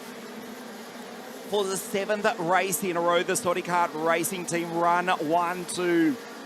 Unbelievable scenes here at Lonato. Nobody with an answer that they can sustain for the French manufacturer. Reigning world champions with Senna Van Walstein. A year prior, it was Giuseppe Palomba. They won last year's Supermaster Series championship. They won the final cup. They won this year's Supermaster Series championship. 1, 2, 3 on the podium at Viterbo. And running 1-2 here this afternoon. Orlov with 2 laps to race. He's the fastest on circuit as well with a 45.335. Senna puts in a 45.5. His best lap of the race. Max Orlov, the ruthless racing Russian, the class of the field, choking the engine. We saw a couple of failures earlier this morning. There's Jean Blanc, his teammate in P5, disregard the Frenchman. A 5-second penalty. Also 5 seconds to Andrea Dalle and Kian Fardin. Drops them down the order. All 5 rounds of the Supermaster Series. The Story Kart Racing Team won it. On occasion, 1-2. On occasion, 1-2-3. They were 1-2-3 of Viterbo. We are about to introduce Monsieur Florent Bizalion, team manager, surely to the podium as the dominant team manager again. Max Orlov nervously choking the engine at 133 kilometers an hour down through turn 1 and again into the pit straight. The gap 2 seconds. Grabs another gear, has to bring it home. We had a couple of uncharacteristic engine failures in the pre-final this morning. He could almost push it to the line from here. Max Schleimer looking at a debut first ever WSK podium, the German holding off the Italian and Euro champion Riccardo Longhi and Matteo Viganò. The final corner. Nobody with an answer for the French manufacturer. To the max. Orlov wins. It's a Story Kart 1-2 again. Max Schleimer on the podium for the first time in WSK. Holds off Longhi, Viganò, Tom Louillet, Stivico, Spiegel, Davide Fore, and Andrea Di Brigida. The Story Kart Racing Team win all 5 rounds of the Supermaster Series. They were 1, 2, 3 on the podium at Leopard Circuit Viterbo. And the French manufacturer continued to dominate KZ2 in 2026. First, second for the Story Kart Racing Team to the max is Orlov, the reigning Supermaster Series champion, who takes the victory. The highlights of the KZ2 final, it was Senna versus Denner off the line, and the Formula K SRP team driver, he did go P1. Senna into second, the teammates, they traded positions. Orlov going by, and then this, Denner rolling to a stop from the race lead. He was out. Contact between Matteo Viganò and Riccardo Longhi, the 2 Italian long-time rivals. Viganò coming home in P5 behind Longhi in P4. P3, Max Schleimer. Look at this, Story Kart 1-2 again. Orlov takes victory in round 2 of the Euro Series. And with the lead going into the final round at Cremona, Senna comes home in second place, Story Kart 1-2. And the German, Max Schleimer, a first ever WSK podium for the CL Racing driver, holds off Longhi, Viganò, Louillet, Genis Civico. Remember, the Tony Kart Racing Team using something other than Vortex power for the first time since 1994. TM power on the factory green karts after they debuted the Vortex engine at Rally, the Oceania Championships in Australia back in 1995, where the great Jarno Trulli took victory. Vortex power. It has been, 32 years since we have seen anything other than a Vortex on a factory Tony Kart. First time out, and they come home 5, 6, and 7 with Viganò, Louillet, Civico, Spiegel, che bravo di nuovo, Davide Fore, Andrea Di Brigida comes home P10, and a great drive from Dion van Verven from 21st to 11th place. He is still second in the series. Max Orlov, 177 points. as we go to Cremona. Dion van Verven, 138, and Max Schleimer, 100 points for the German. Third in the series with a first ever podium for the German here this afternoon at Lonato. Max Orloff, Senna van Wallstein, 1-2 for the Soddy Kart racing team for the 7th straight race in 2026. Chapeau, Soddy Kart and Monsieur Pignolet. Wow, incroyable.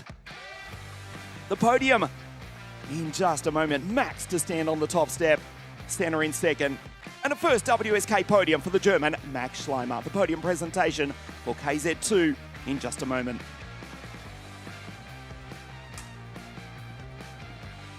Indeed so. Ian's going to make his way over to the podium and looking forward to presenting the, well, 3 trophies to the drivers, plus, of course, 2 Soddy Kart, who are probably getting a very full trophy cabinet. I wonder how much space they've got left, to be honest. 2026 has gone almost exclusively their way. Max Orloff, Senna van Wallstein, class of the field once again. In terms of the championship,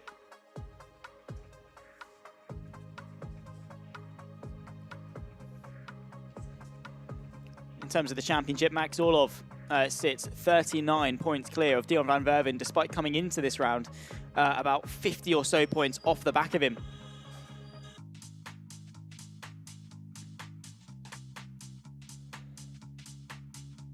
Max Schleimer, after his first weekend of the season, climbs up to P3 in the championship as well, 100 points to his name, tipping Jensen Graham, who drops to 4th after a podium at Viterbo. The Scotsman managed 16th from his starting grid. Senna van Wallstein as well, his first round of the Euro Series, climbs up to P6 in the championship with 64 championship points to his name. What could have been for Emilian Denner, who at the end of it all classified P35.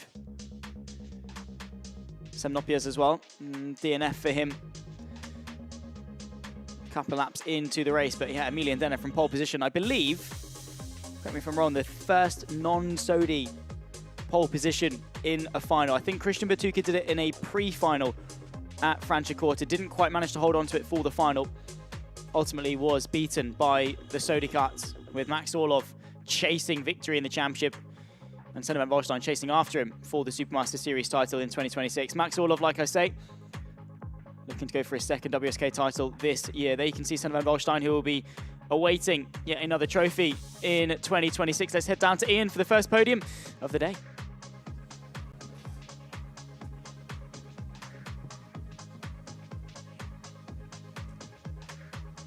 Thank you, Zach. The drivers will make their way down to the podium here.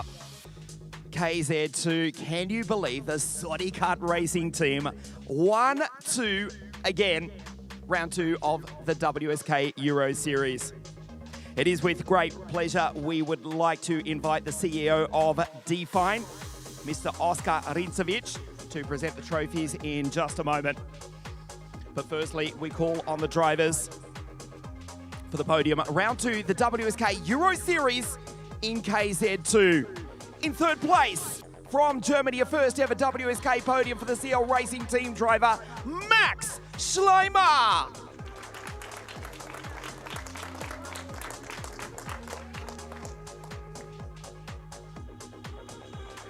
Second place in round 2 of the WSK Euro Series, the reigning world champion for the Netherlands, Senna van Wallstein.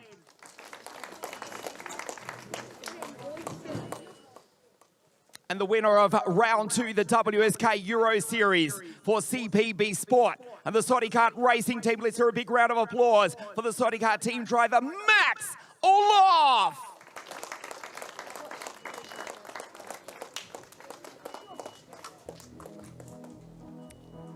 Et pour le 7e fois cette année, the winning team manager for the 7th time this year, representing the Soddy Kart Racing Team, Monsieur Florent Pizalion. We'd like to call on the CEO of Define, Mr. Oskar Rincevic, to present the third place trophy to the German Max Schleimer.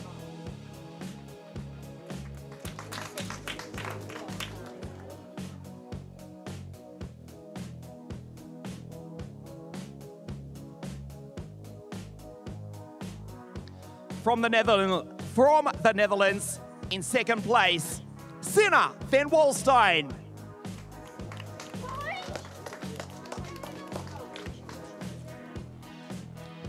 And the winner of round 2, the WSK Euro Series, CPB Sports Sodikart, Max Olaf. And representing the winning Sodikart racing team with CPB Sport for the 7th straight time this year, Monsieur Laurent Bizalion.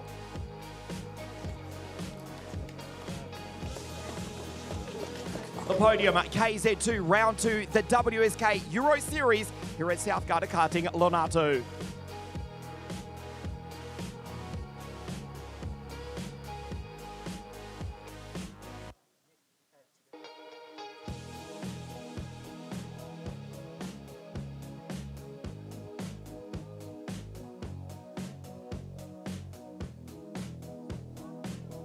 Seven straight victories for the Sodikart racing team at KZ2 in 2026. 1-2 here this afternoon. Max Orloff, Sinna van Walstein, and a first WSK podium for the German for the CL Racing Kart team, Max Schleimer. The first of our 7 finals here this afternoon. Sodikart 1-2. Zach, it's been a great start to the afternoon. Back to you in the studio. Thank you very much, Ian, and looking forward to our second of our 7 finals this afternoon. Big congratulations to all of to Van Volstein, to Schleimer for their podium. As you can see on the screen, quite happy with it. And why wouldn't you be? It was a hard-fought week for these guys here at Lonato. And now we gear ourselves up for the OK final. Only 9 karts on the grid, but all looking to be fiercely fighting at the sharp end of it. Bosco Arias will start on pole position alongside Kroat Verhaan and Alexander Sufikari. The 3 of them doing battle in the pre-final. Bosco Arias not with the best of starts, though, earlier on this morning. So we'll be looking to work on that. We'll be looking to keep pole through the opening lap and to have a fighting chance. He took his first OK podium last time out at Viterbo, and he'll be looking to chase for his first OK victory here at Lonato. Yes, just a small field for OK, but it is a class field as well. Second round of the WSK Euro Series. Coming a week, in fact 6 days after the first round of the European Championships at La Conca Muro Lecce World Circuit, where we kick-started the 21st season of WSK Promotion World Motorsport. That was back in, on a cold day, January 25.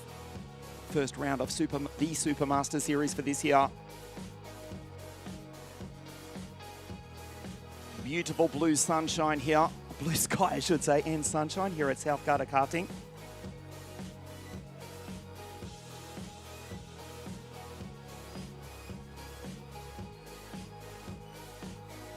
The OK final, the second of our 7 finals here this afternoon.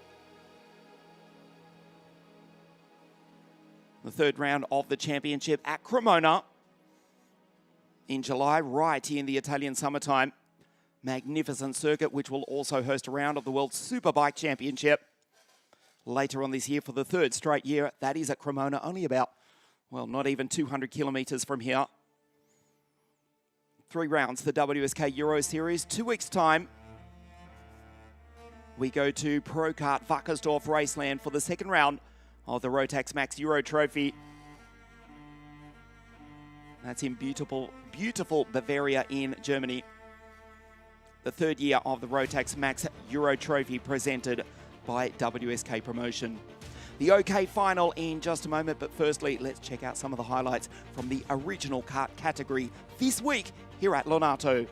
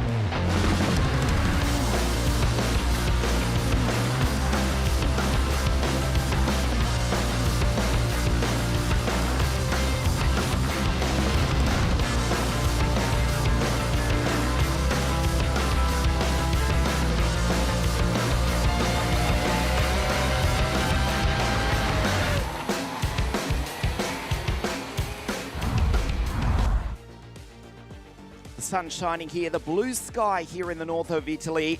Round 2 of the WSK Euro Series at South Garda Karting at Lonato. The kart's pushed into life 17 laps. Just over 20 kilometres of this 1.2 kilometre circuit. South Garda Karting at Lonato. Just a few miles south of the world famous Lago di Garda.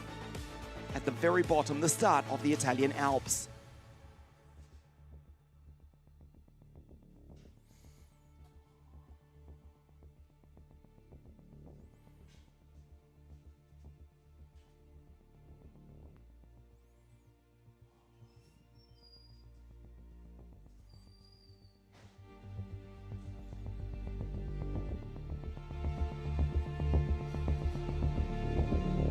Bosco Arias will start from pole position.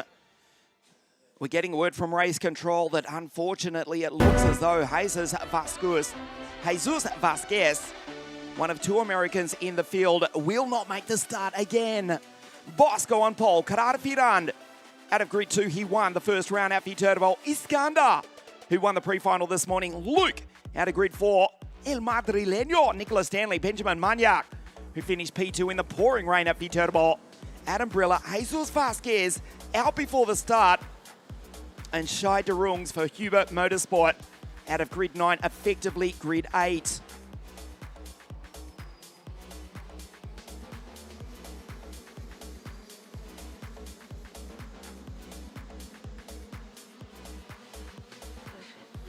What a disappointment for Jesus Vasquez. 2022 SCUSA Pro Tour champion. Unless they can get the kart fired from pit lane, his weekend is over on debut in WSK. It's the 3rd time he's failed to start. The kart did not fire from the grid in the first 2 heats. 2-time Rock Vegas champion. 2002 SCUSA Pro Tour champion, Jesus Vasquez. Not on the circuit, being led around by Bosco Arias. Shai de Rungs from Switzerland. 213 for Hubert Motorsport. TM-powered Kart Republic. Had a good run in the pre-final this morning. Only his 2nd time ever racing here at Lonato. Bosco on pole. We race the OK final. Bosco Arias goes wheel to wheel with Carrara Firand, who's on the inside, on the outside, takes the lead. The Indonesian shoots on through. And the Ward Racing drivers go 1st and 2nd. Iskandar ahead of the RFM duo of Bosco Arias, the pole sitter, and Luke Honda, who won the final round of the WSK Supermaster Series. Luke in 224, Bosco from pole position in 227. Bosco, the 2nd generation racer, 5-time WSK champion. We go to Benjamin Magnac. There is Nicolas Stanley, Adam Brilla, the team driver, and a good start by Shai de Rungs in position 8. Jesus Vasquez out before the start, hugely disappointing. We've lost the 2nd American before we've even got underway, as we see Iskandar go down the inside into position 2 ahead of Bosco Arias. And that was Benjamin Magnac making the move on Luke Honda, who gets him back on the exit. Firand, Zulfikari, 1-2 for the team of Joachim Ward. And Rosemary and Rebecca, of course. 2026 TM powered on Paralin chassis for the legendary team from Sweden, with a base here nearby the circuit at Lonato. Carrara Firand, the 1st Indonesian driver ever to win a WSK race since Presley Martono at the very 1st race at Adria. That was the WSK Final Cup on the 1st of November back in 2014. Carrara Firand breaking that drought of more than 1 decade when he took victory at Leopard Circuit Viterbo in the pouring rain, the first round of the WSK Euro Series, and he's looking to go 2 from 2. Iskandar from Istanbul in Turkey, right behind Bosco. Nicolas Stanley, who finished 4th, just missed the podium at the Roman round of the WSK Euro Series. He finished 4th. He's running P4 at the moment ahead of Luke Honda. Luke, who won in dominant fashion the final round of the WSK Supermaster Series, going wheel to wheel with Nicola Stanley in the background. We go back to Benjamin Magnac, the Brit from Barcelona in Spain, Adam Brilla and Shai de Rungs in position 8. Corner has gone by and taken El Madrileño, Nicola Stanley. The gap half a second between Karan Finan and Iskandar Zulfikari, who puts in a purple 46.828, the fastest lap of the race. The Indonesian from the Turk, with the first of the 3 Spaniards, Bosco in 3rd place. Yeah, once again, not the best of starts from Bosco Arias, one of the only pole sitters this weekend to lose the lead on the opening lap.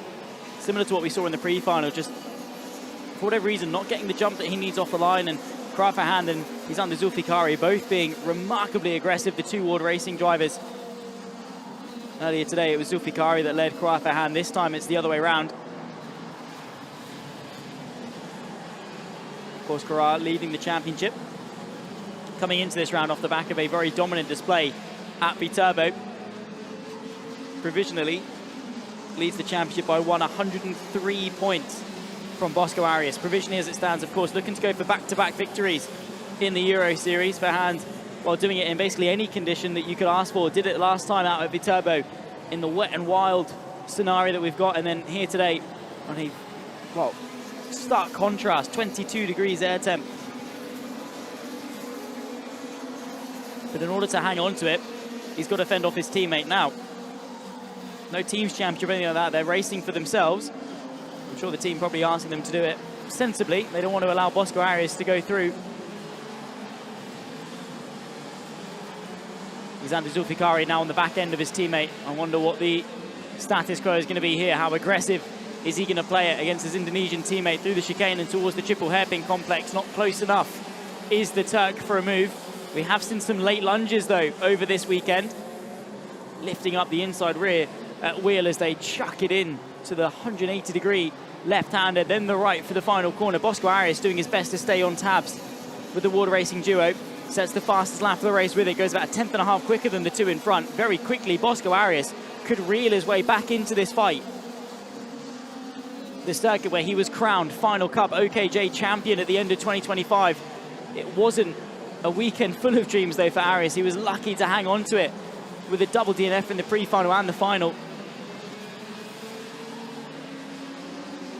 And lap 7 of 17, still 10 and a half left to go. It's Verhand, Zulfikari, Bosco Arias, Luke Cornder, Benjamin Magnac from Nicola Stanley. Those 3 keeping each other company. Luke Cornder able to break away, and down the inside, Iskandar Zulfikari spots the gap, takes the lead of the race. At the end of lap 7, Bosco Arias arrives on the scene. 3 karts, 2 of them teammates, all battling now for the lead. Iskandar Zulfikari with about a kart length of an advantage by the time they reach turn number 1. Has the Turk got the speed to get away from his teammate? Quick look over the shoulder. Another new fastest lap of the race for Bosco Arias. Has he got enough to go the distance? Still just under half of this race, actually just over half of this race to go. Lap 8 of 17, 8 and a half still to go. Zulfikari now from Verhand. Bosco Arias getting a front row seat to the Civil War down at Ward Racing. And what a move that was from Iskandar Zulfikari. Didn't show up at Viterbo. Maybe not 100% in the shout for the championship, albeit his lone efforts from this weekend give him 130 points, which puts him ahead currently of Bosco Arias, who did take a podium at Viterbo. So with the 70 championship points on offer for the race victory, Iskandar Zulfikari could be looking very tidy indeed, maybe to contest for the Euro Series title. Krafahan, though, arguably at this stage the favourite. Still just over half, or just under half this race to go. Zulfikari from Verhand from Arias. Krafahan responds to the pace of his teammate and responds to the pace of the Spaniard with his own fastest lap of the race, 46.225, but not enough to completely close the gap versus Zulfikari. The 2 Ward Racing teammates, well, mighty adversaries, almost identical on pace. Which one of them is going to come out on top as we close our way into the final 8 laps of 17? The second half of the OK final, fastest lap for Zulfikari with a 46.171. back to Fidan. Bosco in P3. Bosco finished P3 in the first round at Viterbo. Luke still in P4. Has been lightning quick in 2026. Luke Honda. This is the German from Cologne just coming down through the chicane. This is Bosco in 227. Look at the inside rear of Karada Fidan. Puts in a purple sector, just dancing off the circuit. No third bearing attached to any of these carts. 1400 rear track, some caster, a little bit of camber to try and get the carts to turn in. It's not really been a problem with the rubber, as you can see going down on the circuit. A fastest lap that time, 45.994 for Zulfikari, the only driver thus far under the 46-second bracket. On your screen, the 6-time WSK champion, Iskander from Istanbul in Turkey. Karar from Jakarta in Indonesia. Then the Spaniard, the second-generation racer, Bosco Arias, his father Ivan Arias, racing in Formula Opel, Nissan and British Formula 3 a quarter of a century ago. Teammates to the great two-time world champion Fernando. Bosco in P3. Then it's Luke, Magnac, Stanley, Brilla and Shai Rungs having a better final here this afternoon.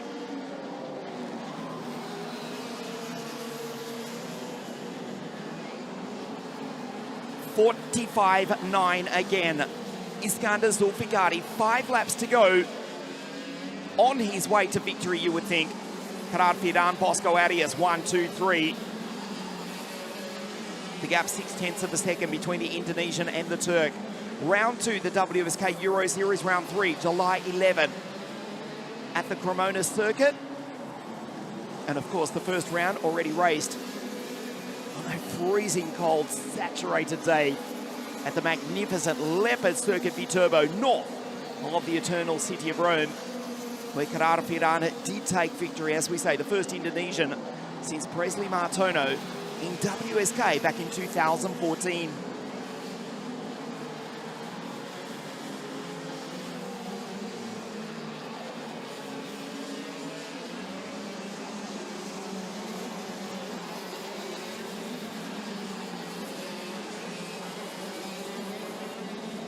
Riding the bumps on the concrete verging, going into the far hairpin.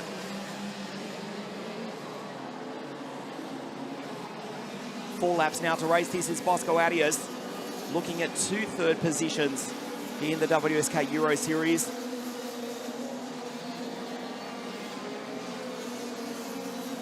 The gap 0.78 between the 2 Ward Racing teammates and the 2 Ricky Flynn Motorsport teammates, a second between them. Bosco, Luke, Benjamin Magnac, the Brit from Barcelona, also for Ward Racing. Brilla, the team driver, and Shai in position 8 is De Rungs for Huber Motorsport.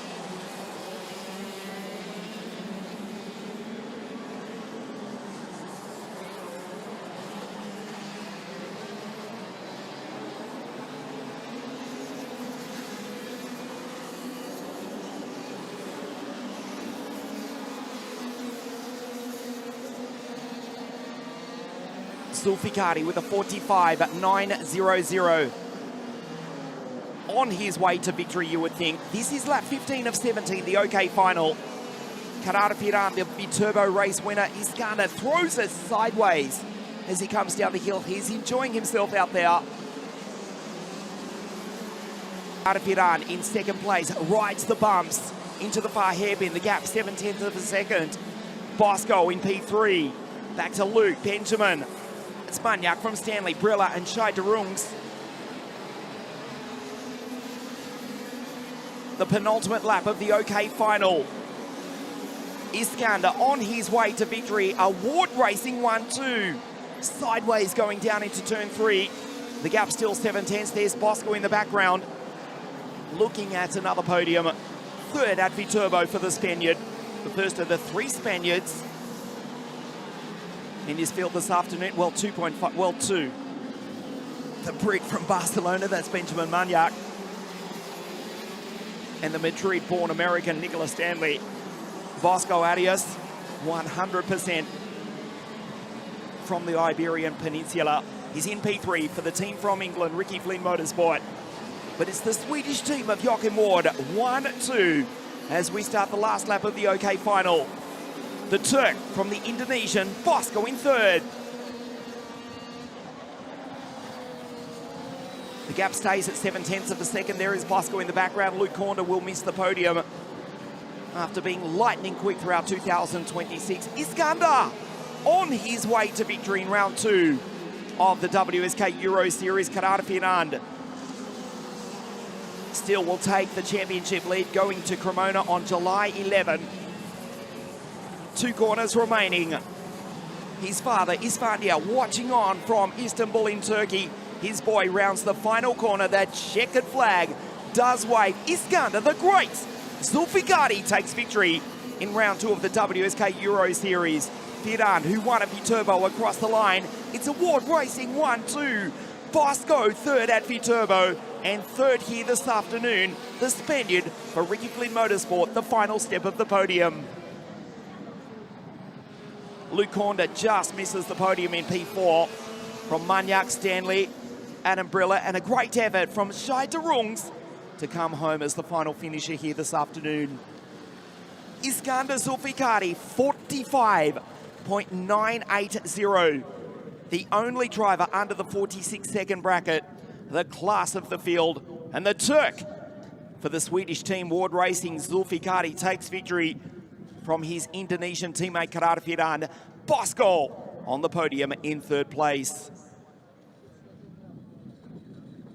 Karada Fidan still with the championship lead, going to Cremona on July 11. 212 points from Iskander Zulfikari on 130.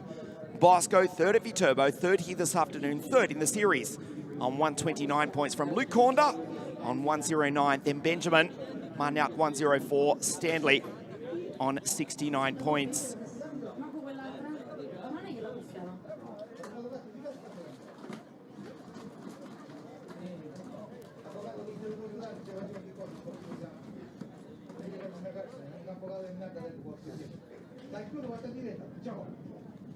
The Ward Racing team finishing 1-2 here this afternoon.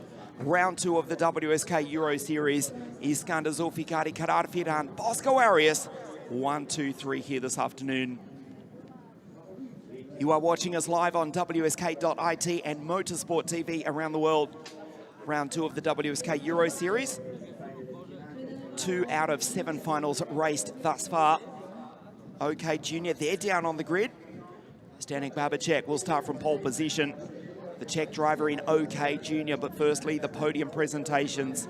The OK final, it will be the Turkish national anthem, which rings out here in the north of Italy in just a moment. Indeed so, Ian's going to run his way down and present the second of our 7 podiums this afternoon. Big congratulations to Alexander Zulfikari. A brilliant move to seal the deal versus his teammate Kwai Verhand, just a handful of laps into that race. Of course, Verhand doing his job is to retain the lead in the championship. A consistent run of form, P1 at Viterbo, P2 here at Lonato.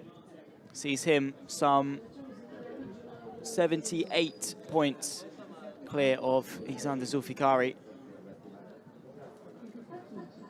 Which is quite a healthy margin, to say the least.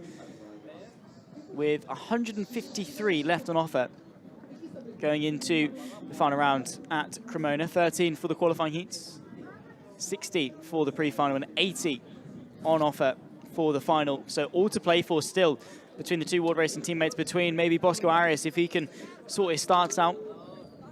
Definitely a lot to behold for the young Spaniard. His first full season in OK, took his first podium a couple of months ago at Viterbo, continues that form in the Euro Series here at Lonato, and showcased his talent over, well, consistently being at the front end to have taken pole position for the final. It's not been a bad weekend in the slightest for the Spaniard. Luke Corner, Benjamin Manyak, of course, the top 5, battling away with the likes of Nicola Stanley. Those front 6 have just been on fire this weekend.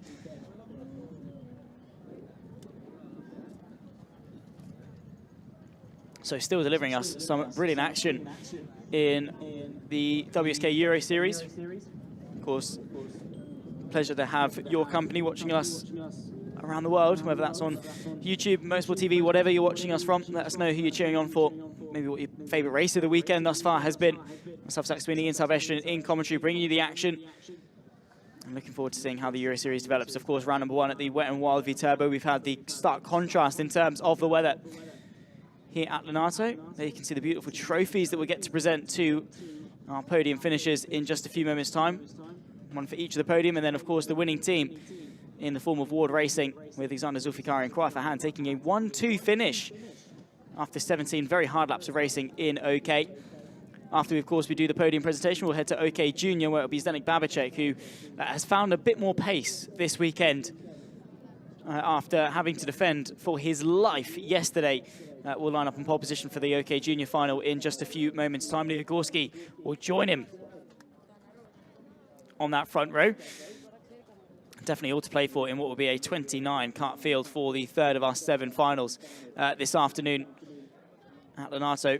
Again, round number 3 of the Euro Series happening in just a couple of months' time from now on the 11th of July. So a little bit of a wait, but in between, of course, in a couple of weeks, we'll have the second round of the Rotax Max Challenge Euro Trophy at Wackersdorf, where probably Zdenek Babacek will be racing and probably will be fighting towards the front end of the field. One of the best junior drivers in karting, no matter what machinery you put him in. Just awaiting finalised results and drivers to be ready down at the podium before we head over to Ian to hand out some trophies. Won't be too much longer just yet. But you can see the sun shining here at Lonato and shining on Alexander Zulfikari, who, as you can imagine, probably pretty delighted, chatting away with Bosco Harris, a little post-race debrief between the two of them.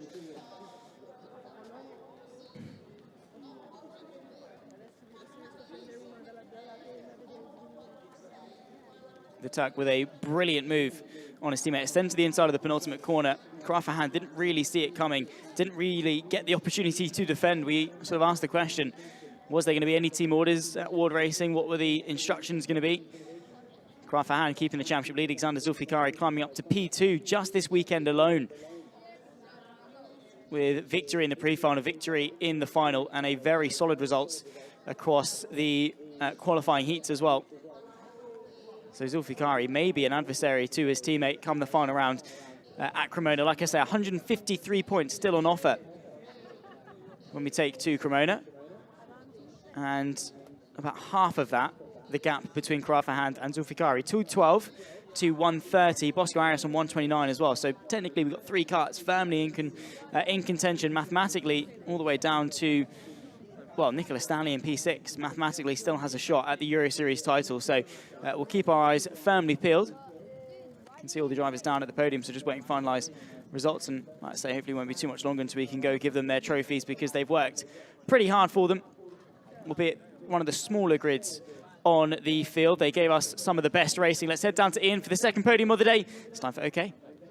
Thank you, Zach. Yes, the podium for OK. Not the biggest field here this afternoon, but a classy field of drivers here for round 2 of the WSK Euro Series in OK here at Lonato.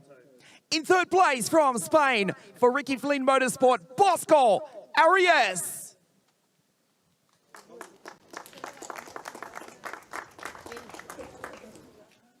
Second place, the driver who won at the Turbo, finishes on the podium here this afternoon in position 2 from Indonesia.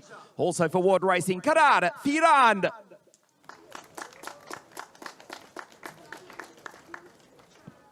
And the winner of round 2, the WSK Euro Series from Istanbul in Turkey for the team from Sweden, Ward Racing, Iskandar Zulfikari.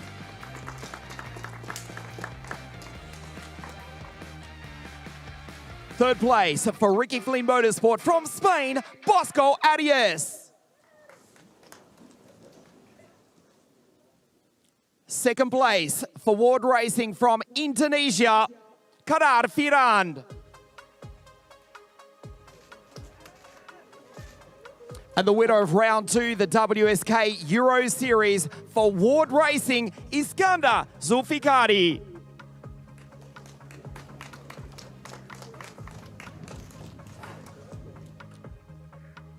The podium for round 2 of the WSK Euro Series.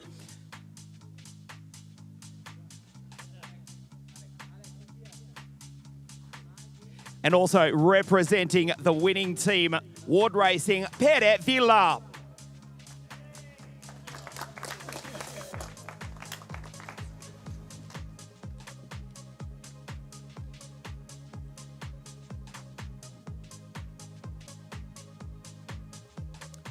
the national anthem of Turkey.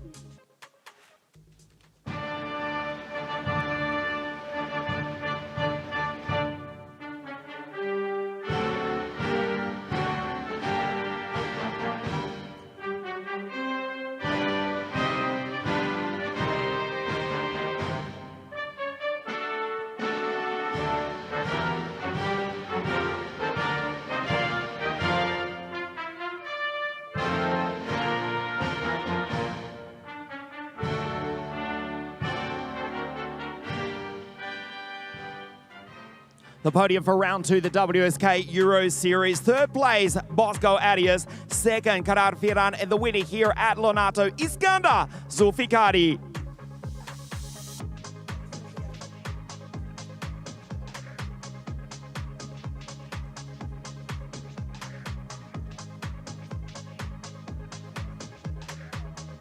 Award Racing 1-2. In OK. They've got a good chance of repeating this in OKJ, although it's going to be a lot tougher with 29 drivers on the grid. Zach, back to you in the studio. Thank you very much, Ian, and yes, very much so. Looking forward to the OK Junior final. 14 laps of racing, just under 17 kilometers of the 1.2 kilometer circuit here at Lonato. Zdenek Babacek will line up on pole position alongside Leo Gorski. We're running through the full grid in just a moment, but a couple of people to look out for.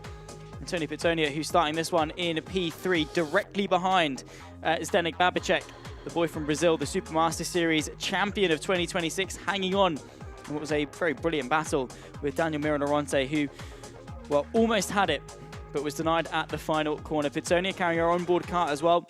We'll hopefully be able to see him track his progress as he looks to go forwards over the 14 laps. Also look out for Alex Malotta coming into this round as the championship leader off the back of Viterbo. He'll be looking to, retain it because Zdenek Babacek has tipped him to it. It's 110 points to Babacek, 105 to Malotta, with Sashi Zuzlowski a further 3 behind that. So very, very close in the fight at the front. Michele Orlando, who of course took victory at Viterbo, hasn't really been on the pace thus far this weekend. We'll start this one down in P21, which is very uncharacteristic, of course, of the Italian. Of course, driving the DR car with the Modena engine, the 344. Look out for that on the timing screen as they charge their way forward. Looking forward to the OK Junior final, though, with Zdenek Babacek on pole position. He certainly is, Zach. Firstly, let's check out some of the highlights this week in OK Junior here at Lonato.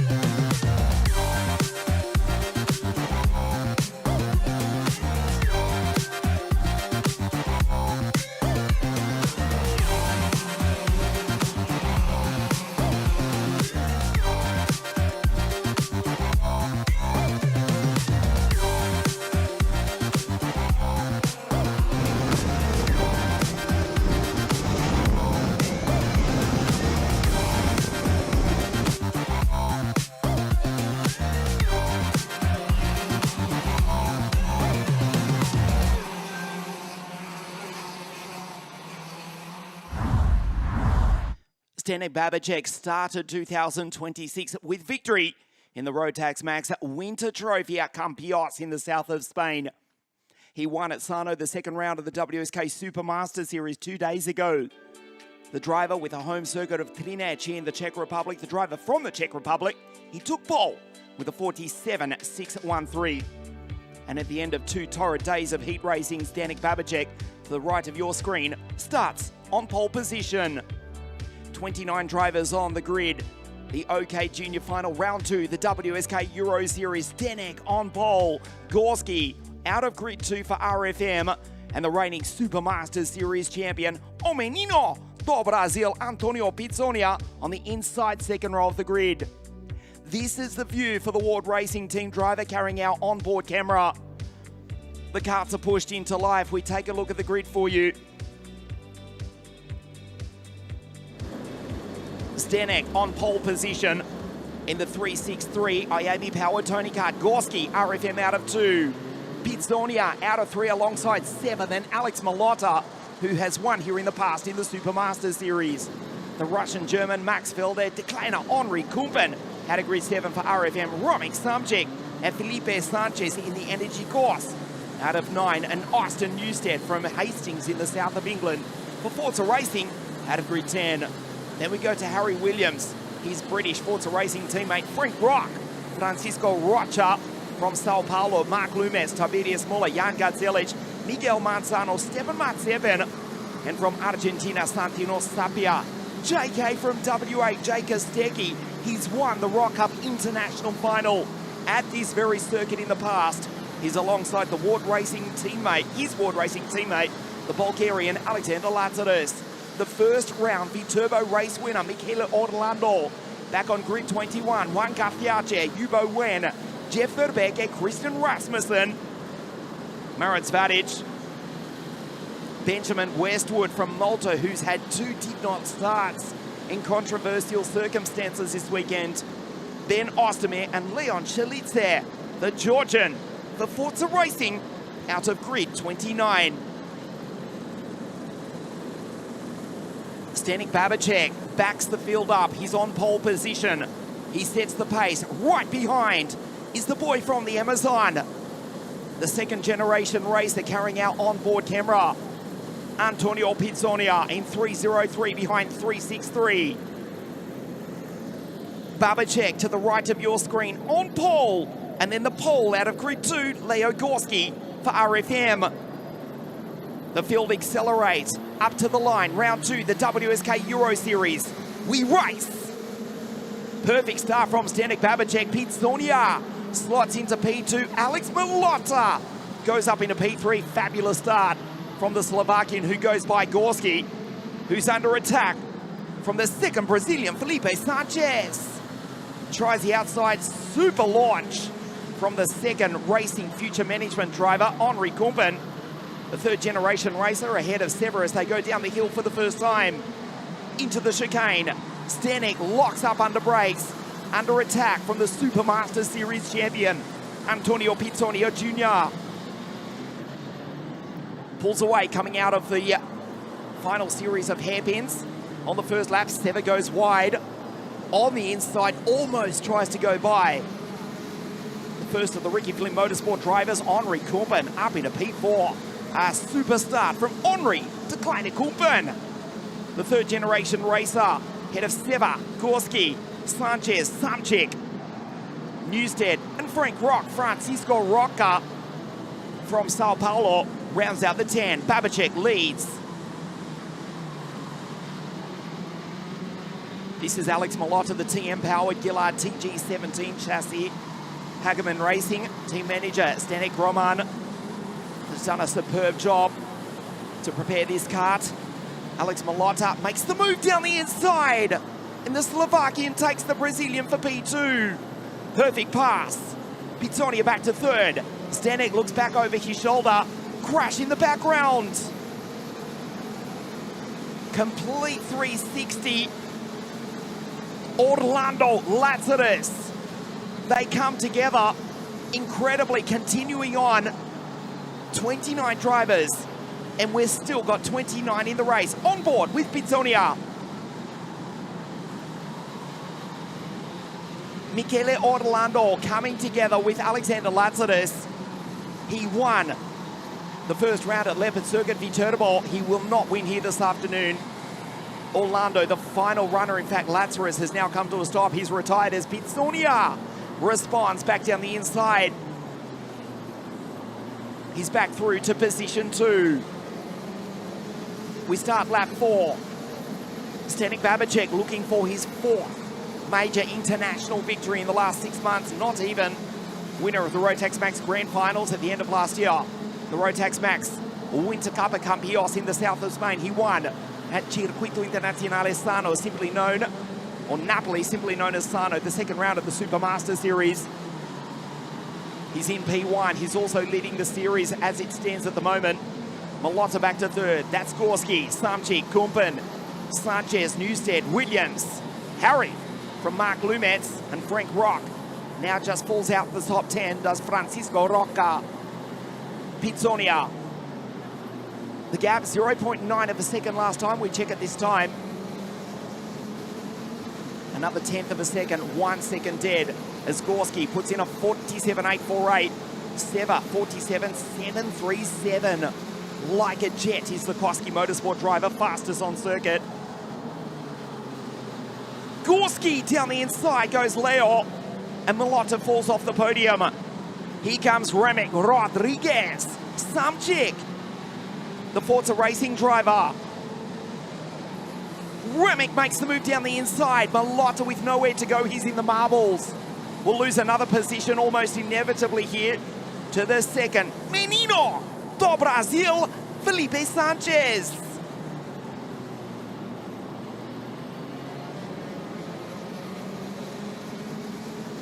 The gap 1 second, Pizzonia in second, behind Babacek. Gorski, the first of the two poles, they're 3 and 4. Leo from Remek. Lonato, vice champion, the WSK Champions Cup 2 seasons ago at this circuit. He won the first round of the Super Masters Series a week later, but that was 2 years back, and that was in OKN Junior.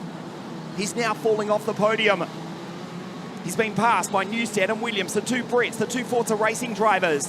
The three of them because Samchik is in P4. Ranging in on the back of his countryman, Leo Gorski. We'll check the gap this time. Already approaching half race distance, the OK Junior final. Zdenek Babacek. Teps Racing, he's the Z in Teps. His older sisters, Teresa, Elishka, Petra, Babichkova, watching on. Their younger brother, Zdenek, in P1. The gap 1 second. Remek with a 47.667. Pizzonia, Gorski and Samchik, the Poles 3 and 4. The Brazilian second. Zach Zdenek Babacek is looking at his 4th major international victory in less than 6 months. Yeah, I mean, he's one of the best in the world to do it, isn't he? Zdenek Babacek, no matter what machinery you put him in, whether that's obviously Rotax or, of course, the OK machinery, he just jumps in, he gets on with it. He puts in some brilliant performances. At times, maybe gets a little bit less fortunate, but always drives with a cool head, has his composure, has his racecraft about him. I mean, yesterday was off the pace, uncharacteristically, like a couple of tenths a lap off the pace, really. Had to defend basically from lap number 1. Did Zdenek Babacek. It was all aboard the Babacek Express. In the end, despite being off the pace, was able to finish, inside the top 3 consistently by virtue of just knowing when to defend, what to cover off, where to be quick, where to maximize your opportunities. Coming into Saturday, he's found the speed. What is a very warm day, a very warm circuit, asking a lot of the driver. A very physical circuit in of itself is Lonato, putting a lot of G's through the opening sector, and then of course the change of direction, the hard stops through these hairpins, plus all of the bumps. It's not going to be easy, especially on this very hot day. 22 degrees Celsius now as we head in towards springtime. Lap 9 of 14 just started by Zdenek Babacek. Antonio Pizzonia trying to stay with him. Leo Gorski as well, who has been rapid this weekend. Over the course of yesterday on Friday was very quick, very, very quick. Quickest in the entire field, you would argue. Absolutely deserves to be up there inside the top 3. Remek Samchik, of course, is going to try and deny him. Austin Newstead, very impressed with the Forza Racing driver. Up 5 positions from P10 to P5. Probably one of his better results so far in his WSK season of 2026. But there is the Teps Racing Tony car of Zdenek Babacek keeping his cool at the front. The gap back to Pizzonia, only 7/10 of a second, riding on board with the Supermaster Series champion of 2026. Antonio Pizzonia, eyes on the lead. Ducking behind the steering wheel, getting whatever he possibly can out of the car. Flat through the opening sequence, all the way up to turn number 3, where it's a slight dab on the brakes, back onto it once again. Towards turn number 5, the gap has come down slightly, but not by a tremendous amount. New personal best as well for Leo Gorski. He's trying to go with Antonio Pizzonia. If the Brazilian gets onto the back of the Czech driver, Leo Gorski wants to be one of the beneficiaries, but they're running out of time in this race. 9 laps already completed. We're about to tick off the 10th as well. They'll have 4 to go at the line. So Pizzonia does need to get a bit of a move on, but he has been able to close the gap now to under half a second. Zdenek Babacek's early pace maybe now starting to be reeled in by Antonio Pizzonia. He needs a stellar final sort of 4 laps of this race to hang on. Don't count out Pitsonia, don't count out Gorski, don't even count out Samchik from this race yet. Anything can happen in the world of karting, and especially in the WSK Euro Series. Babacek now being chased after still by Pitsonia, with Leo Gorski hot in pursuit as well.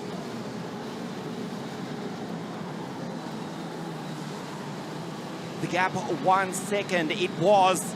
You can see it's barely 1 card length. Pitsonia on the back of Zdenek Babacek closes up dramatically down through the chicane. Don't discount Gorski in P3. Nor for that matter the second pole, Remek Samchik. For Forza Racing, if they fight, Remek will be right there as well. At the moment, the second pole, a step off the podium. Zdenek looks back. 3 laps remaining. We saw him win the second round of the Supermaster Series with a defensive masterclass.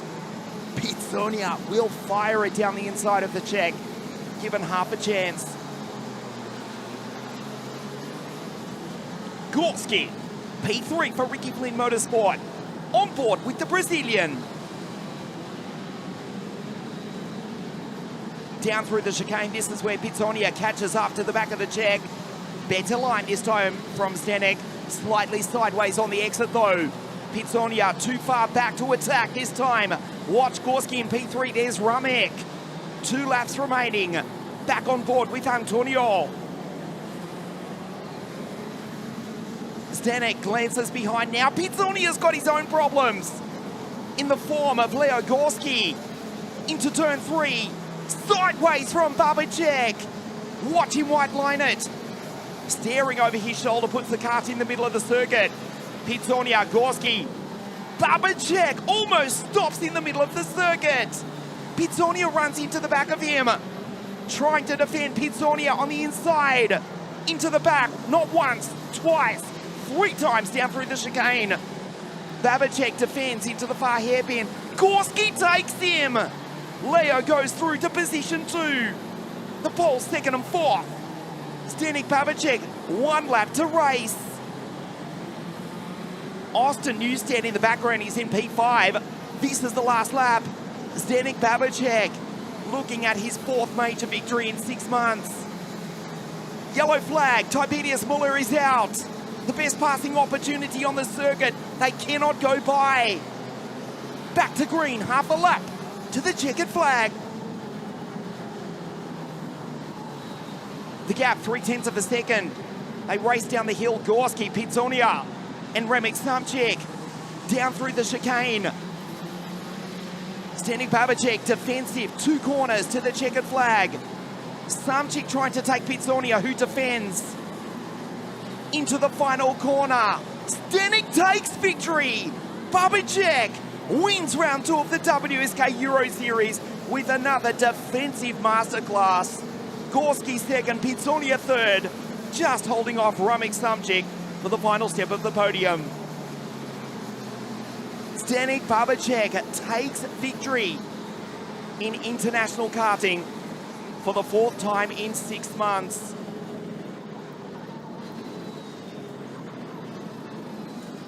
Checkmate. Zdenek Babacek wins round 2 of the WSK Euro Series. Gorski in 2nd. We take a look at the highlights. Zdenek started from pole position. It was a great start from Pitsonia and Alex Malota, the Slovakian, briefly going through into position 2. Pitsonia fighting back. Zdenek Babacek, the gap was 1 second. Gorski on the inside of Malota as Pitsonia caught up to the back of Babacek. Gorski went by. Zdenek holds them all off, and it's the Czech who takes victory in the OK Junior final round 2 of the WSK Euro Series. The Czech from the pole, the Brazilian in 3rd, Remek and Austin Newstead both for Forza Racing 4 and 5. Malota, great drive again. Fastest lap of the race for Seva, who comes home 7th. Sanchez, Lumets, and Harry Williams home in 10th place. Kumpen faded to 11th after that great start from Rocha Garthiace. Great drive from Jake Kostecki in the 351 to come home in 14th. Stefan Matsepin from Sapia Shilice Westwood. Encouraging finish after a tough weekend for the Maltese drivers. Vadic, Jacelic, the Viterbo race winner, Michele Orlando down in 21st. Felder Gwen Verbeek and Kristen Rasmussen, the final finisher in 25th place. Zdeněk Babicek takes victory in round 2 of the WSK Euro Series. The driver with the home circuit of Steel Ring, Třinec in the Czech Republic, will stand on the top step of the podium here at Lonato in just a moment.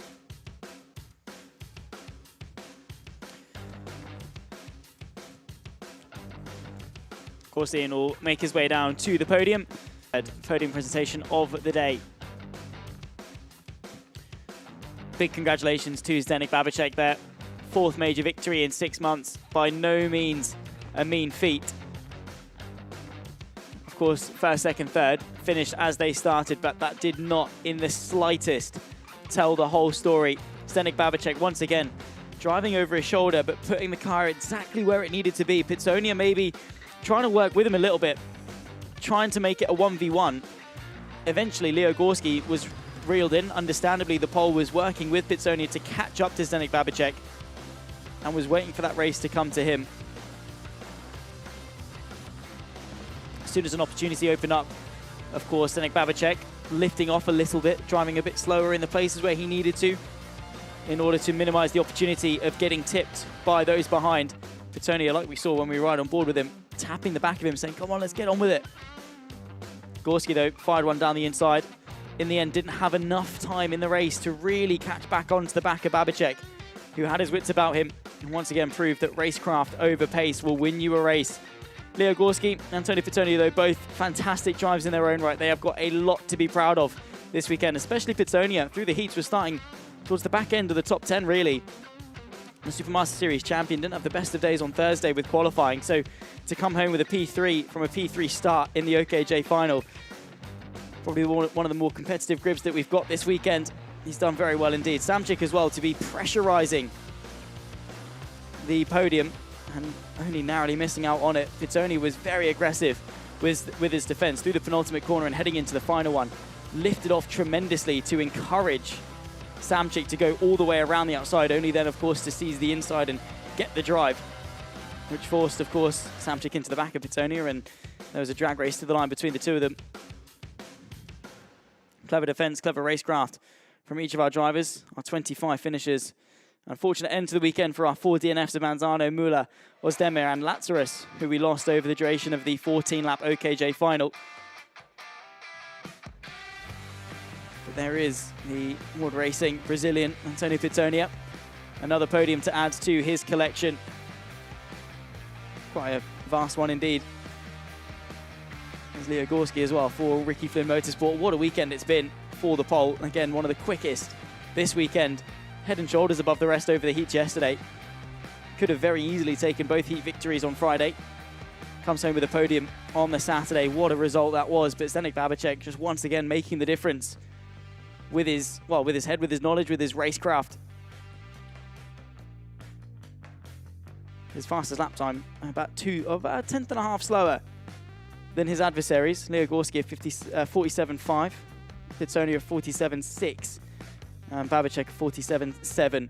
Nonetheless, our top 3 are decided for the OK Junior final. Let's head down to Ian to hand out some trophies. Thank you, Zach. The drivers have made their way down from Park Fermé. The Vega caps go on their heads. We're ready for the podium presentation round 2, the WSK Euro Series here at Lonato. In 3rd place, do Brasil for the World Racing Team, Antonio Pitsonia.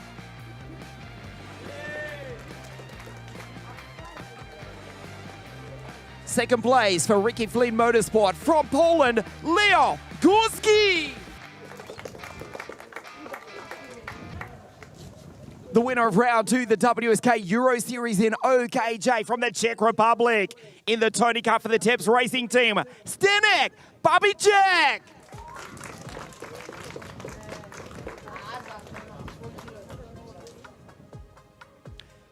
And representing the winning Teps Racing Team, Kees Vos.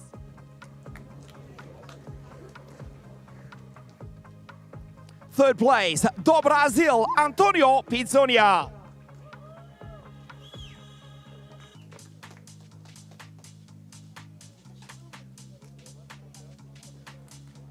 second place from Poland, Leo Górski.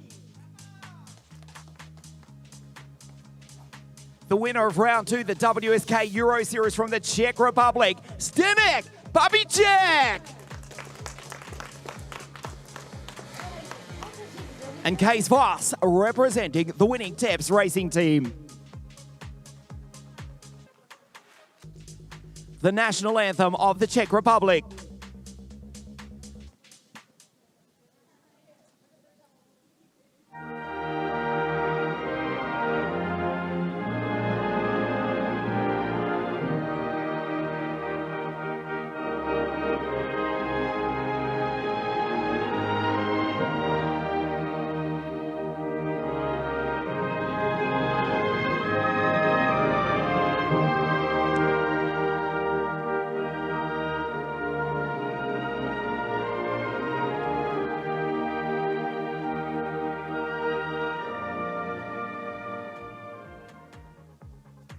The podium at round 2, the WSK Euro Series in OKJ. Third place, Antonio Pizzonia. Second, Leo Górski. And the winner here at Lonato from the Czech Republic, Zdeněk Babíček.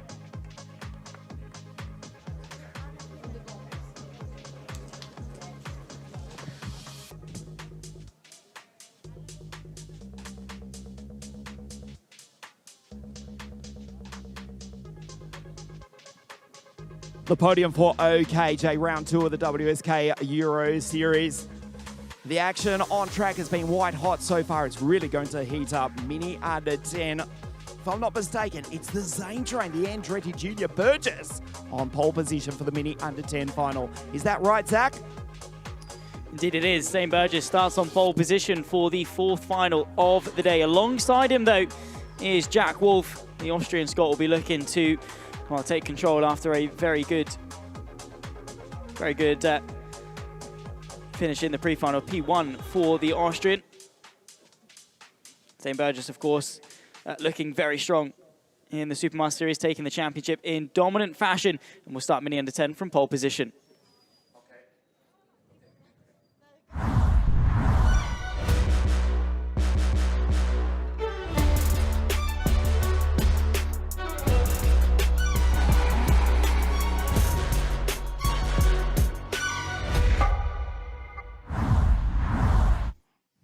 The karts down on the grid, the youngest drivers racing here this weekend, 36 of them, all the way back to the British driver having his first race in WSK, Tommy Lovejoy, who scrapes into the grid alongside Matteo Todran.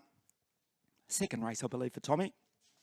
Certainly not the first race for Zane Burgess, the reigning WSK Supermaster Series champion. He'll start on pole position for the Mini under 10 final. Over 10 laps of this 1,200 metre circuit. Nice to have your company wherever you're watching us live around the world on WSK.it and Motorsport TV as well. 278 drivers from 54 different nations here in the north of Italy, arguably the most famous kart racing circuit in the world, built by the Corberti family back in the early 1980s. Hosting the Junior World Cup for the first time in 1990 and the World Championships for the first time in 1996. The Mini under 10 final in just a moment. But firstly, the highlights of the youngest drivers racing here this weekend at Lonato.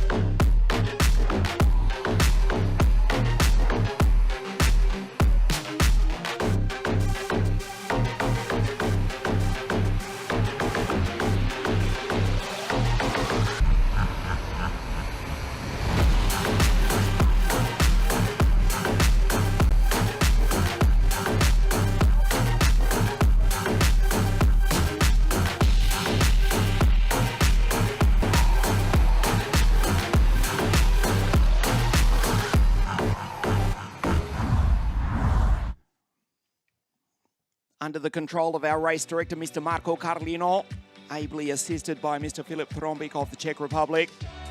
Mr. Oronzo Dibari in race control, celebrating his 37th birthday today. Più 10. The Mini Under-10 final. Round 2, the WSK Euro Series 36 of the youngest drivers racing here this weekend. On the grid, the field set off. This is the grid. Zane Burgess, the Andretti Junior, on pole position. The reigning Supermasters Series champion is alongside the Austrian Scotsman, the third-generation racer Jack Wolf, go with a brilliant victory in the pre-final this morning. The Canadian out of grid 3, Denver, on his 10th birthday, looking to boss the opposition. Out of grid 4, Theros, Vadic, Zev Gottschalk, Sasha Miras back on P8, Giovanni Venturino, and Jake Mikolev from Malta in the Lenzo kart out of grid 10. The second Austrian, Johan Berger, alongside that Texan, Brody Brown. Second American, Blake Schuer. Now with the Paralin Motorsport team is the Californian, alongside Oscar Bronikowski, Phineas, Oliver Vaitens, who was on the podium in the first round of the Supermaster Series at La Conca. Also from Canada, Leo Lito Simone, Romeo Ferrante, fastest in his group of qualifying, Diacono, and Lucas Staciones. Ada Moreira, now with the Tony Kart Racing team, is the Swiss driver Louis Mikami. Alexander Dubyanen, Vincent Burt from Hesse in central West Germany. Enrico Ticcianelli, the Irish-Australian Christian Haron on debut in WSK, as is Ronald Venter from Pretoria in South Africa, looking for a Musheleka race out of grid 27. Turkey, Isaac El-Houti, Nikita Bortov, Jaco Yarto, Noah Diamantino, Noah the Diamond, Max Olekshuk, Johan Tam, Tommy Lovejoy, and Mate Tordonen on the final row of the grid. Zane on pole, Jack to attack, out of grid 2. The Andretti Junior alongside the third generation racer, Jack Wolf, his grandfather, former racer in the ferocious Isle of Man TT. His father, Toto, the first ever winner of the Dubai 24-hour race. His mother, Susie, then Stoddart, racing at this circuit in the Winter Cup for Ward Racing once quarter of a century ago. We race the Mini Under-10 final. Great start from Jaden, and the two North Americans go 1, 2, Jack, back to 4, back to 5. Denver Boss trying to slot his way through, but it's Zane Burgess, the Jamaican-American, who goes P1. Jaden on the inside. Zane throws it into the pit hairpin, and the Andretti Junior, Zane Burgess, the reigning Supermasters Series champion, with a nice lead from the first of the Canadians, Jaden Francisco, in second place. Albert Ferro in P3. So 1, 3, 5 on the grid go first, second and third in the opening stages of the Mini Under-10 final. Jack on the attack. Wolf goes howling through into position 3. Back to Ferro. Albert the Brit. We come across the line for the first time. Here's Gottschalk in 5.02. Good start from Zev to Kleiner Gottschalk for the Kiddix driver performance team. And it's Ferro, Venturino, Zvadic, the second Austrian Johan Berger. Leo Simone with a great start into P9. The second Canadian, and then the Californian, Blake, rounds out the 10. Jaden on the back of Zane. Here comes Jack. Down into the chicane, lap 2 of 10, the Mini Under-10 final. Wolf is sideways. Almost collected by Zev Gottschalk, and now has to defend. Zev Gottschalk from the Caribbean island of Curacao. Zev Gottschalk into P3, back to 4. Wolf responds. Francisco on the back of Zane Burgess as we start lap 3 of 10, the Mini Under-10 final.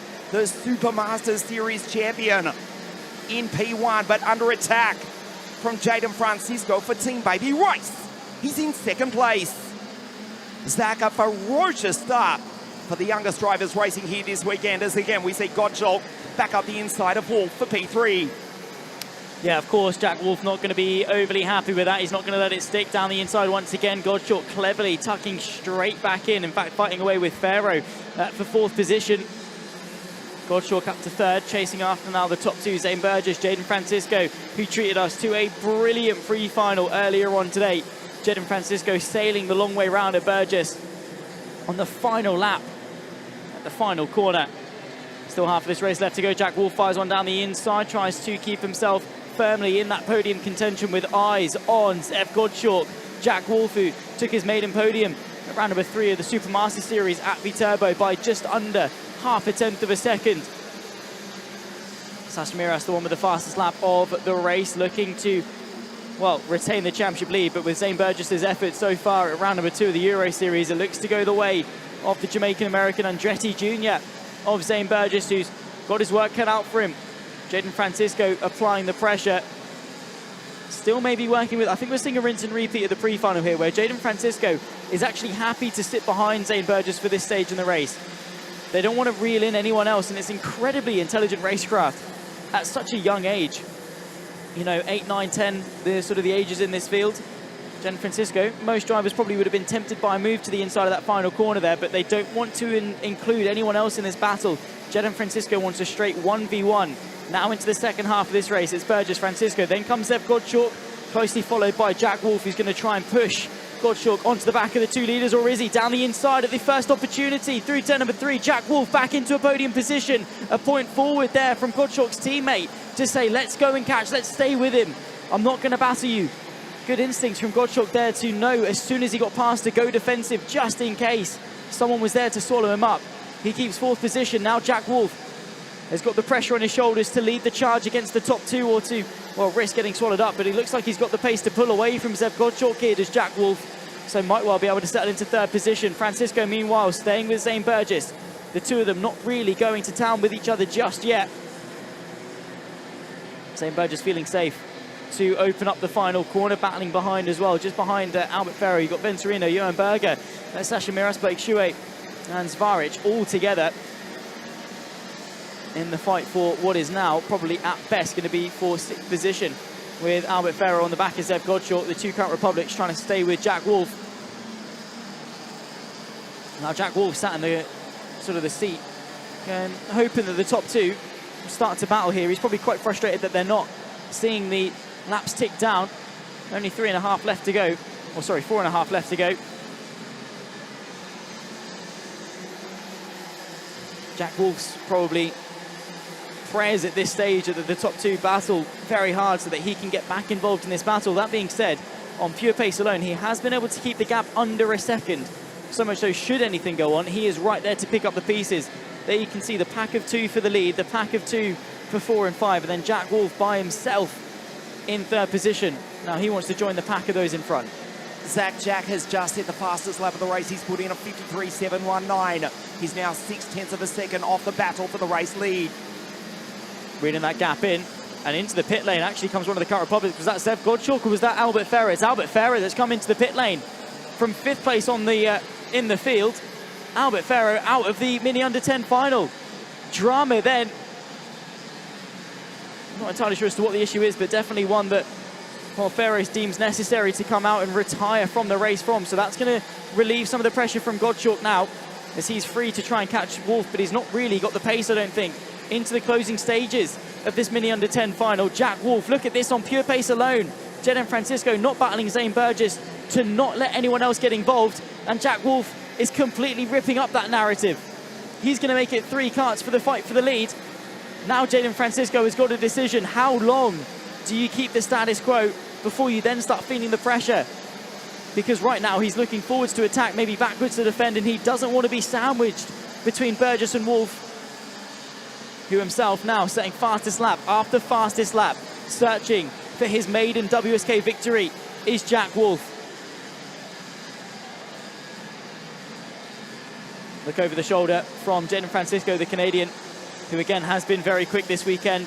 The 3 drivers who have been setting the benchmark for round number 2 of the WSK Euro Series. Now with just 2 laps left to go, Jack Wolf down the inside for 2nd position, spots the gap, gets it stopped. Beautifully done from the 503. Now has eyes on the lead. Will Jaden Francisco sit with him or will he now start the battle? You'd say that Francisco is going to play the wiser game here with 2 laps left to go. Wants to stay on tabs with Zane Burgess. Maybe wants to use Wolf as a bit of a battering ram to get through the Jamaican-American. Now through the right-hander towards turn number 5, a golden overtaking opportunity. This is going to be telling. Jaden Francisco, once again, happy to sit behind. Playing the patient game, letting it come to him. Knows that Wolf is quicker. Knows that Wolf will apply that pressure to Zane Burgess. And maybe that's then when Francisco can strike. Zane Burgess look over the shoulder. He's putting it in the middle of the circuit, not taking any chances, but Jack Wolf keeping his composure. A bit of a correction through the chicane. 1 lap left to go at the line in Mini under 10. They're Mini, but the racing is mighty. Burgess defensive to the penultimate corner. Wolf tried the up and under. That's going to allow him to close the gap. Burgess going defensive. Wolf following him through. Now Wolf on the final lap of the race is looking forwards to attack, backwards to defend. What can Francisco do in this battle? Zane Burgess now has just got 1.2 kilometers left to hang on. Wolf throwing everything at it. Jaden Francisco going very wide, tries to get the up and under on the 2 leaders. Now towards turn number 5. Wolf has to go defensive, both to attack and to defend. Zane Burgess will hang on to the lead. Francisco tries to get underneath Jack Wolf. He succeeds. The baby race driver takes 2nd position, but Wolf is going to throw one back down the inside, up over the crest, and is playing nicely into the hands of Zane Burgess here with a defensive masterclass. But maybe Jack Wolf has got to run. 4 corners left to go in Mini under 10 here at Lonato. Jack Wolf goes to the inside. He defends 2nd position. That's going to hand the victory surely to Zane Burgess. Jaden Francisco draws back alongside in the fight for 2nd position. Opens up the final corner. The checker flag will fly. Zane Burgess will take victory at Lonato. Side by side between Jack Wolf and Jaden Francisco. It's the 5:03 that takes 2nd in the end. In fact, it's not. Jaden Francisco, I think, at the line. No, Wolf. Wolf by 21 thousandths of a second will take 2nd position. Jaden Francisco completes the podium 1, 2, and 3. They finish as they started. But Ian, my oh my, that does not tell the full story. Zane Burgess, a valiant effort there to hang on. What a race, a nail-biting finish in the end. It's the Jamaican-American bomber-clad Zane Burgess takes victory in a frantic Mini under 10 final. We take a look at the highlights. He won the start from pole position. Jaden Francisco, the Canadian, with a brilliant start, going through to P2. Pharaoh, Zev Gottschalk for the Giddix Driver Performance Team, closing in on the back of the Canadian. They were down the inside of the first of the Austrians. The 2nd Austrian, Johann Berger, with a great drive to finish in P5. Zane Burgess caught by Jaden. Jack on the attack. Wolf through up onto the podium and then goes through on Jaden Francisco to P2. Tried to take the lead. Zane Burgess simply says, not in my house. And the Andretti Jr. takes victory in round 2 of the WSK Euro Series. It's the Jamaican-American from the first of the 2 Austrians, Wolf. Francisco, Zev Gottschalk from Curacao, great performance. Van der Kleine Gottschalk. Berger, great drive into P5. Head of Blake Schuer, the Californian from Sasha Midas. Zvadic, Oliver Vaitans. Brilliant finish for Oliver. Remember, he didn't set a time in qualifying. The driver from Tenerife, finishing in P9 ahead of Giovanni Venturino. Zane Burgess, as fast as a FedEx jet, flies to victory here this afternoon. He takes victory for the Paralin Motorsport team. And the Scottish-Austrian, or the Austrian-Scot, Jack Wolf, remember, finished P2 at Viterbo, the first round of the championship, and finishes P2 here this afternoon. Jaden, the Canadian, home on the podium in 3rd place. Zane Burgess with 191 points going to Cremona on July 11. Sasha Miras, quiet weekend for the Spaniard this week, French Spaniard this weekend. Still 2nd in the series on 138 points. Wolf 134 points in 3rd. From Francisco 106. Zev Gottschalk 89 points from Denver Boss. On his 10th birthday, finishes just outside the top 10 behind Giovanni Venturino. Zane Burgess. We know there's so many of you watching on live from not only Miami, but also in Jamaica. We say, Wagwan Jamaica. Your boy has done it again. The Supermaster Series champion, the Andretti Junior driver, wins the Mini Under-10 final, round 2 of the Euro Series, and takes the championship lead to Cremona on July 11. He'll stand right there in the centre of your screen on the top step of the podium in just a moment. Indeed he will, and what a drive it was in the end. Playing the patient game with Jaden Francisco really, really well. The two of them through the pre-final and into the final. I mean, it was 9 and 10 years old. Very impressive stuff to work together that long, and you have to commend Jack Wolf doing all of the heavy lifting completely by himself to reel in that gap, to get involved, to put himself between the two leaders, to try and establish control. But in the end, the pressure from Jaden Francisco on that final lap meant that Jack Wolf couldn't really focus his attention on going for Zane Burgess, and I think that was Burgess's plan all along, was to defend going on to the final lap, so much so that Francisco and Wolf would settle for the fight for second to give him that breathing space for the final two corners. And in the end, Zane Burgess takes yet another victory in 2026. I think all but one race, and by that I mean one final, has he not won or not been on the podium. At the very least, it's been a P1 or a P2 for every single race bar one for Zane Burgess this year, or something in that vein. He has just been so, so good, the Andretti Junior. He's got a lot to be proud of there. You can see the high fives all around for our podium finishes. Understandably, very, very happy with that. Jack Wolf, his second podium of 2026 in WSK. He took third at Viterbo for the Supermaster Series. He takes second for the second round of the Euro Series, puts himself into P3 in the championship, just 4 points off Sasha Miras for P2. And with the all to play for, still 153 championship points on offer heading into Cremona. And the gap at the front, less than 60, just 57 between Jack Wolf and Zane Burgess, and 53 between Sasha Miras and Zane Burgess as well. So all to play for, really. We take to Cremona, 13 points for the qualifying heats, 60 for the pre-final, 80 for the final. But that, of course, in a couple of months' time. Let's head down to the podium for Mini Under 10.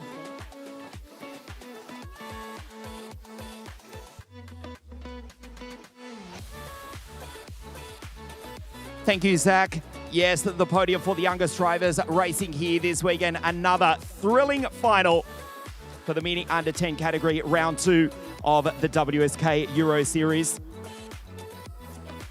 The youngest drivers racing here this weekend, just still getting themselves organised. The flags of Canada, Austria, and the United States of America, an international podium here for the Mini Under 10 final.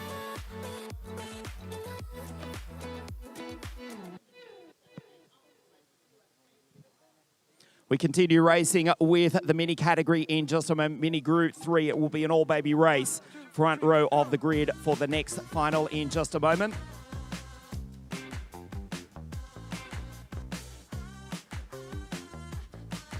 And now we're right to go with the Mini Under 10 podium. Round 2, the WSK Euro Series. In third place, the Canadian 14 baby race, Jaden Francisco.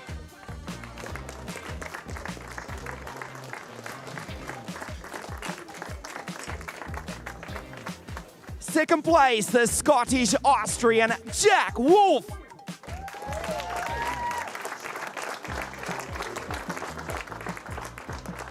And the winner of round 2, the WSK Euro Series, the Jamaican-American for the Paralympic Motorsport team, the Reigning Supermaster Series champion, Bomberclad Zane Burgess.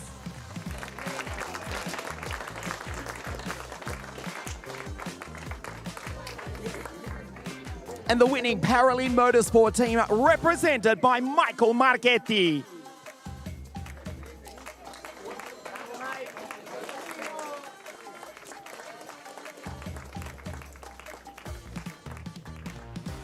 Third place to the Canadian for Team Baby Race, Jaden Francisco.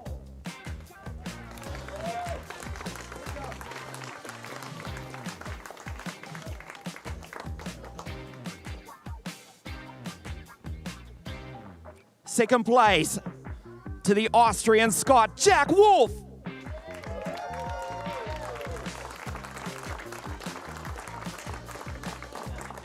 And the winner of round 2, the WSK Euro Series in Mini Under 10, the Jamaican-American for Paralympic Motorsport, Zane Burgess.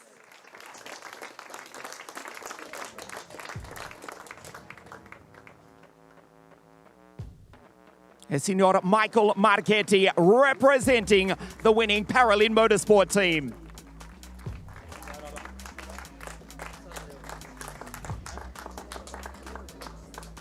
The national anthem of the United States of America.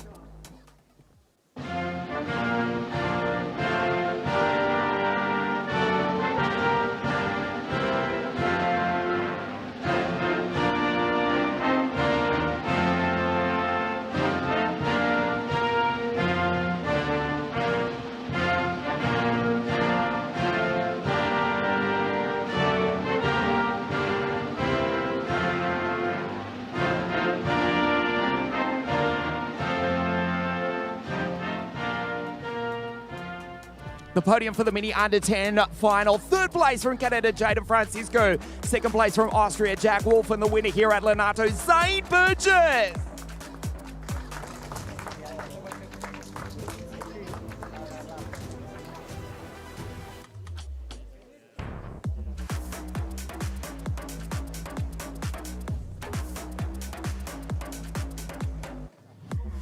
The Mini Under 10 podium, a brilliant race over 10 laps. We're about to repeat exactly the same thing, we hope, because that was a thrilling final. Mini Group 3, they're down on the grid, ready to race. Zach, it's an all-baby race. Front row of the grid. Back to you in the studio. Foreign Warwick Superchock and now Alga Howdy will share row number 1, and correctly so, both representing Baby Race Driver Academy. Zane Patch, Devon Tits on row number 2. We'll run you through the full grid in just a moment. What a battle that was in Mini Under 10. And staying with the Minis, of course, Group 3 gets to do it all over again. 10 more racing laps. And, well, a very happy Mercedes camp down there. Dorian Pan, of course, taken to her first drive in a Formula 1 car. First woman to drive a Mercedes Formula 1 car earlier today as well. So a lot to be happy about down in that camp. And, well, Jack Wolf bringing home a podium as well in what was a very intense Mini Under 10 final. Mini Group 3, though, up next, Palm Warwick Superchock and now Elka Howdy sharing the front row of the grid, and all to play for in the Euro Series Championship. Look out for the likes of Wyn Gottschalk, who's starting this race a bit further down than maybe he'd expect, down in P10, but we know what Wyn Gottschalk can do when it comes to comeback drives. He'll start alongside Stays Moyes on the 5th row of the grid. Look out for Daniel Ferguson for Team Driver. He starts this one in the 569 in P7. And again, we'll be looking to go forward. Alfie Mayer alongside him on row number 4, a very star-studded lineup for Mini Group 3. All of these drivers looking to prove themselves on the biggest stage in karting here at a very sunny Lonato. 23 degrees Celsius now. The air temp, it's been a sunny, a beautiful day here at South Garda Karting. Myself, Zach Swinney, Ian Silvestrin, talking you through all of the racing action. And, well, 4 finals down, 3 to go. Before we do race the next Mini Group 3 final, Zach, let's take a look at some of the action in the Mini Group 3 category this week here at Lonato.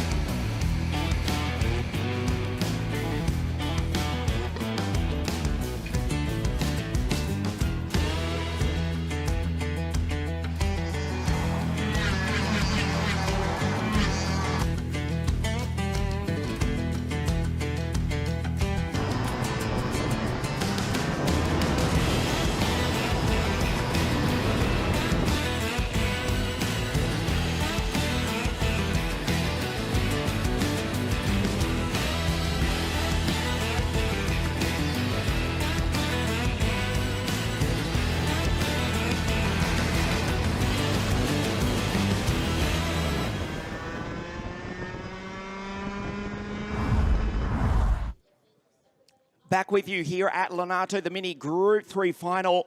The sun is shining. It is springtime. The European season is in full swing.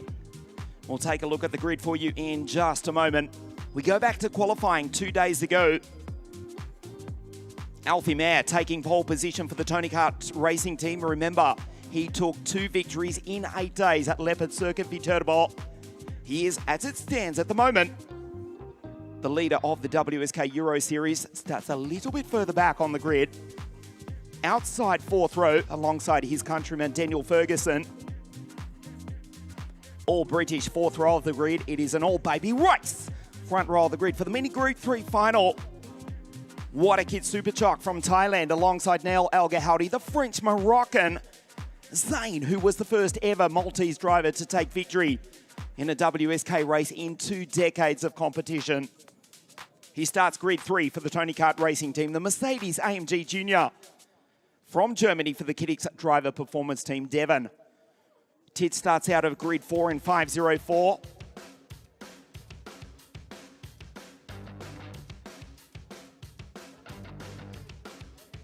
Just a moment away from the start. The mini Group 3 final, round 2, the WSK Euro Series. We look just a little bit further back in the pack. Case Muis at a grid 9 alongside Wingott Scholt. Also look out for Lennox Lockhart, the first ever driver from the beautiful Bahamas, the kid from the Caribbean who's been in great form this weekend. Lennox out of grid 11 in 529. His father Miguel, former NFL college football player in the United States of America. Miguel, if your boy wins this, I'm on the next plane over the other side of the Atlantic. We're going to watch an NFL game live. Lennox Lockhart starting out of grid 11. The field set off. We take a look at the grid. What a Kid Superchalk. Nail El Gahoudi on the front row of the grid for Team Baby Race. Second row, Zayn Budge alongside Devon, Andrea Buffon, and Abraham Shelvis, the Dutch Colombian from Spain, out of grid 6. The Brits on the fourth row, Daniel and Alfie, who won a Viterbo. Case Muis and Wingott Scholt from the Dutch Caribbean island of Curaçao, the nation which has qualified for the forthcoming FIFA World Cup. Gottschalk, the final cup champion, at a grid 10. Also from the Caribbean, that's Lennox from the Bahamas, Alessio Ottaviani, Garcia from Mexico, Alexander Matchak, Felix Chang, the Syrian, Gatsi Al-Makdad, Andreas Papagiorgio, the British Cypriot, Stech, Mick Klinkers, and Demir Halilovic, the Austrian for the Porsche racing team, out of grid 20. Leo Kralev, the Siberian, David Sitov, Amador Padovani, the Dutch Pole, David Acton, the Mexican Serbian from Dubai, Guido Evergeni, Teo Steindl. Then it's Nadio, also from Mexico, Tar from Estonia, Amar Pantoli, and James Roots out of grid 30. Alvaro Medeiros do Brasil, alongside Ryan Tibuno from Foggia in the south of Italy. Matteo Gomez, Nicolo Pacillo, Gillian van der Kotele, and the second generation racer, Farel Barretta, who raced with LaRousse, among others, in Formula One way back in the 1990s. What a Kid Superchalk, 534. El Gahoudi, the French Moroccan, 553. Team Baby Race on the front row of the grid. Here at South Garda Karting, the Mini Group 3 final, round 2, the WSK Euro Series. We race.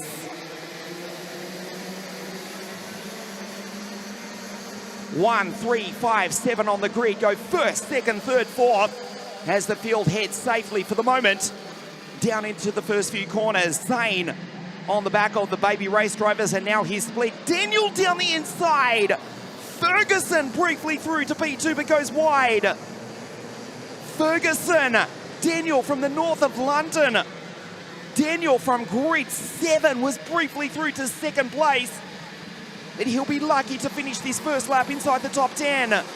There behind his Tony Kart racing teammate, Zayn.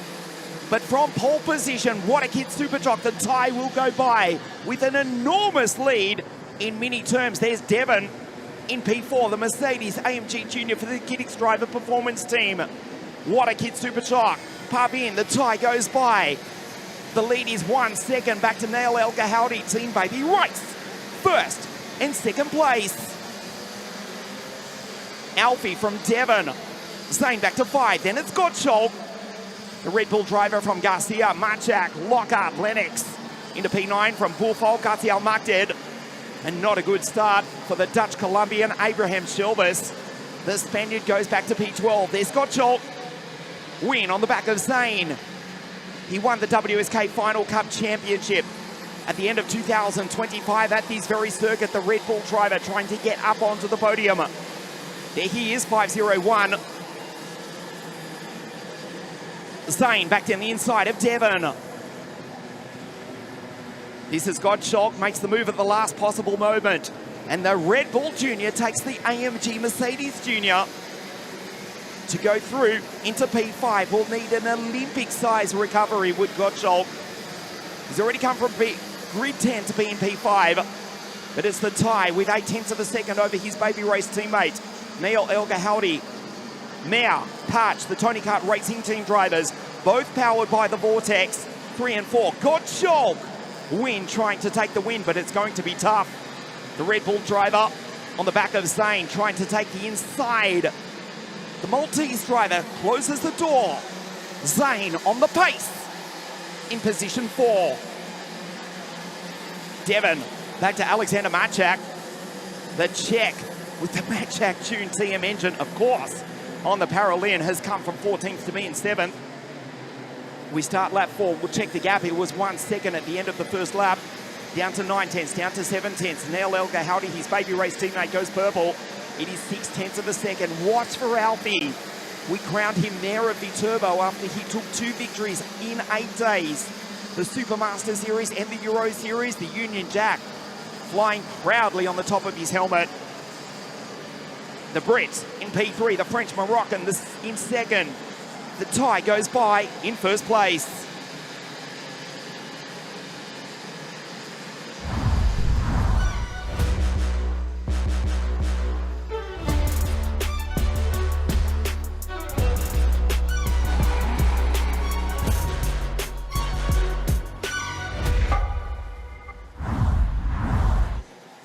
Zach, an excellent start to the Mini Group 3 final. We saw a thrilling finish a few moments ago in the Mini Under 10 final.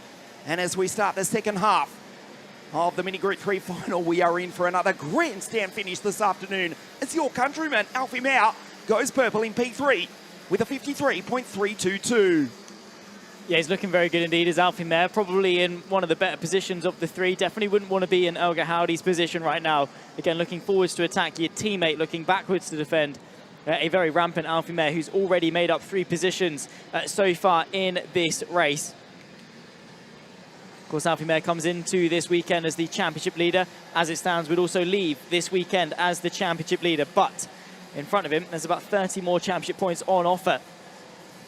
70 for the win, 60 for second, 50 right now for where he is in 3rd position. And he wants to go and demote El Ghaoudy and work his Superchalk down a couple of places. Onto the 6th lap of racing, 5 completed, so over half distance now, the top 3 nose to tail.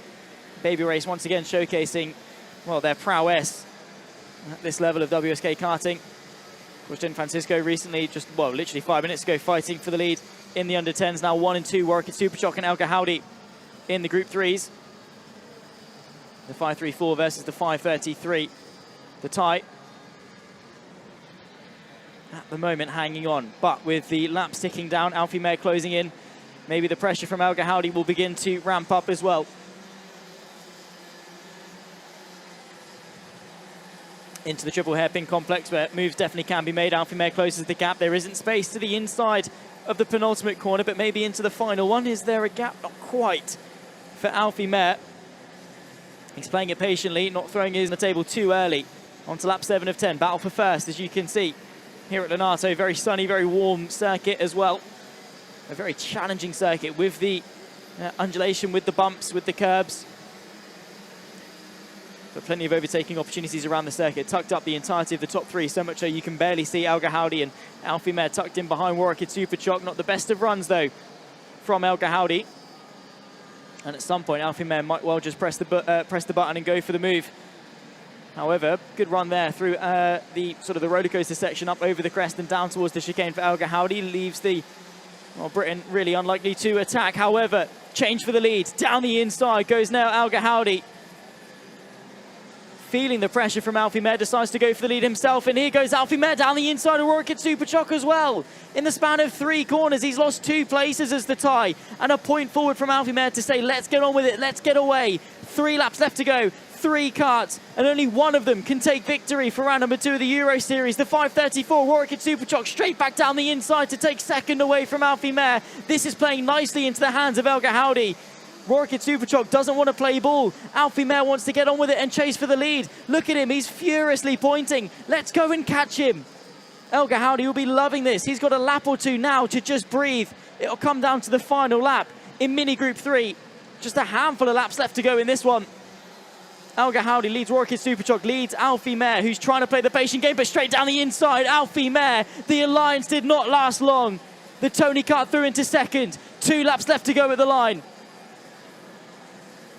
Now the ball is in Rocket Superchalk's court. Does he want to work with Alfie Mare? Put his differences aside for a lap. Let's take a look at it. There he is, furiously pointing, just for 3 corners later, to snatch second place off of his hands. He wants to do it himself. He wants to do the heavy lifting. He wants to be the one to lead the charge. A lap and a half left to go in mini group 3. It's Elgar Howdy from Mare, now from Rocket Superchalk. Zane Patch from Devon Tits, the top 5.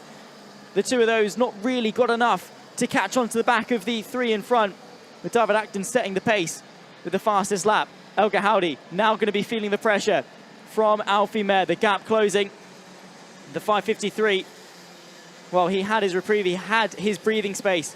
And now, with a lap and 2 corners left to go, he's got it all to do, all to prove in mini group 3 here at Lonato. 1.2 kilometers left to negotiate to decide who's going to be leaving Lonato and heading to Cremona as the reigning winner. Alfie Mare commanding the championship, but he wants the gold trophy to go with it. Final lap of the race. Elgar Howdy from Mare, Warwick at Superchalk. Tony Kart sandwich with some baby race bread either side of him. Alfie Mare setting the pace. He is motivated as ever, but running out of opportunity in this race. Look over the shoulder. He feels he's safe to press on. Not really feeling too much pressure from Warwick at Superchalk behind, but time of the essence, time running out. Elgar Howdy quick in all of the right places. It's got to come at the final 3 hairpins for Alfie Mare if it's going to come at all. He has to go defensive. That's the nail in the coffin for Elgar Howdy potentially to take victory in this race. Alfie Mare defending prematurely now. Is there any chance for him to go for the lead? Elgar Howdy has dealt with this race brilliantly, and Mare now settles for second. Through the final corner, there's no space now for Mare to go for the lead, so the checker flag will wave, and now Elgar Howdy will brilliantly hang on. Will take victory here at Lonato for the WSK Euro Series. And Baby Race finished 1 and 3 with Alfie Mare splitting the 2. Not feeling safe enough from the offense from Warwick at Superchalk. Alfie Mare defending through the final 3 corners, doing his best to keep second.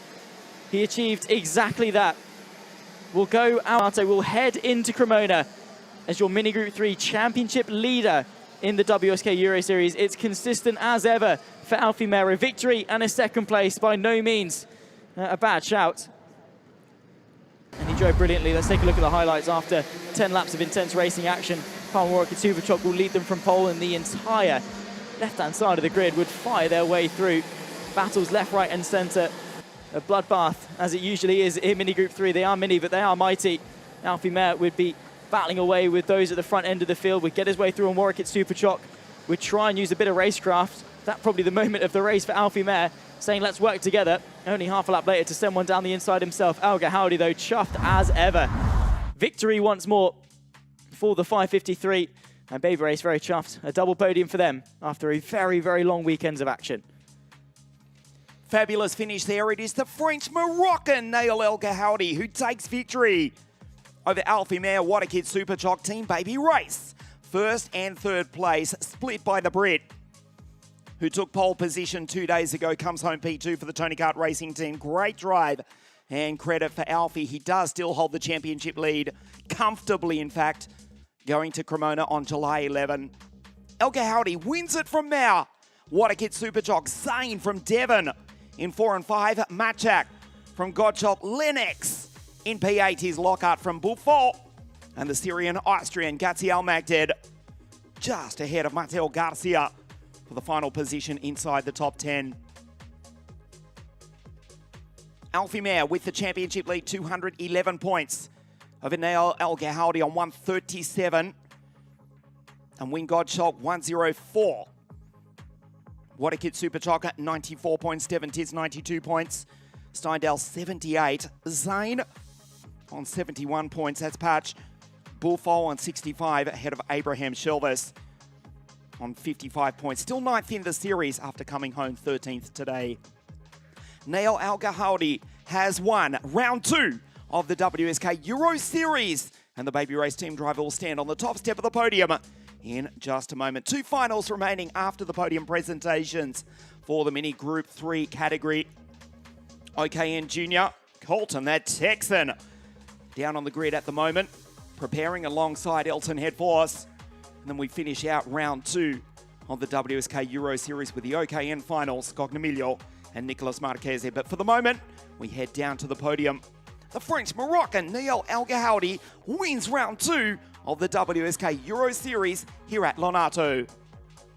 And what a drive it was from El Gahoudi. Not easy in the slightest. Relentless pressure from Alfie Mayer. Warwick at Superchock there as well, his own teammate. And the 3 of them giving everyone else a demonstration. I mean, a good battle between Zane Patch and Devon Titz, of course.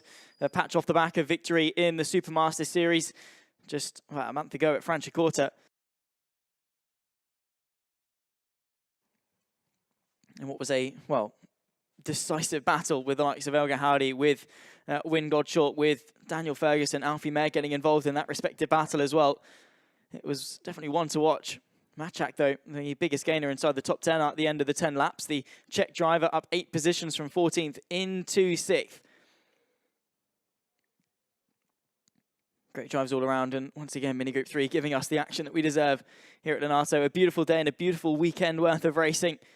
2 back-to-back, well, to be fair, 5 back-to-back brilliant finals. Just 2 more left to go for round number 2 of the Euro Series. Delighted to have your company, of course, whether you're watching us from around the world.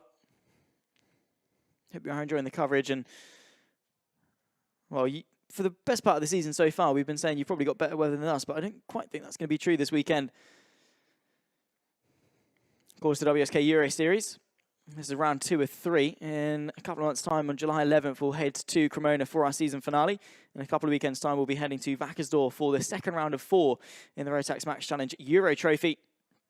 So plenty of events still to come in the WSK calendar. Of course, the Italian F4 Championship kicking off in a few weeks' time as well. So plenty to sink your teeth into. So make sure you are following along the stars of the future on the grids of today. And the data speaks for itself in that respect. Over 70% of the Formula 1 grid have participated in a WSK race of some sort at some point in their career.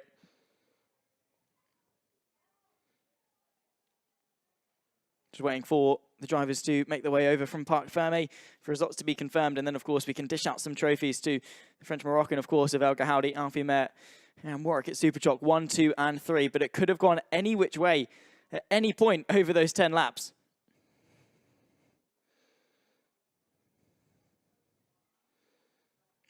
I think everyone is ready down at the podium. Let's head over to Ian for our 5th podium of the day.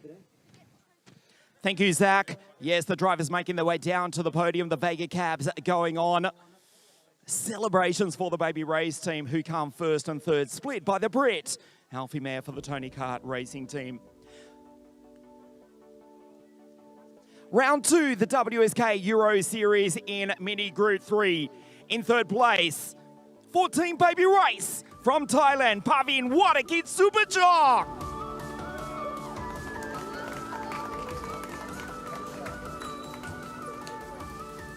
Second place from Great Britain for the Tony Kart racing team, the fastest qualifier, Alfie Mayer.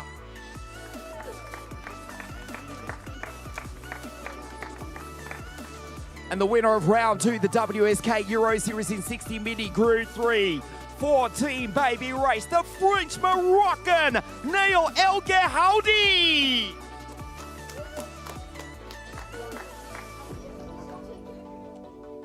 And the winning team, Team Baby Race, represented by Signor Felice Kukovia.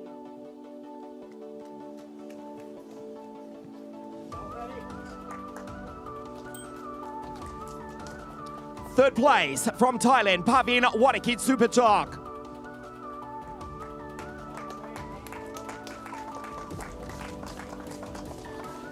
Second place from the United Kingdom for the Tony Kart racing team, Alfie Mayer.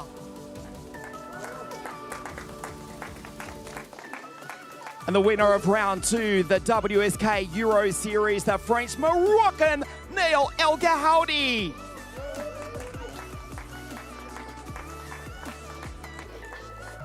E Felice Kukovia per il team vincitore, Team Baby Race.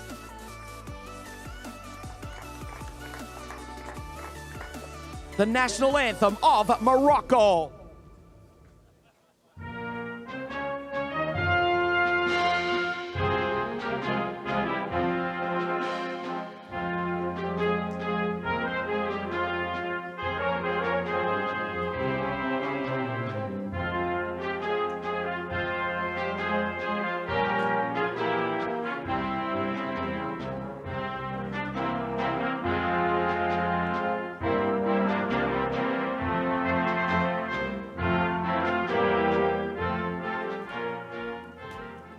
The podium round 2, the WSK Euro Series. Third place from Thailand, Pavian Wadakin Superchok. Second place from Great Britain, Alfie Mao. And the French Moroccan wins here at Lonato, Neil El Gahoudi.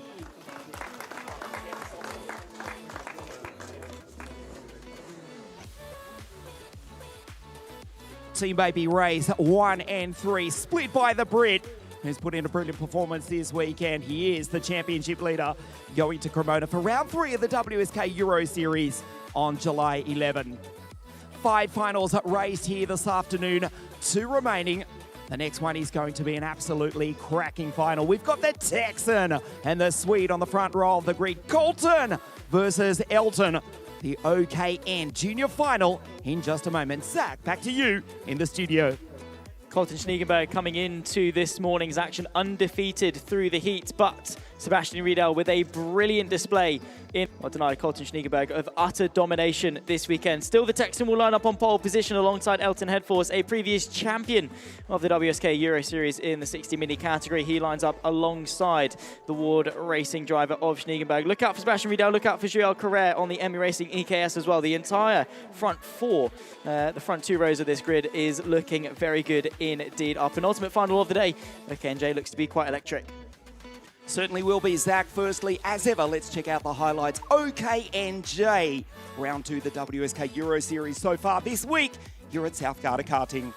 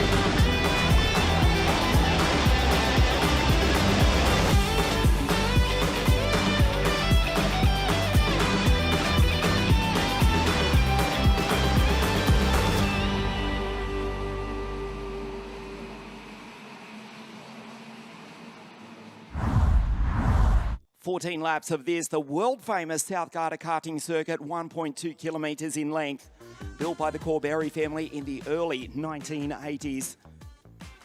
Hosting the Junior World Cup in 1990, who will ever forget Formula Super A if you have not seen the final lap of the 1996 World Championships? Johnny Mislevich passing Alessandro Manetti on the final lap to take the World Championship for Sweden. On the last lap, so much history at this very circuit. Round 2, the WSK Euro Series, the OKN Junior Final in just a moment.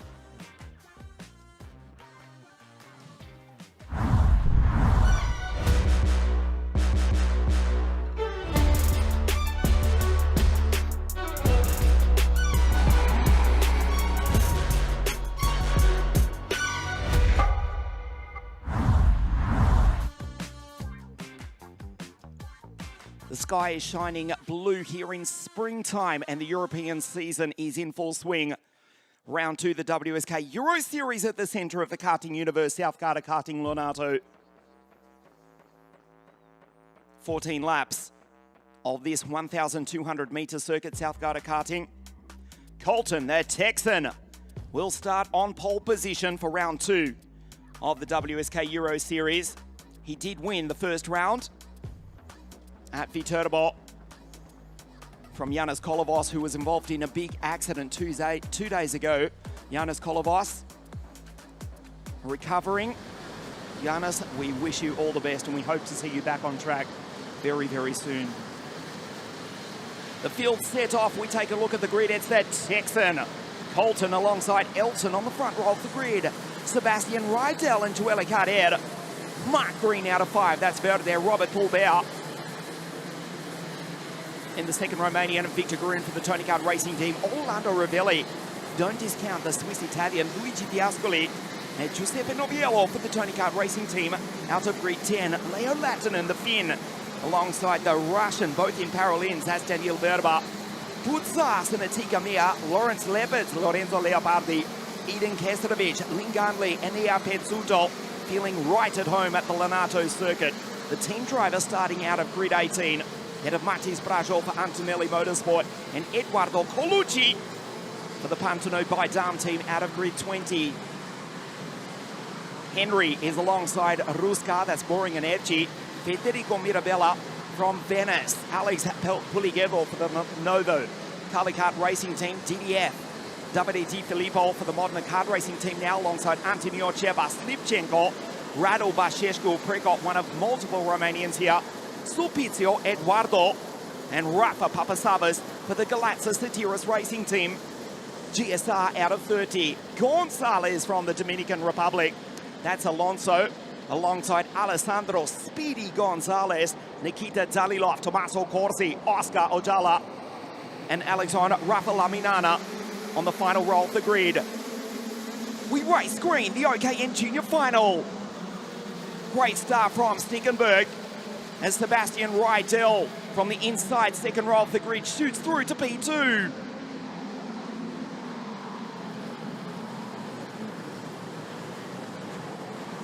Colton glances back over the shoulder to see the German, not the Swede. That's head force.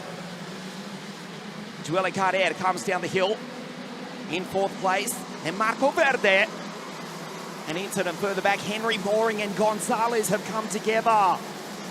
It looks as though the drivers from the Dominican Republic and Germany out on the first lap. Hugely disappointing for Henry and Alonso.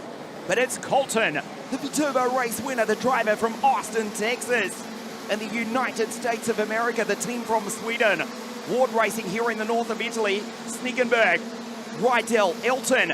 It's head force who makes the move up the inside. Sebastian closes the door on Elton. Watch GC tries to go through to P3. Here comes Mark Green. Rydell goes wide.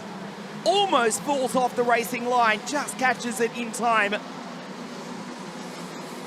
Colton Snickenberg, the Texan from the German.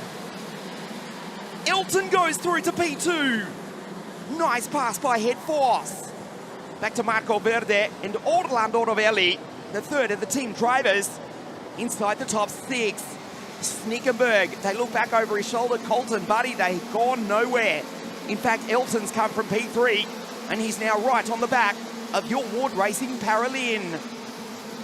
Into the big hairpin on lap 3.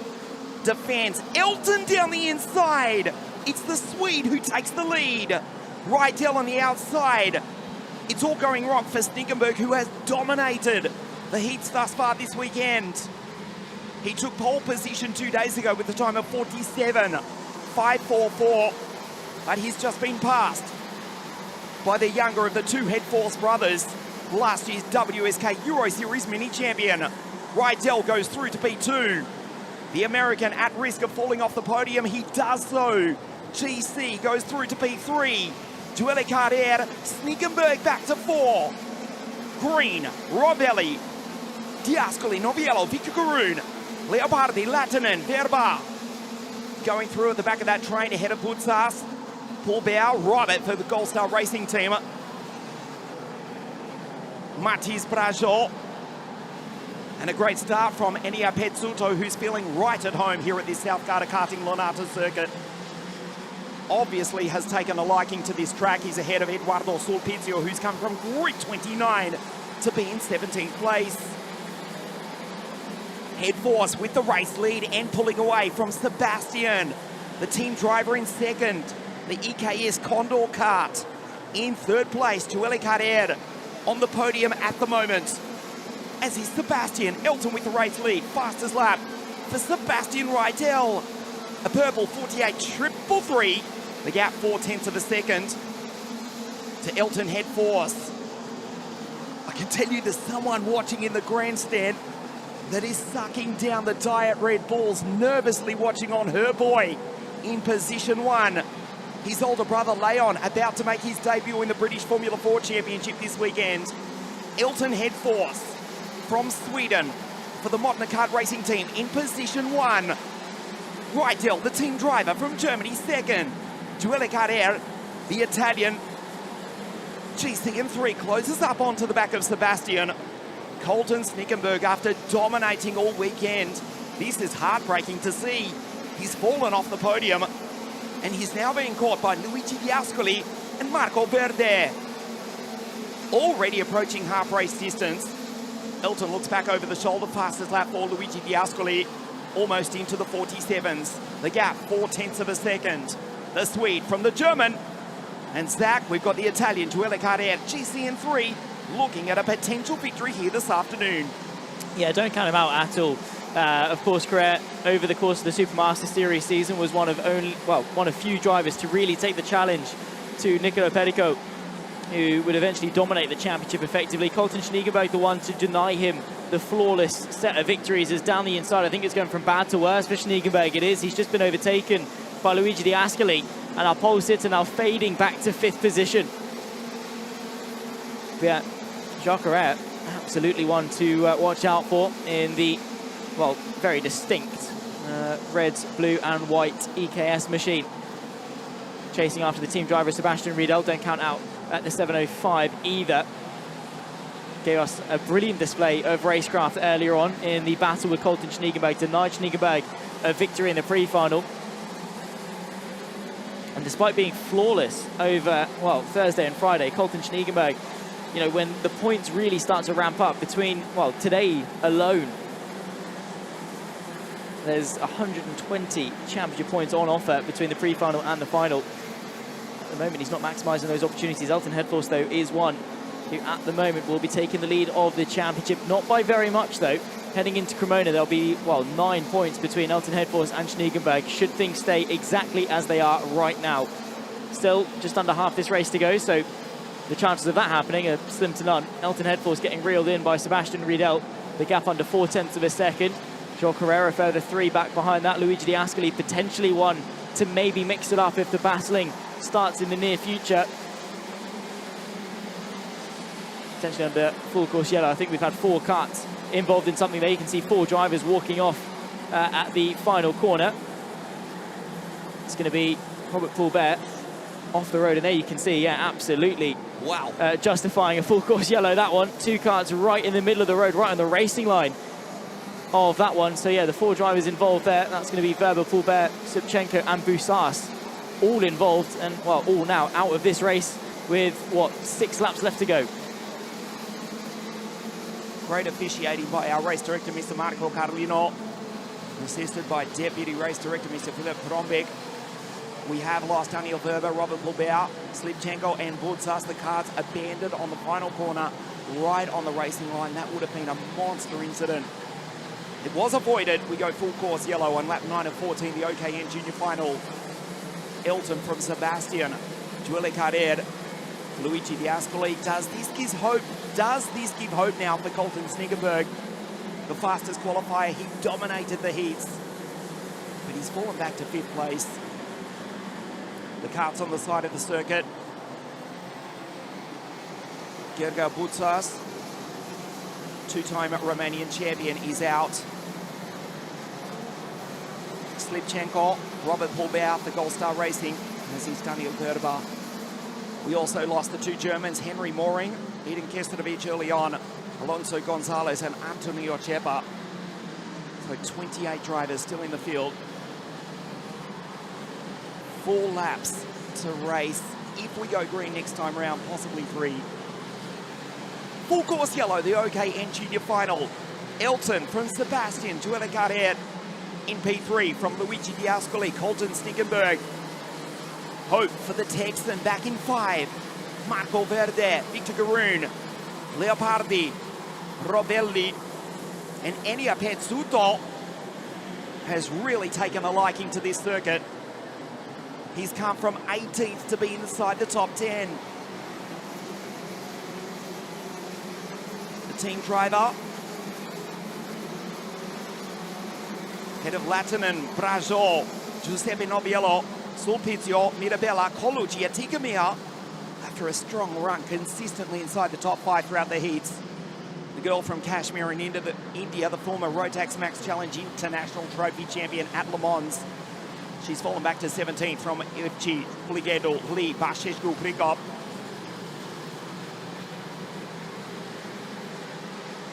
Zalilov, Rafa Laminana,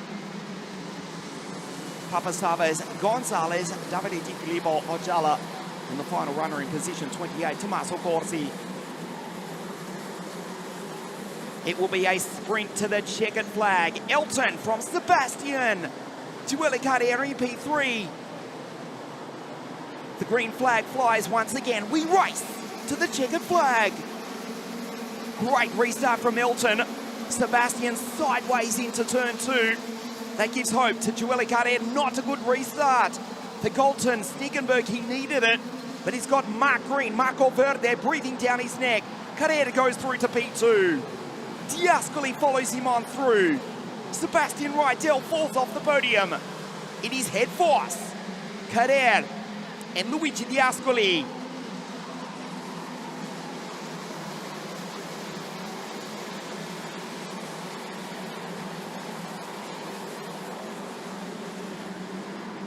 Diascoli right on the back of Joelle Carrier. Makes the move down the inside, goes on through.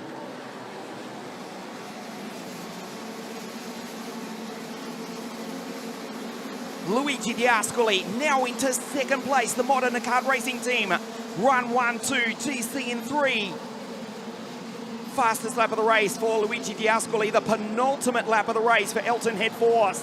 The gap is 9/10 of a second. Last year's WSK Euro Series champion in Mini goes P1. In the OKN Junior Final, he'll take the lead into Cremona on July 11 by just 15 points as it stands at the moment. Carrier down the inside, defending from Rydell and Marco Verde. Colton's back into it. Surely he won't win today, but there is hope for a podium. Last lap for Elton in P1, the gap 8/10 of a second. Luigi in second, GC in 3. Joelle Carrier, this is Rydell, Verde and Colton. Heartbreak for the Texan. He won't win here this afternoon. Elton Head Force, half a lap away from victory. The Swede in the lead, the Modern Kart Racing team, 1-2 in the OKN Junior Final at the centre of the karting universe, South Garda Karting Lonato. 3 corners remaining. The sweep for the 2 Italians. The Modern Kart Racing team run 1-2, the final corner. Don't you worry, child. We're about to see something new again. Elton Head Force takes victory in round 2 of the WSK Euro Series. Luigi Diascoli second, Carrier third. Verde fourth, just misses the podium, does Marco Verde. And Colton, heartbreak for the Texan, home in P5. Elton Head Force wins round 2 of the WSK Euro Series at the centre of the karting universe, right here at South Garda Karting Lonato. Diascoli comes home 1-2. It's the Modern Kart Racing first and second. We take a look at the highlights of a thrilling OKN Junior Final. Colton from pole. Colton in the race lead. Held position 1 early on. It was a great start by Sebastian Rydell. But it's Elton, the Swede, going through into the lead. And then it all went wrong for the American, who misses the podium this afternoon. Great drive from Joelle Carrier. GC through to P3, where he would ultimately finish. Going wheel to wheel with Marco Verde, Sebastian Rydell. But out front, the modern kart racing team, the Paralins 1-2. Elton takes victory from Luigi Diascoli. And Joelle Carter in position 3 on the podium this afternoon for the EKS racing team. Mark Green, Marco Verde, quasi sul podio. Nonostante una bellissima gara, almost on the podium, but notwithstanding a fantastic week for Marco Verde. Colton heartbreak for the American after dominating all week. Sebastian 6. Enia Pezzuto, wow, has found a home here at Lonato, comes home in 7th from 18th on the grid.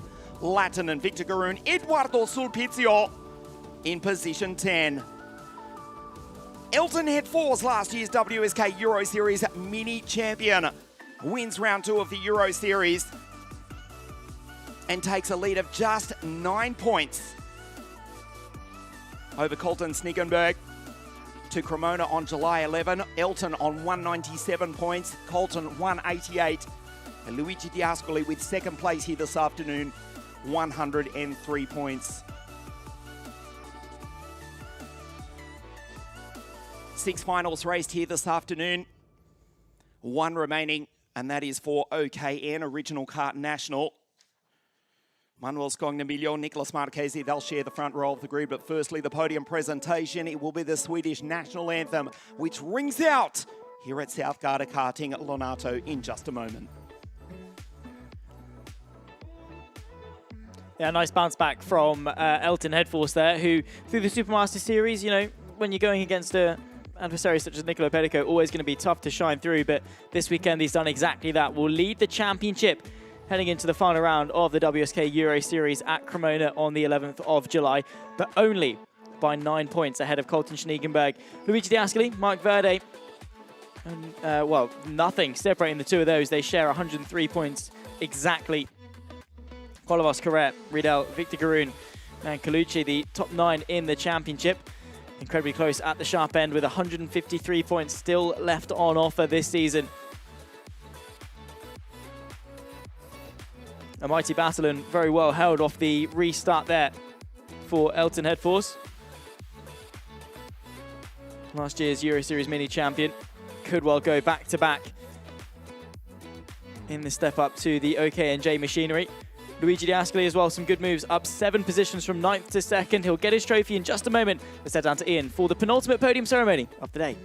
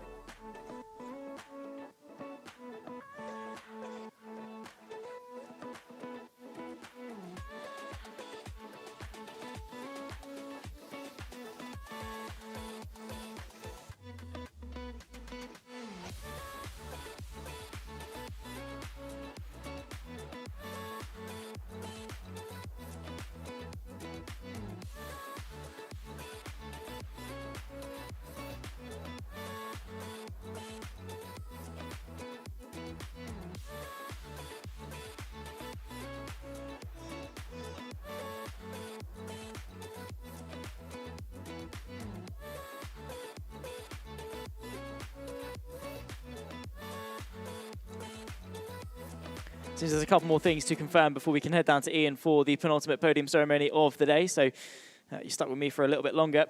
Here you can see Luigi Diascoli awaiting, of course, the ceremony so he can get his trophy. Composed as you like.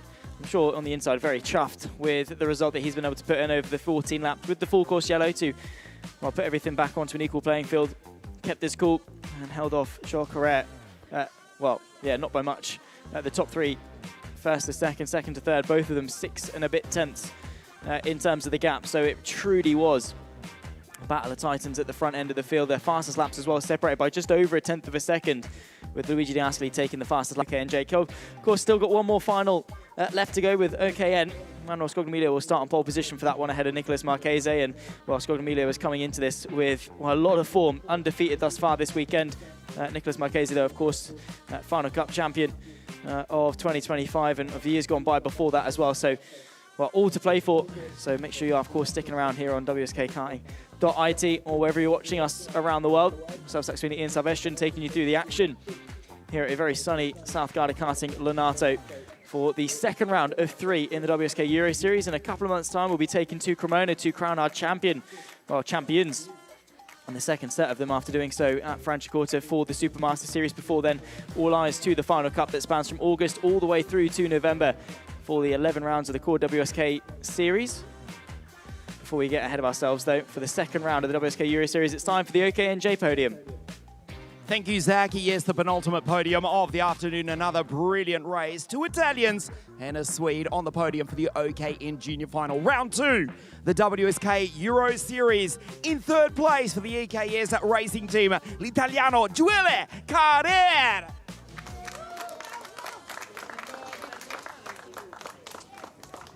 In seconda posizione, un altro italiano, Luigi Diascoli.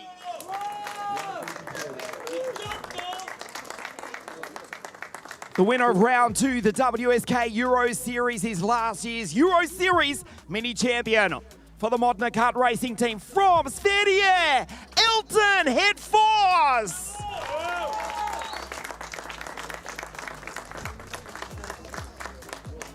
And the winning team, the Modena kart racing team, represented by Lonato Finocchi.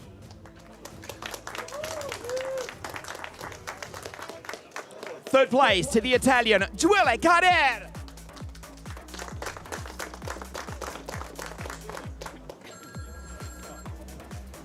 Second place to the Italian for the Modena kart racing team, Luigi Diascoli.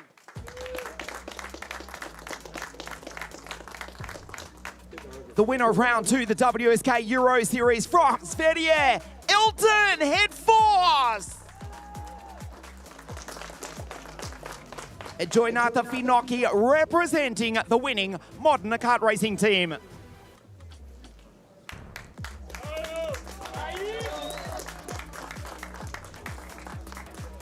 The national anthem of Sverige.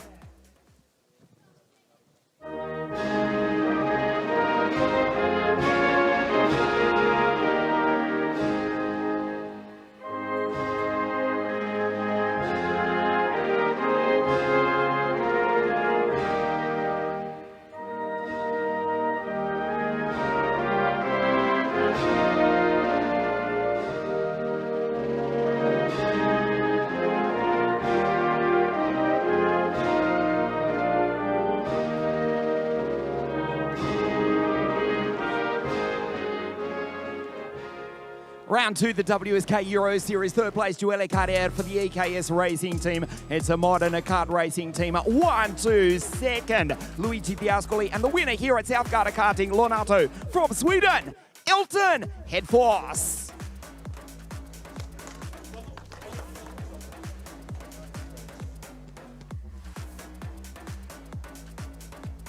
Gioele joins Luigi and Elton and Lonato on the top step of the podium. The sun is shining, the breeze starting to pick up. It's been a brilliant afternoon, a brilliant day, a brilliant week of racing here at the centre of the karting universe, South Garda Karting Lonato. We have raced 6 finals. There's 17 laps to conclude round 2 of the WSK Euro Series. OKN, Manuel Scognamiglio on pole position. Zach. One more final then of the day for round number 2 of the WSK Euro Series. OKN sees Manuel Scognamiglio on a very good run of form for Pantano by Dam on pole position alongside the Zanchi Motorsport machine of Nicolas Marchese, Andrea De Gite and Lamberto Ferrari, the 2 that came into this round as the 2 title protagonists line up on row number 2. We'll run you through the full grid in a few moments' time, but it's looking spicy in the fight for the OKN title. Manuel Scognamiglio, though, absolutely is the one to beat. He's been the one setting the benchmarks thus far this weekend. And for round number 2, just one more final left to go.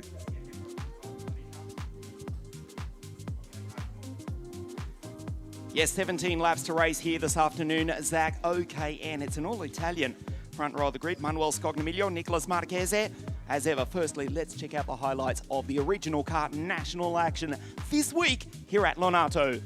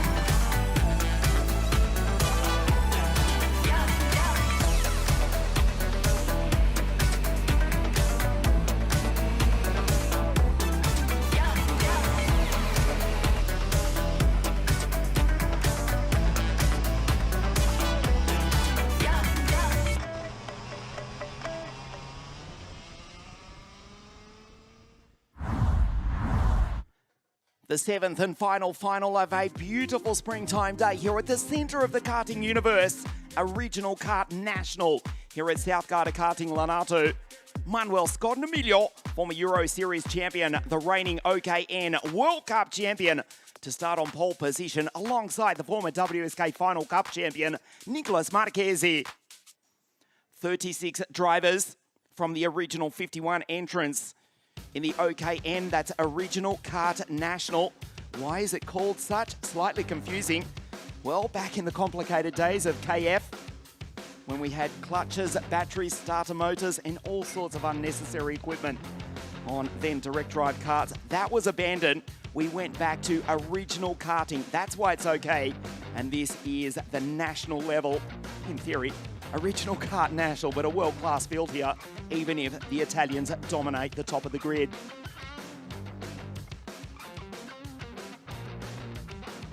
(23°C). It is springtime here in the Northern Hemisphere, thankfully, after a bitterly cold start to the 21st season of WSK Promotion World Motorsport. A dry circuit. 23 degrees, the sun shining, as we say, the track dry. Forgive the cliche, but the action on track is about to be white hot in just a moment. Manuel Scott-Emilio will start from pole position. Pantano by Dam. On pole, the great Giorgio Pantano, former European World Cup Junior champion, two-time Formula 3000 or Formula 2 champion, former Jordan Formula 1 driver together with team driver. His chassis, Scott-Emilio has driven it brilliantly. Pole for Scott-Emilio. Nicolas out of grid 2. Andrea Giudice for the Tony Kart Racing Team starts out of grid 3. Alongside Lamberto Ferrari, also a former WSK winner for the Monster K Factory Team out of 4. Leonardo Dondi, Kevin Battistone, and then Ivan Aman for Innovate Competition out of grid 7. Alongside Tudor Jokan for Goldstar Racing. Lucas Goodman, Lucas Bonholm, alongside Andrea Barbieri, also for Zanchi Motorsport. 11th on the grid, Lawrence Friend, Lorenzo D'Amico, alongside the two-time Argentinian champion Martin Sa, Nicolas Cartagianis, Daniele Vezzelli, who's been in brilliant form. His first race with the Tony Kart Racing Team out of 14. Il Siciliano, Christian Blandino, watch him out of 15. Martinez, Cocozza, Mossiman, do Brasil out of 18. Fighter Papa Filippo, and Julius Ochepa out of grid 20. Lorenzo Lulli, Ryan Carrera, Moratzik, Santese, Lucas Jezerski smoked the two poles ahead of Rasmussen, the Serbian Nikola Nikolic, Joseph Little, Giuseppe Piccolo, and Netchifor. That's David out of grid 30. Midzoni, David Cherry, Leonard Savgier, Tony Field, Antonio Campo, Benjamin Erimia, and Federico Nardozzi on the final roll of the grid.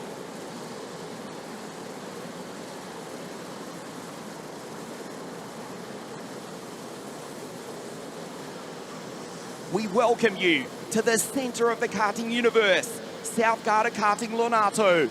Round 2, the WSK Euro Series, the OKN final. The OKN World Cup champion, Euro Series champion Scott-Emilio on pole position. We race. Andrea Giudice slots into second place. A perfect start from Manuel, who's already pulled away 2-3 kart lengths. Giudice trying to go with in the Vortex Power Tony Kart Racer 401 chassis. One of the LGK cars out into the grass after just 3 corners. And Giudice goes by and takes Scott-Emilio. That was not in the script. Manuel has dominated all weekend. Still tuning that Iami engine, trying to get Aspen fuel into it. As the second Tony Kart goes grass tracking on the infield. In fact, it was an LGK kart. It was Tudor Jokan incidentally off the road in the opening stages. Has rejoined but lost a ton of time. 2 out into the final corner. Giudice with the race lead from Scott-Emilio. As we lose Kevin Battistoni and Lamberto Ferrari. Out at the end of the first lap, Andrea Giudice, P1 from Scott-Emilio. Marquez, what to start from Ivan Amani, P4. As Manuel simply says, not in my house. Goes back to P1 just before we go full course yellow. Giudice in P2 just from Nicolas Marchese. Giudice does do the right thing, raises the right arm. Scott Emilio likewise glances across, has no idea what's happened at the moment. I can tell you, Chetty is out, Ferrari is out. Lawrence Friend, Lorenzo D'Amico and Lorenzo Lulli are both out as well. The track blocked. An incident on the second lap brings out the full course yellow. Moments after, Scott Emilio retook the lead from Andrea Giudice. There is Ferrari's Monster K-Kart on the infield, inside of the final corner. So disappointing for Lamberto, who started grid 4. His afternoon is over after just one lap. Scott Emilio, Giudice, Marchese. Fabulous start from Ivan Aman for the Innovate competition team. Home circuit of Bologna in Switzerland. Dondi, Blandino. Che partenza, il siciliano. Christian Blandino. There's the Italian. Did not set a time in qualifying. Had to come from grid 25 in each of his heats. Effectively, he's gone from 51st in qualifying to be 6th in the opening stages of the OKN final this afternoon. Barbieri, Nicolas Carjanis, Cocozza, and Daniele Vezzelli already up into position 10, making 4 places off the start. About to start lap 4, full course yellow. Chetty is out, Ferrari is out, Lorenzo D'Amico and Lorenzo Lulli. Andrea Giudice and Nicolas Marchese. Scott Emilio retaking the lead. Zach, that's the first time we've seen Manuel being headed this weekend. Andrea Giudice going by, and just before we went full course yellow, Scott Emilio back in P1. Yeah, important for him to get that track position back just as we went full course yellow there, because he wants to be in control of this restart. He doesn't want to do it on Giudice's terms. So Scott Emilio, yeah, instead of going against the script there, Scott Emilio has been the one rising the bar and, well, setting the bar first and foremost, and then continuing to rise it through each of the laps. Giudice, though, now rising himself up, as it were, the adversary, and with, of course, Lamberto Ferrari's DNF. Well, Lamberto Ferrari drops to 3rd place in the championship. Marchese, 146, Ferrari 148, 151 for Scott Emilio, 190 for Giudice.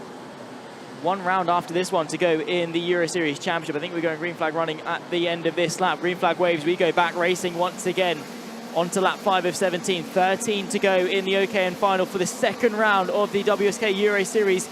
Scott Emilio gets them underway on his terms, closely followed by Giudice. Then comes Marchese. Aman, Dondi, the top 5. Defensive goes Scott Emilio side by side in the background as Aman goes for the inside to take the podium away from Marchese. The up and under is there, though, from the 813, who gets the move done by the time they reach the left-hander. Up over the crest, Scott Emilio able to keep the lead. Giudice applying some of that pressure, though, and looking to retake it and to break the narrative and to establish himself at the sharp end of this field. Well, Scott Emilio once again going defensive. Marchese still under a bit of pressure. Double defensive through the 2 hairpins. Giudice will get the up and under. No space to the inside of the final corner. This will bunch the field back up once again. Scott Emilio feeling the pressure for the first time this weekend. Giudice rising to the challenge. 12 laps left to go in the OKN final. And Scott Emilio, as it stands, has got it under wraps, but Giudice, and that pressure is only going to ramp up as the laps go on. Daniele Vezzelli sits the fastest lap of the race as Andrea goes back down the inside of Manuel. Scott Emilio back to 2nd, Marchese in 3rd. Aman, Dondi, Barbieri, Carjanis, Nicolas. From Blandino, Cocozza, and the fastest driver on the circuit for the Tony Kart Racing Team, Daniele Vezzelli. Scott Emilio has dominated all weekend, but he's back in P2. The Tony Kart Racing Team driver, Andrea Giudice, P1. Zach, not only 10 laps to race now here this afternoon in this final, but 10 laps to race this weekend in round 2 of the WSK Euro Series. Giudice from Scott Emilio and Marchese in 3rd place. Yeah, defensive goes Giudice once again. Scott Emilio applying that pressure once more. So even though Giudice got through, and look at that, Scott Emilio on the exit, managed to find some space, got the drive and found a way through. So yeah, Giudice probably is quicker of the two, but can't get away because Scognamiglio right there on the attack. Back down the inside goes Giudice through the chicane, though, catching him off guard. Straight back down the inside, though, trying as Scognamiglio getting pushed wide by Marchesi. And now we've got 4 cars. Well, the entire field backed up here, nose to tail in OKN. Giudice back through. Scognamiglio needs to stay on tabs with him because, well, the 812 has definitely got the pace advantage. Scognamiglio's, well, only chance here is to use what pace he does have to apply some of that pressure on the back of him towards turn number 3. The exit all important here on that run towards the pit lane hairpin at turn number 5. A point forward from Scognamiglio. Giudice doesn't get the memo. Scognamiglio has to go defensive with him as well. Up and underneath for Marchesi, who's going to squeeze him through. Sandwiched in the middle there as Dondi tries to get involved. Marchesi will go through to take second. Fabulous final here this afternoon. It is Andrea Giudice just ahead of Nicolas Marchesi. Scognamiglio back in third, at risk of missing the podium, let alone winning here this afternoon. Look at the freight train. All the way back to Martin Saar, Vezzelli, Martinez, Joseph Little, Giuseppe Piccolo, and O Menino do Brasil, Christian Mossiman. He's at the back of this freight train, catching up to the back of Piccolo, Martinez, El Colombiano, Giudice for the Tony Kart Racing Team, powered by the Vortex in P1. Goodman with the fastest lap of the race. Lucas with a 48.509 goes Bonhomme. Marchesi in second place. Manuel Scognamiglio in P3 after dominating all weekend. Head of Leonardo Dondi for the King Racing Team. Andrea Barbieri. 7 laps remaining at the end of this one. Giudice pulling out a nice lead now. The freight train, round 2, the WSK Euro Series. Here at the center of the karting universe. South Garda Karting, Lonato. This is Ivan Aman. He's got by the Greek, Nicholas Karajanis. Monster K Factory team driver, head of Kokotsa, Blandino, Vezzelli, Martinez, Piccolo, Saar, Rasmussen, and Christian Mossiman do Brasil. Giudice, Marchesi for Zanchi Motorsport on their home circuit as Lucas goes fastest again.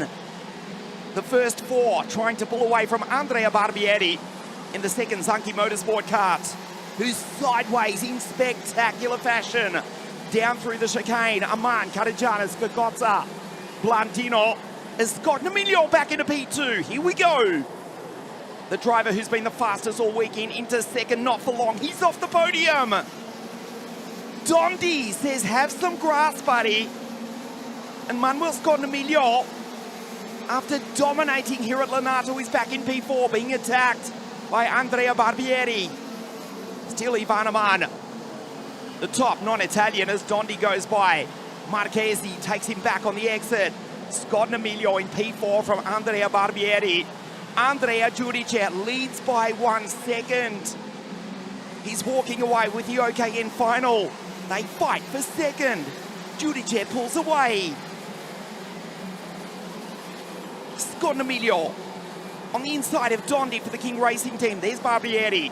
Aman, Kakotsa, Karajanis, Blandino, Vezzelli, Martinez, Piccolo, Saar, Mossiman, and Rasmussen, Oliver in P15. What a race here this afternoon. The OKN final. Round 2, the WSK Euro Series, as Barbieri tries to line up Dondi, who slams the door closed on his countryman. Not this time, into the pit hairpin. They touch. Watch Aman around the outside. Fabulous pass. Ivan Aman goes through to P4 for the Innovate competition team. The team from Switzerland, the driver from Switzerland, trying to be the top non-Italian and on the podium here this afternoon. Giudice, the gap comes down to 0.727 of a second. Carts littered around the circuit. Kevin Battistoni is out, Schmuck is out. Otchepa, Carrer, Cherry, Lamberto Ferrari out in the early stages, as were the 2 Lorenzos, D'Amico and Lully. 4 laps remaining. Giudice, the gap comes down to 0.6 of a second.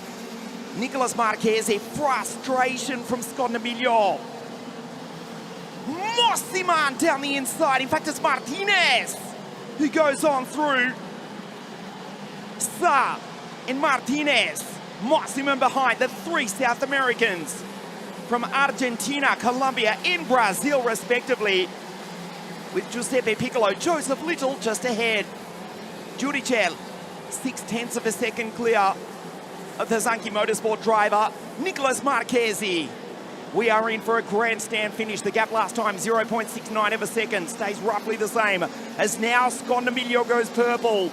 Is he too little too late for the OKN World Cup champion, driving the Pantano by Darmkart together with team driver? On the back of Nicolas, look at the lead from Andrea Giudice. The Racer 401T chassis, Vortex powered. As we say, no third bearing in any of these karts. 1400 rear track. As Scondamilio goes down the inside. We'll check the gap. It's going to blow out. It's out to 0.8 of a second. Andrea Giudice vincerà questa gara. He will win this. Scondamilio, as we have got 3 laps to go, has to make up 1.5 seconds. And ominously, Andrea Giudice goes fastest. He's going to win this, Zach. I know the Italians are incredibly superstitious, but this has been a brilliant performance. Scondamilio has been the class of the field this weekend, but he's in P2, 1.5 seconds behind the Tony Kart Racing Team driver, Andrea Giudice. Yeah, it's a fair assumption to make. You can be as superstitious as you like, but realistically, it's going to happen. Giudice, unless there's, some very mitigating circumstance, is going to come out on top of this. I mean, he's set the fastest lap of the race. The pace delta that Scondamilio needs for, well, the next 2 laps is in excess of half a second a lap, which is just unrealistic, to say the least. Now, if there's a mistake from Giudice or an issue, then yeah, fair enough. It's probably going to swing in favour of Scondamilio, but on pure pace alone, this gap is not coming down, and there you can see it goes back up to 1.4 seconds. Just 2 laps left to go for Giudice to hang on to what will be a brilliant victory, to deny the domination of Scondamilio this weekend, and to go into the final round in the championship as the leader, comfortably as the leader by 52 points. It's getting ferocious though in the mid-pack. Scondamilio sets the fastest lap of the race. The gap is closing, but it's not closing by enough. The fight for second have denied them the opportunity to fight for the lead, and Giudice has got absolutely no complaints about that one. The fight in the midfield though, you can see quite a few people making up some good headway. Look out for Piccolo as well, from 29th on the grid, now inside the top 10, running 9th on the back of Karagiannis. Final lap of the race, final lap of the weekend for the WSK Euro Series, the second round of 3 before we crown our champions in Cremona. What a weekend it has been for Manuel Scondamilio, but rising to the occasion is Giudice. The Tony Kart Racing, the Vortex powered Tony Kart, the 812, has just been in top form, and this race has had absolutely everything. From the initial get-go, the 812 arguably has been the favourite. Scondamilio on pure pace has been able to valiantly close the gap. He's set fastest lap after fastest lap. He has not given up at all, and can you blame him? The expectation for Scondamilio was that he was going to be the one to come out on top, but Giudice has ripped up that narrative. He sees the checkered flag first. He takes victory in OKN for the second round of the Euro Series. What a drive from Andrea Giudice. Brilliant to deny Scondamilio the domination of round number 2. Marchesi will complete the podium, and Scondamilio can be happy that he finished second. But equally a bittersweet moment for the Italian, as a part of him, you'd probably argue, is going to be feeling just a little bit disappointed. Giudice will take the lead in the championship and will take home a very nice trophy indeed. Let's take a look at the highlights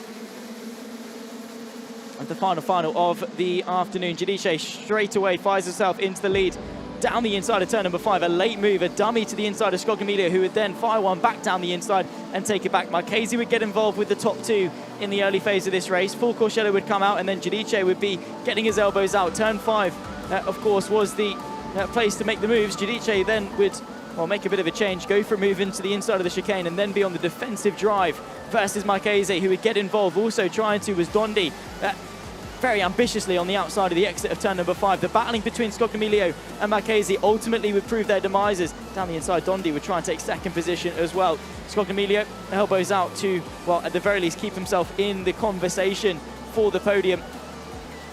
battles here, there, and everywhere through the field that would eventually be bunched up because of the defensive driving.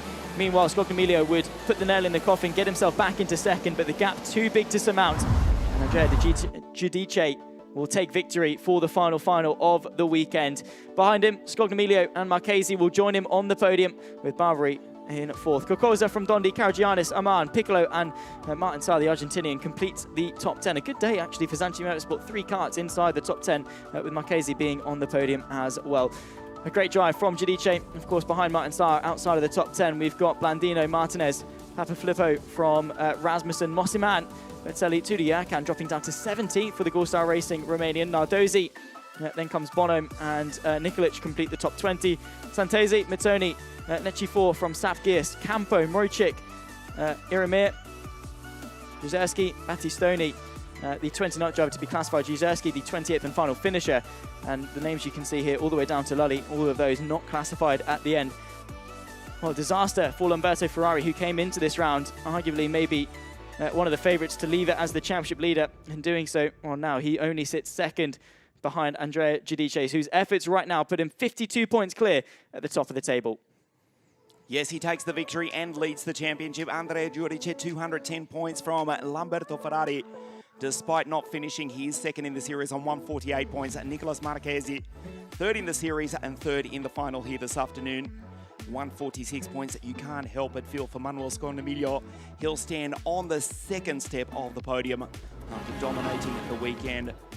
But the day belongs to the Tony Kart Racing Team driver Andrea Vince qui a Lonato. An all-Italian, appropriately enough, as we explained to you, a regional kart. It is a national level class here in Italy, notwithstanding the fact that there's 54 nations represented here in round 2 of the WSK Euro Series. It's an all-Italian podium, which is coming your way in just a moment. The WSK Euro Series, the OKN podium, Andrea Giudice, Manuel Scognamiglio, Nicolas Marchesi, 1, 2 and 3 here at Lonato. The podium in just a moment. Indeed so. Ian's going to make his way down for the final time today. Get to enjoy some sunshine outside as well. 23 degrees Celsius this afternoon. Pleasure to have your company this weekend. Myself, Saxony, Ian Salvestrin in commentary. And I hope you haven't been, well, enjoying the coverage. It's been a brilliant weekend, as it always is in WSK. Of course, we've already completed the first of our 3 core championships in 2026, with the Supermaster Series crowning our champions at Franciacorta a few weekends ago. Of course, for the Euro Series, this is the second and penultimate round of the championship. Round number 3 taking place at Cremona on the 11th of July. Another Saturday final, and we get to crown our 7 champions of the Euro Series. And if today is anything to go by, it's going to be a mighty battle when we get there. Giudice, though, in OKN will lead by 52 points from Lamberto Ferrari. Nicolas Marchesi only 2 points behind that as well, 148 to 146 in the fight for second. Scognamiglio keeps himself in the conversation, but going to be feeling a little bit hard done by potentially, with his efforts this weekend only being enough for second in the final. But that's the way that racing goes. Still a lot to be proud of. There he is there, awaiting the podium ceremony to get his trophy and to bounce back when we take to Cremona. For the final time today, let's head down to Ian for the OKN podium. Thank you, Zach. Beautiful springtime sunshine here at the center of the karting universe. And the final, it was not what we expected, but it was a cracking race. OKN, it's an all-Italian podium, starting with third place for Zanchi Motorsport, Nicolas Marchesi.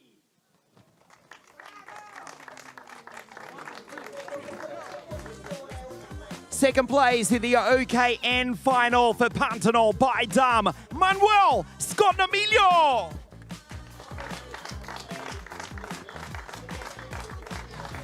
Il vincitore qui a Lonato per il Tony Kart Racing Team. Ecco il vincitore, Andrea Giudice.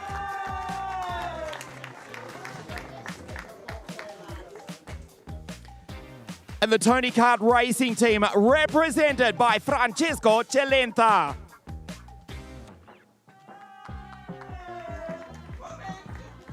Grazie ragazzi. Third place here this afternoon, Nicolas Marchesi.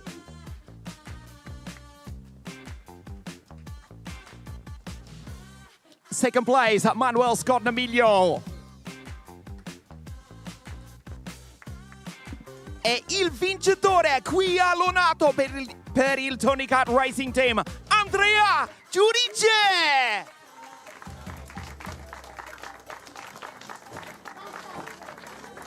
E Francesco Celenta representing the winning Tony Kart Racing Team.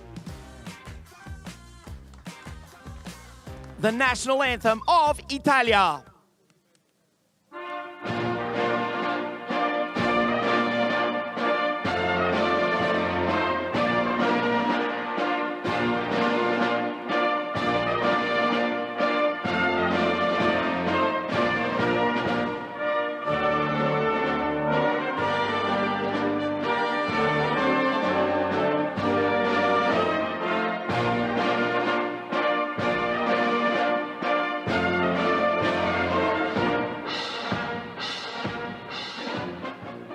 Round 2, the WSK Euro Series in OK, and third place Nicolas Marchesi, Manuel Scornamiglio e il vincitore qui a Lonato, Andrea Giudice.